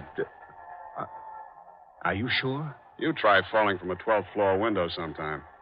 Well, that's the best news I've heard this year. But I'm afraid it would be a shock for Constance. Maybe, maybe not.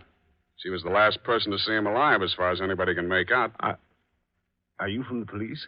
No, I'm from the insurance company. Claims investigator. What do you want to see Constance for?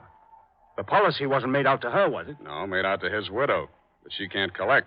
Police say it was suicide. That settles it. This is the last time I play Titania. Stand around while Puck talks his head off. Who is this person? Darling, I'm afraid this is going to be a shock. This man is from an insurance company. Dr. Danoff is dead. Oh, what a pity. What happened? The police say he jumped. His wife says he was pushed. She also says that you, Miss Brent, might have been the pusher. Oh, now, really, it's too absurd. How like a wife. What time did your play start this afternoon, Miss Brent? Matinee at 2:30, always. Always. And the late lamented Dr. Deno jumped at 3 o'clock. I didn't say he did. Doesn't this news, shock you? But of course. Do you think good psychoanalysts are easy to find? Looks like your next doctor will have to start from scratch. Your case history seems to be missing from Dr. Denov's files. Missing? No. Where is it? Has a man named Nicolaitis been in touch with you? I've never heard of him. Chances are you will. Does he have Dr. Denov's notes on my case? Could be. This is frightful. Hot reading, huh? You seem to know this person, Nicolaitis. Get that file for me, and I'll pay you well for it. Just a minute, my lovely Titania. We don't know who this man really is. He might even be Nicolaitis himself. Let me see your company credentials. Now, what do you know? Somebody picked my pocket. My wallet's gone. I thought so. All right, you tell me who you are. I'll call the police. Oh, no, Jonathan. No police. Let's get off the merry-go-round. My name is Spade. You'll find me in the phone book under S. My office is open until 6 o'clock. And if a man answers, don't hang up. It'll be me.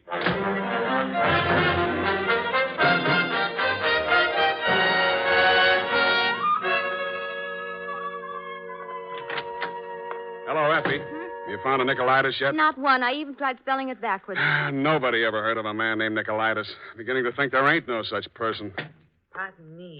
Do I hear my name mentioned? I'm Nicolaitis. Sam, I still think you're right. Come all the way in, Mr. Nicolaitis. Sit down. Thank you. If you need me, Sam, just scream. What can I do for you? Oh, I've come for my money. What money? Oh, the $10,000. You remember the $10,000? Refresh my memory. Oh, Dr. Denos, the gentleman who visited you this morning? Oh, that $10,000. Oh, you remember now. Yeah, it all comes back to me now. You were supposed to deliver something for the money. Since Dr. Denos is dead, that is no longer important. You will give me the money, please, and I will not disturb your afternoon any further. Suppose I refuse? Oh, that would grieve me. In my grief, there is no telling what I might do. Dr. Denov's dead. There's nothing more you can do to hurt him. Oh, never would I attempt to hurt poor Dr. Denov, but in my sorrow, it would be so great if I should be forced to hurt the woman he lost. After all, as Titania says, these are the forgeries of jealousy. Titania, huh? Ah, yes. Midsummer Night's Dream. Act 1, Scene 18. I'm a little rusty on my Shakespeare. Oh, you are indeed, Mr. Spade. Titania doesn't appear until well into Act 2. She doesn't, huh? Yeah, that's right. Yeah. I guess she isn't on for 40 minutes or so. Yes, indeed, Mr. Spade, but I didn't come here to discuss drama. What else have you got to discuss? When Dr. Denov died, your market died with him. That is a very unprogressive view, Mr. Spade. There's always a gentleman named Jonathan Wallace. Why, you fiend. You don't mean you'd sell to both of us. Mr. Spade, how can you have such a low opinion of me? I will prove my integrity. I will give you the material. You give me the money. Hand it over. In the Levant, Mr. Spade, we have a saying. He who goes too close to the bear soon loses his beard. I have left my beard at home. Okay, I'll meet you anywhere you say, anytime you say. Excellent. At 7 in your apartment? Won't that be walking into the bear's cave?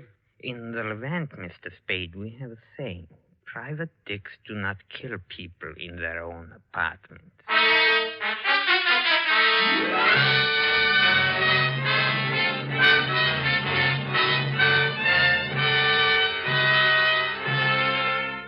It was then 6 p.m.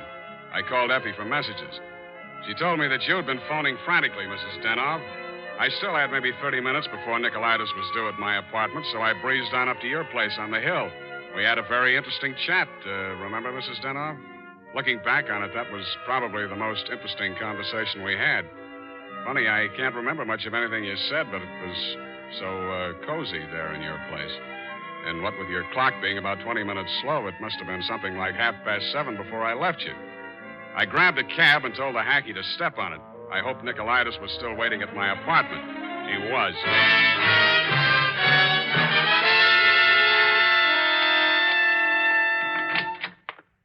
Nicolaitis. I'm sorry to be late.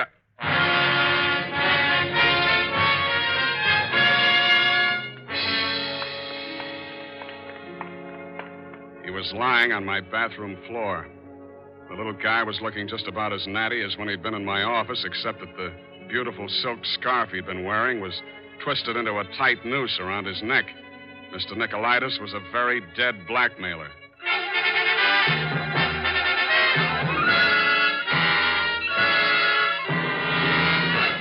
The makers of Wild Root Cream Oil are presenting the fourth in a new series of programs bringing to the air for the first time the adventures of Dashiell Hammett's famous private detective, Sam Spade.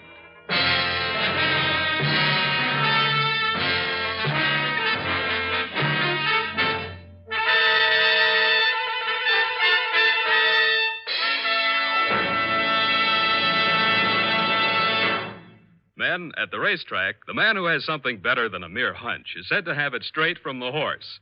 Of course, that's a humorous expression, but it shows how to get facts. Go straight to the real source of information.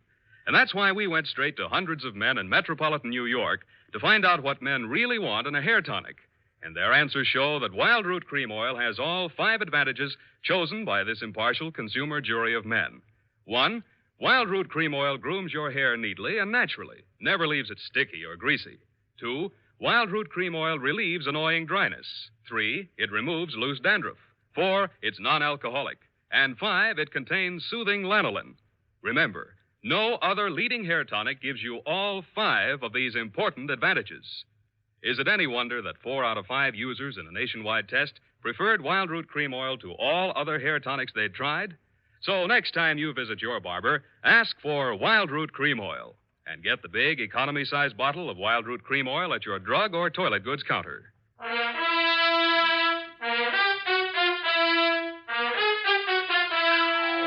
And now, back to Sam and Psyche. Tonight's adventure with Sam Spade.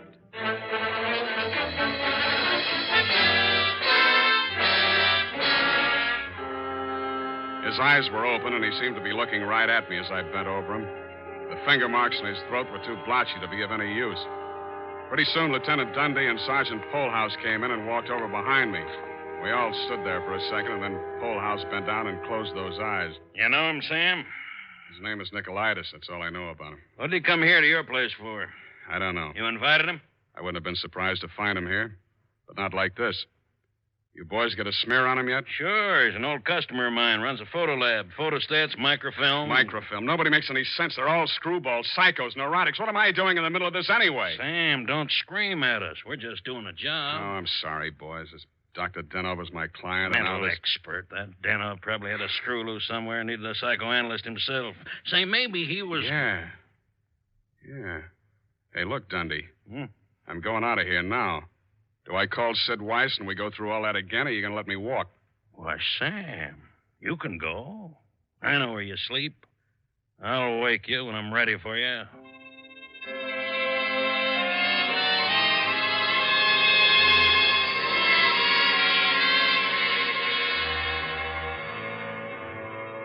Well, Mr. Spade? I want some answers, Dr. Zoya, and you're the guy who can give them to me. I'm listening. Just let the questions flow into your mind and do not try to repress any of them. Speak instantly, whatever... Okay, question number 1, without thinking. Do you think Dr. Denov was a suicide? Well, I had not seen Dr. Denov for many years. He had been my student in Vienna. I was his analyst, in fact. That's all very interesting, Doctor, but my question... Yes. Did poor Dr. Denov commit suicide? I have reviewed all the material, manifest and hypothetical, and I came to the conclusion, no, it was quite impossible. You see, these paranoid and Okay, traumatic... question number 2. Was Dr. Denov in love with Constance Brent? I suppose I can now answer that question. When I arrived in San Francisco, I found him in great distress. He told me he feared he was losing his objectivity towards this patient. In other words, he was in love with her. Yes. You think she might have murdered him? All psychoanalytical subjects develop aggressive feelings toward the doctor. Nearly all of my patients have threatened me at one time or another. You don't say. Tell me, Dr. Zoya, you know anything about Jonathan Wallace, Miss Brent's husband? A violent type, almost psychotic. Yeah? How about you, Dr. Zoya? Could you have done it? That is a most interesting question, Mr. Spade. When I arrived here from Vienna without funds, dependent on the kindness of my former students, I must confess that I felt a certain antagonism. It disturbed me to realize that a man of my standing in the profession should be dependent on the goodwill of a younger and, I sincerely believe, less gifted man. However, I overcame this, and I didn't kill him. Yeah. Well, Doctor, thanks a lot. Oh, Peep. Truly a life study. There is no accounting. For instance, Dr. Danoff. He came to me only this afternoon with the strangest requests. Yeah? He gave me the gold watch which I had presented to him many years ago upon his graduation in Vienna. He had a patient waiting, and so had not much time to explain. Where is this watch? Please, I'm coming to that. He asked me to promise that I would have the watch buried with him if something should happen. That has been done. But Dr. Danoff just died at 3 o'clock. It is a Mosaic law that the deceased be buried before sundown. Uh-huh. Thanks, Doctor. Thanks a lot. I hope I've been of some help. Doctor, you'll never know how much you've helped me.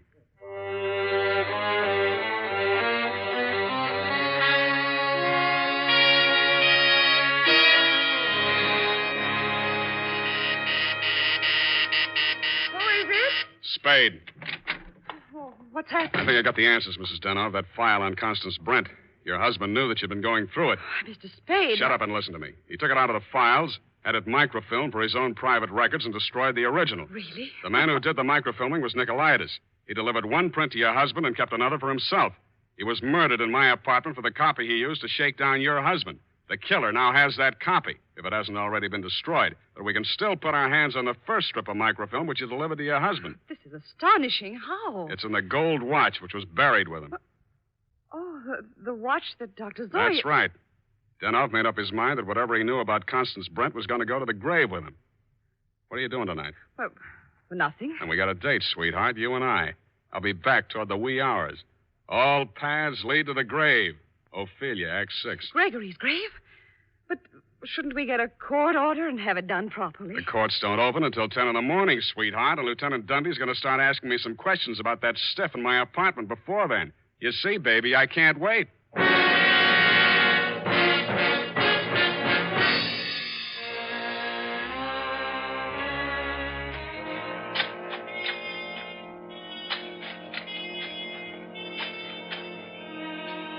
Mr. Spade, we shouldn't be doing this. If I'm wrong this time, it won't be wasted effort. I'll crawl into the grave myself and pull it in after.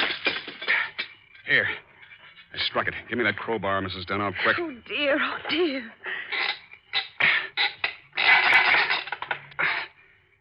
Put that flashlight in, sweetheart. You look the other way. Yeah, here it is. Look. What, Mr. Spade? What have you got? The watch. Here, put the flash on it while I open it. Here's my nail file. Pry off the back. Thanks. That does it. Here's the film. All right, Mr. Spade. Give me that film. Wasn't the second gravedigger from Hamlet, Mr. Constance Brent. Stop clowning and hand it up to me. You better do as he says, Mr. Spade. We've both got guns. I was expecting that. Took you a long time to get here, Mr. Wallace. How did dear Constance make out as Lady Macbeth? Just give me that film. Stop being an idiot, Wallace. The cemetery is crawling with cops. Put that gun away before you drop it and break your foot. Come up out of that grave, Spade, or you'll stay there forever. Okay, Dundee. All right. Get those hands up, everybody. Go ahead, Dundee. Make the pinch. Okay. Sam Spade, I arrest you for body snatching, violation of graves under the Civil Code number... No, you fool. You're supposed to arrest Mrs. Gregory Danoff and Jonathan Wallace for the murder of Gregory Danoff and Pericles Nicolaitis. But I... Oh, yeah. No, you don't.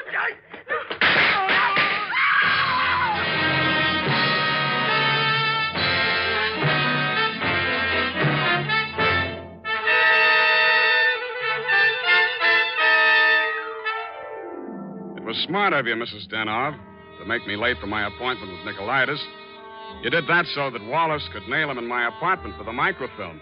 You thought you could use that film to pin Denov's murder on Constance Brent.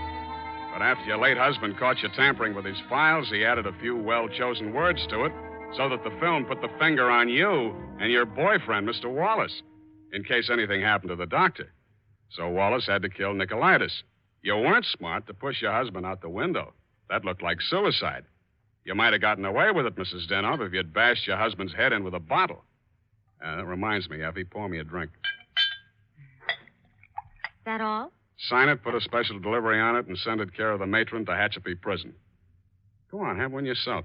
Oh, thank you. Here's how. You'll get used to it. Good night, Sam. Good night, sweetheart.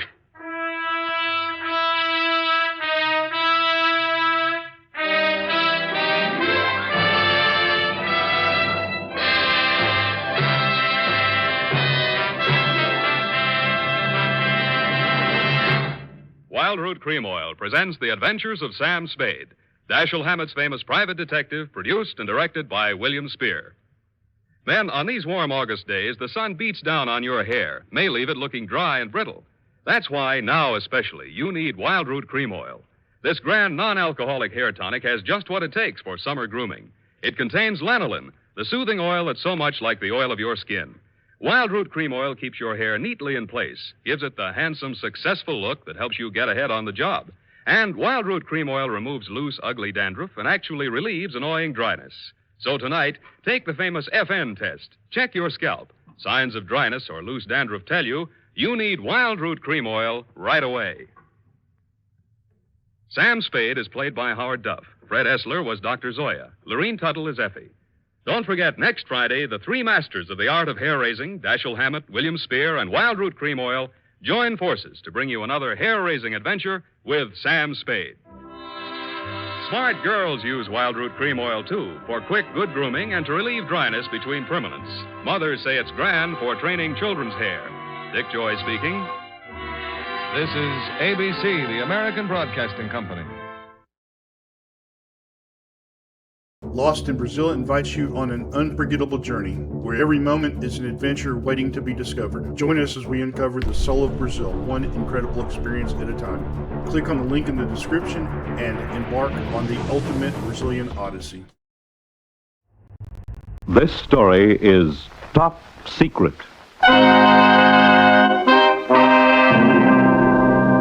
Top Secret, starring beautiful Ilona Massey as the Baroness Karen Geza in transcribed stories of international intrigue and espionage, brought to you each week at this time by NBC. Tonight, as Assignment 9, Disaster in London.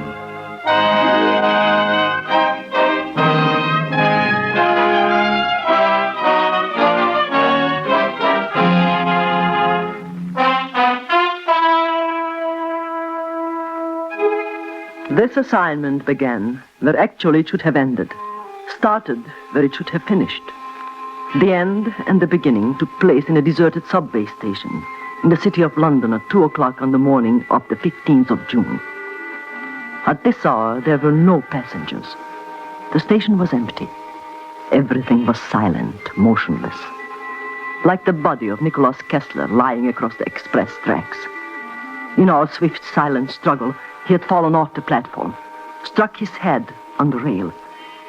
The parcel, for which so many people had fought and killed and spied, was in my hands at last. London was saved. My mission was ended. For in a moment, Nicholas Kessler would die beneath the wheels of the Charing Cross Express. I could hear the far-off rumble of the train coming closer, closer. I stood there on the empty platform in the dim light without pity, without feeling.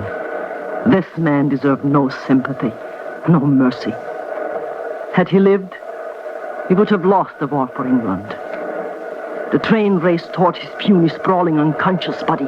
Steel wheels on steel tracks, a symphony of clashing sounds. Steel wheels turning, cutting, turning.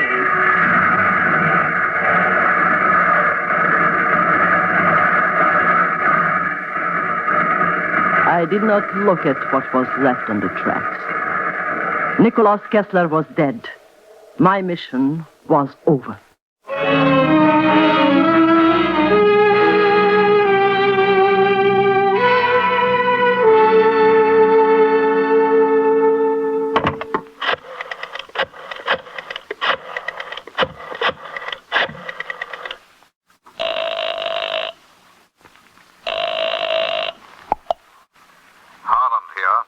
Lord Holland, this is Karen Geyser. I'm calling from my apartment. I just got in. Oh, did you get it? Yes. Where? From Nikolaus Kessler in the Mornington Crescent subway station. And where's Kessler now? He's dead. How? He was run over by the Charing Cross Express. But you got the parcel. Yes. Can you bring it to me now? No. Why? Nikolaus Kessler was watched, and I am being watched. Until it is in your hands, it would be suicide for me to move out of this apartment. Supposing I send for it in the morning. Yes, that would be safer. All right, a young man named Alan Cornelius will call for it.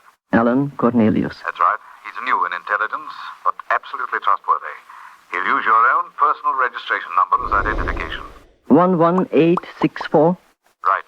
He'll be along at 9 this morning. Good. How do you feel? I think I will never feel anything again, never. Good night, Lord Holland.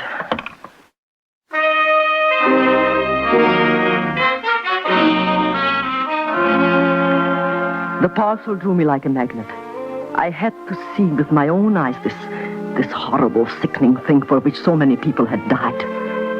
I held it in my hands. It was the size of a cigar box.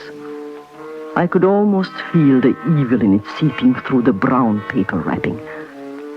Half hypnotized at the thought of what lay beneath, I untied the string and removed the paper. Underneath the paper, a gray cardboard box. Inside the box, a case of leather, closed with a zipper. Inside the leather case, a flat box of steel, very much like a square silver cigarette box. At the touch of my trembling, nervous fingers, the steel box clicked open. The vials lay in white cotton batten, 4 of them. Tiny glass tubes filled with a yellowish liquid. Each vial was the size of my first finger, filled with a mass of detestable, loathsome yellow death, germ warfare, death by disease. Thank God I had caught Nikolaus Kessler. Thank God I had stopped him. The contents of these vials, emptied into the water supply of the city of London, would have killed 9 million people.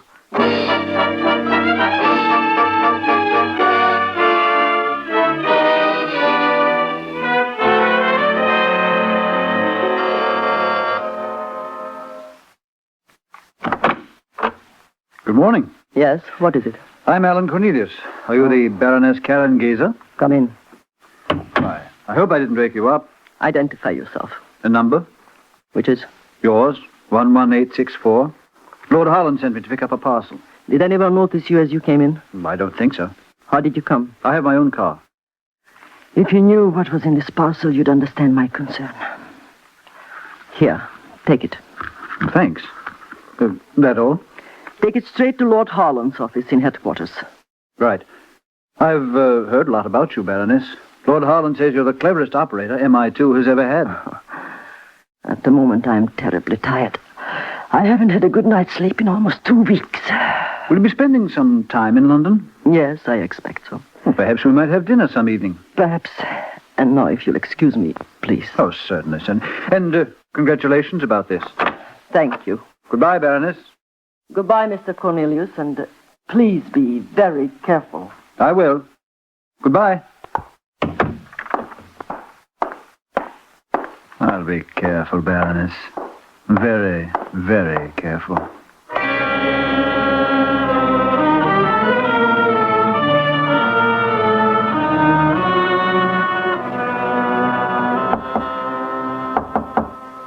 Who is it? Cornelius.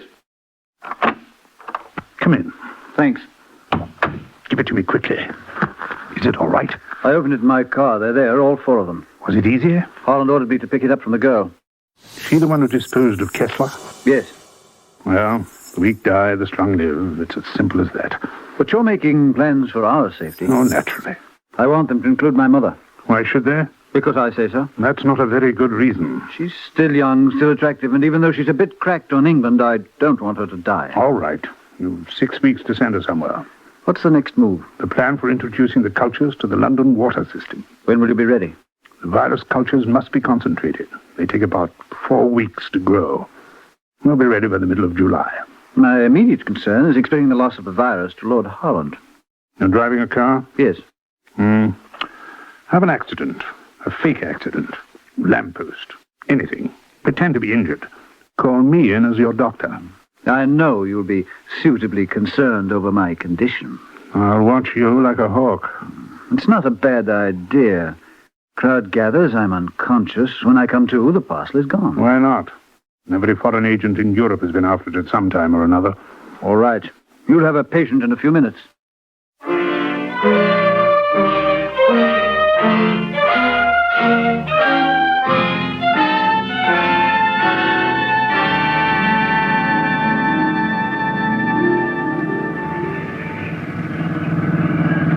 As the Americans would say, an accident looking for a place to happen.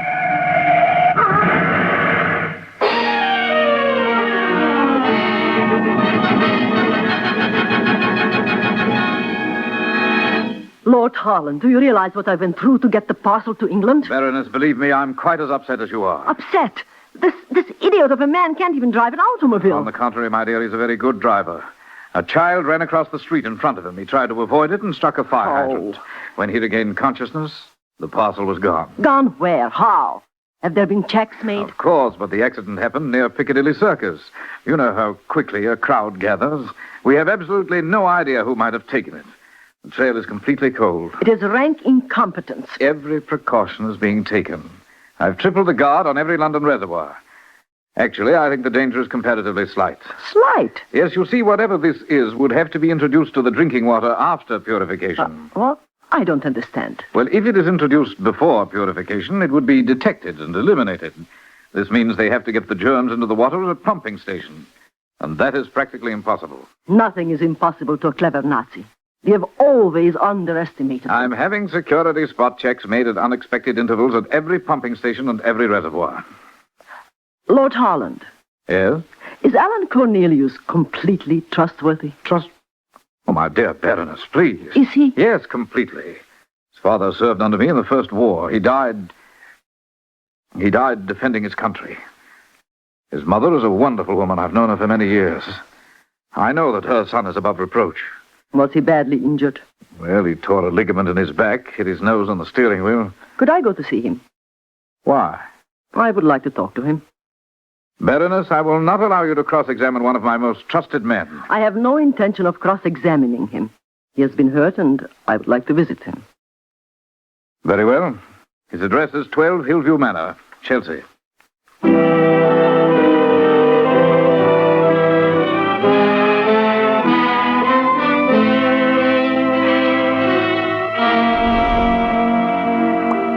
It's jolly decent of you to come to see me. Oh, but I wanted to. Dr. Mercer says I'll be right as rain in a couple of weeks. I've torn a ligament or something. When can you get up? 2 weeks, flat on my back is the verdict. Tell me, haven't you any idea who might have taken it? Not a clue. I hit the bridge of my nose and the steering wheel knocked me cold. You can feel the bump under the bandage. I don't have to feel it. I believe you. It hadn't occurred to me that you wouldn't. Oh, I didn't mean it like that. I'm sorry. That's all right. Alan, dear, if you don't mind, the Baroness and I will have our tea in the sitting room. You mean I'm being abandoned? Oh, but this room is so tiny, darling. And besides, Dr. Mercer will be here in a moment. I'm only joking. Oh, will you come and have tea, my dear? Certainly. If the conversation drops below a loud roar, I'll know you're talking about me. We'll leave the door open so you can eavesdrop. Sit here, Baroness. Thank you. Date muffins and my own apricot jam. Oh. Milk and sugar? No, just clear, please. It's awfully sweet of you to come and visit Alan. It's so tiresome for him not being able to walk. Thank you. Mrs. Cornelius. Yes? Who is that in the picture? Oh, that's my husband. The 5th London Regiment. Yes. He was killed at Passchendaele in 1917. Lord Harland was his commanding officer. I see. It's difficult sometimes being a widow. But of course, Lord Harland has been wonderful to us. So interested in Alan. Such a good friend to me. After meeting you, I understand why he hasn't married. Oh, my dear, you mustn't say such things, really. It's terribly sweet of you, but I can assure you it isn't so. Lord Harland has been... Oh, there's the doctor. Come in, Dr. Mercer. Good afternoon, Mrs. Cornelius. How's our patient today? Oh, very bored, I'm afraid.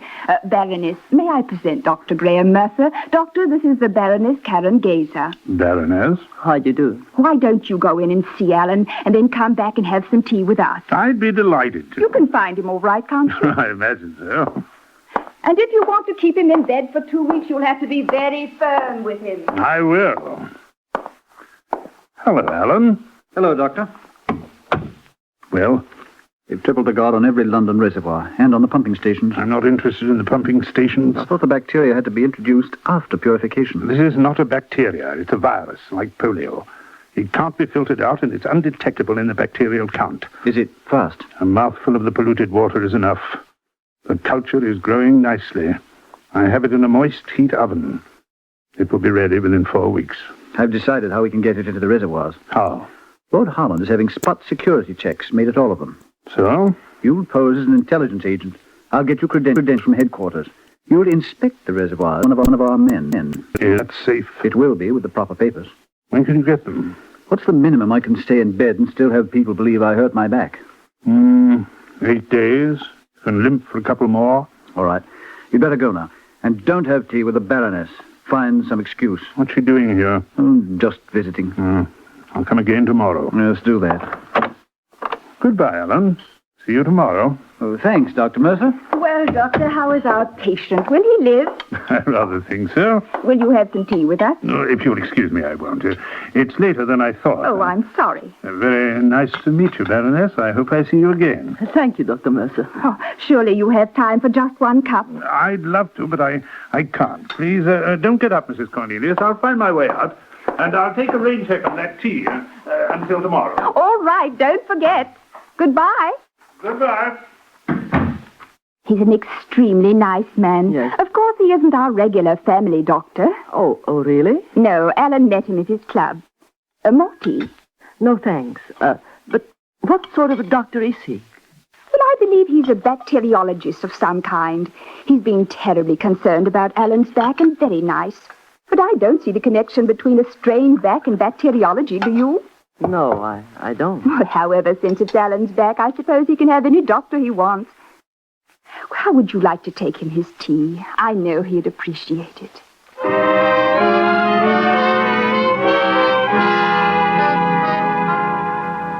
She poured the tea with an almost affectionate gesture and handed me the cup. I carried it to Alan's bedroom and handed it to him. As I turned to go out, I deliberately let a small white card fall to the floor. It was the address of a hat shop in Regent Street. Then I went back to the sitting room and chatted with this charming gentlewoman with a young face and a touch of gray in her hair. At last I got up to go. I can't tell you how we appreciate your coming, Karen. I hope you'll come again. I will indeed. I hope that... Yes? Well, I hope you'll come again soon. If Alan has to stay up off his feet for 2 weeks, he'll be absolutely savage. So do come again. Perhaps if you're not... Oh, dear, the phone. Will you excuse me? Yes, and I'll go and say goodbye to Alan. Yes, do. Hello? Oh, Carolyn, how nice to hear from you. I've been meaning to call you since Monday, but Helen has had... May I say goodbye? Yes, come in. Seriously, that's great. I hope you'll be better soon. It's awfully decent of you to take it like this. I know what you went through to get it. Oh, that's all right. You couldn't help it. It was just rotten luck. This kid ran right in front of me, and I just... Oh, please don't explain. I quite understand.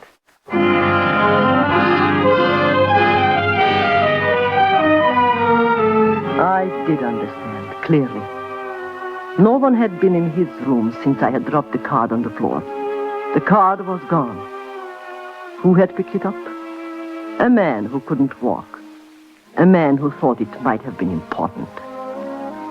I knew then that Alan Cornelius was a traitor.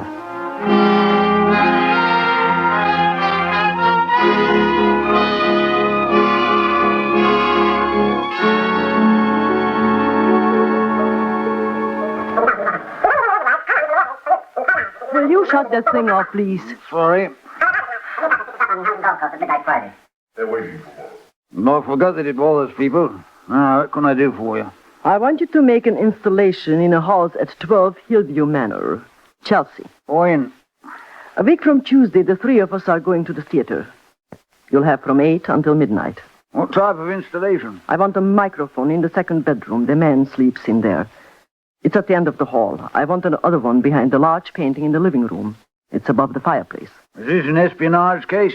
Yes, we think so. If necessary, I can get Lord Harland's approval, but I'd rather not. Your orders are sufficient, Baroness. Does someone monitor this equipment all the time? In shifts. 24 hours a day. If anybody's speaking in the bedroom or the living room, we'll hear it here and record it on tape. Call me the moment you get anything. I'm particularly interested in a man named Mercer, Dr. Mercer. Mercer and Cornelius. Right.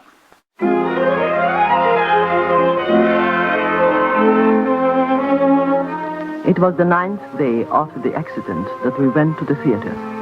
The microphone installation was made that night. Alan limped convincingly. Watching his mother help him down the aisle, I felt a sudden clutch at my heart. I dreaded the day when she would learn for herself that tradition is sometimes hard to live up to, that it exists mostly in the past, and that a hero can sometimes have a traitor for a son. It was 10 days later that I got the proof I needed. I took it immediately to Lord Harland's office in headquarters. Baroness, I dislike the idea of eavesdropping on an employee. I wish you'd consulted me about this. We have a tape here on which is recorded a conversation between Alan Cornelius and a Dr. Mercer at 2 this morning. I'm asking you to listen. I'm afraid the facts are inescapable. Very well, then. Have him play it. Will you set up the equipment, please? Certainly, Baroness. You seem very positive, Baroness. I am. I knew his back wasn't injured. I dropped the card in his bedroom. No one else could have picked it up. It was gone when I went back. Whenever you're ready, Lord Harland. Go ahead, turn it on. The part with the doctor will be enough. Yes, Baroness. I'll send my mother to the room. Here it is. I marked it. You can easily impersonate Lord Harland. You're the same size, same coloring. It's Alan's voice. Is this all I need? Yeah, this is Harland's identification card from MI2. This is his special security pass. I stole them from his secretary's office yesterday. Why, I can't believe it. Don't you recognize his voice? Yes, but There is more. Supposing someone at the reservoirs knows Harland. Dr. Mercer, the head of MI2, isn't in the habit of trotting around to London reservoirs. Are you sure? Positive. He always sends an operator. Why, Once you're inside, you'll have dozens of chances to drop the virus into the water. He's insane. By the time it goes into the water, how long until full pollution? In 12 hours, the drinking water of the city of London will be as deadly as prussic acid. This just isn't happening. Have you heard enough? Everything's set for us to get out. A helicopter picks us up at Swalden Golf Course, midnight Friday. And then I'll send my mother away on Thursday. God help her. Is that everything? I think so. Did you burn the reservoir blueprints? Last night. Turn it off. Poor old England. Doctor, I wonder if they'll ever figure out what it means to live in the future instead of the past. I'm German, Tracy. Well, Lord Harland. We'll arrest him immediately.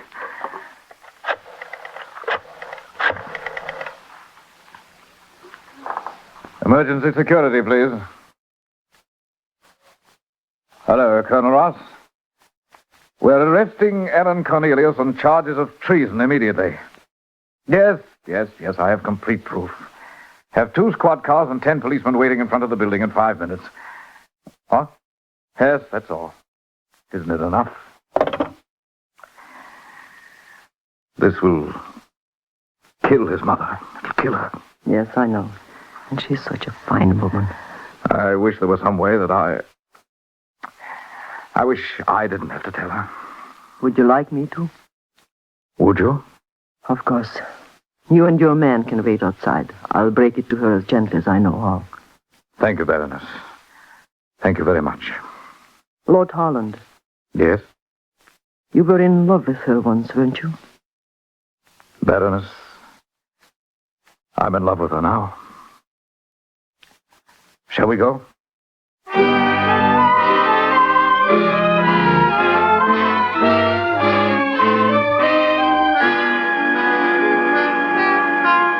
When I suspected the back injury was a fake, I had the microphones installed in this house.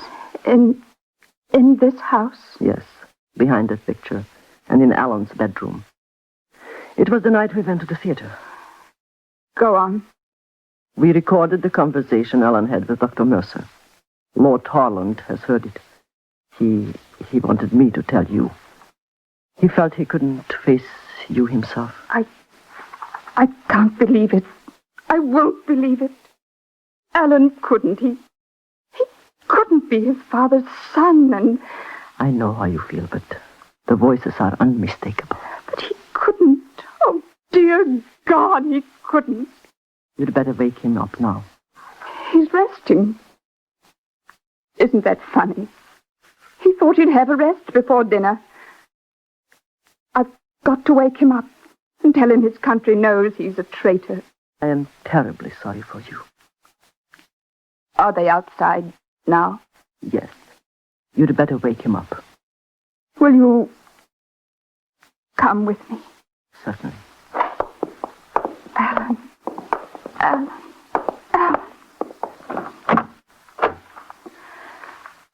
Alan. What? What? They know. What? They've come to arrest you. What are you talking about? What's she doing here? What is this? Dr. Mercer, the reservoirs. You are caught. So what is this? What's the idea of bursting in here like this? Please, Alan, don't talk. Just get up and go. They know everything. There's been a microphone behind your bed for days. They've made records of your conversation with Mercer. Please don't lie, and please don't make a scene, and don't act. I couldn't stand it. There's no dignity left for you but silence. I see. Sometime, Alan, if you get the time, tell me why. Anybody mind if I put on a tie? All right, Baroness, keep still. You fool, put that gun down. I said don't move. You want to know why, Mother? Well, I'll tell you. Because I'm sick of being a hero, son. Because I'm sick of you yapping about Father and his bravery and his dying like a soldier. I'm so sick of it I could vomit. You've shoved my father down my throat ever since I was a kid. Well, I hate my father. I hate everything about him. I've hated him ever since I can remember. And Stop it! All right. But now get out of the way. If I've got to die for England, they'll have to catch me They're first. outside, Alan. Outside now. You haven't a chance. The house is surrounded. They'll have to kill me first. Get away from that door, Mother. Give me the gun, Alan. I'm telling you, Mother. Get out of my way. I'm not going to be honorable and give myself up. Now get out of my way. Give me the gun. Will you get out of the way? I tell you I won't go. I won't let them... Give me the gun, Alan. Thank you. Now, put on your tie. And please stop crying. All right, Baroness. Tell them my son is ready now.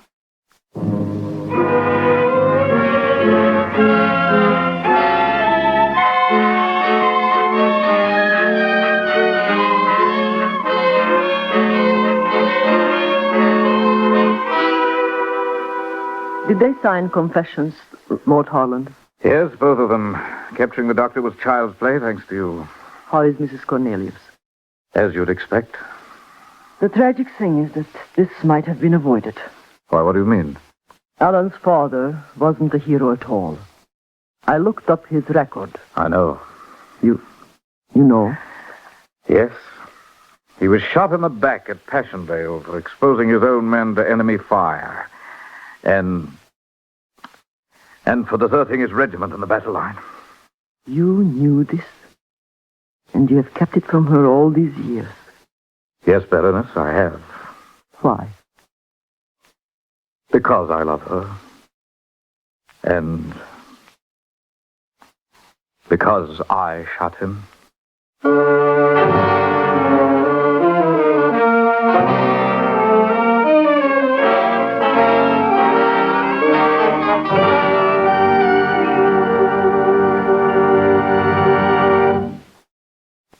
You have just heard Ilona Massey starring in NBC's Top Secret. Stories of intrigue and espionage brought to you each week at this time. Here is Miss Massey to tell you about next week's show. Next week, the story of a castle in Scotland and the fluttering of a bird which spelled danger. The case of a wounded pigeon. A story until now, top secret.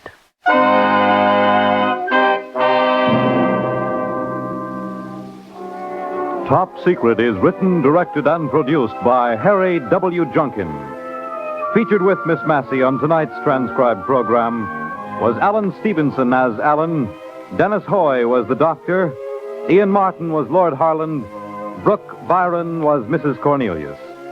The music was composed and conducted by Dr. Roy Shield. This is Fred Collins speaking.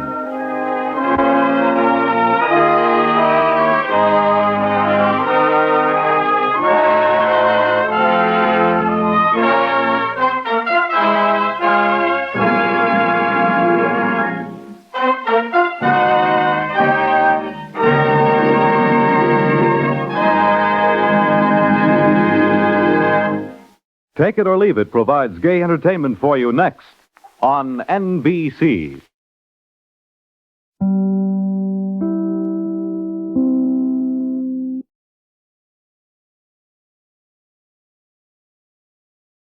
Exciting seekers, join us on a thrilling journey through the vibrant landscapes and diverse culture of Brazil.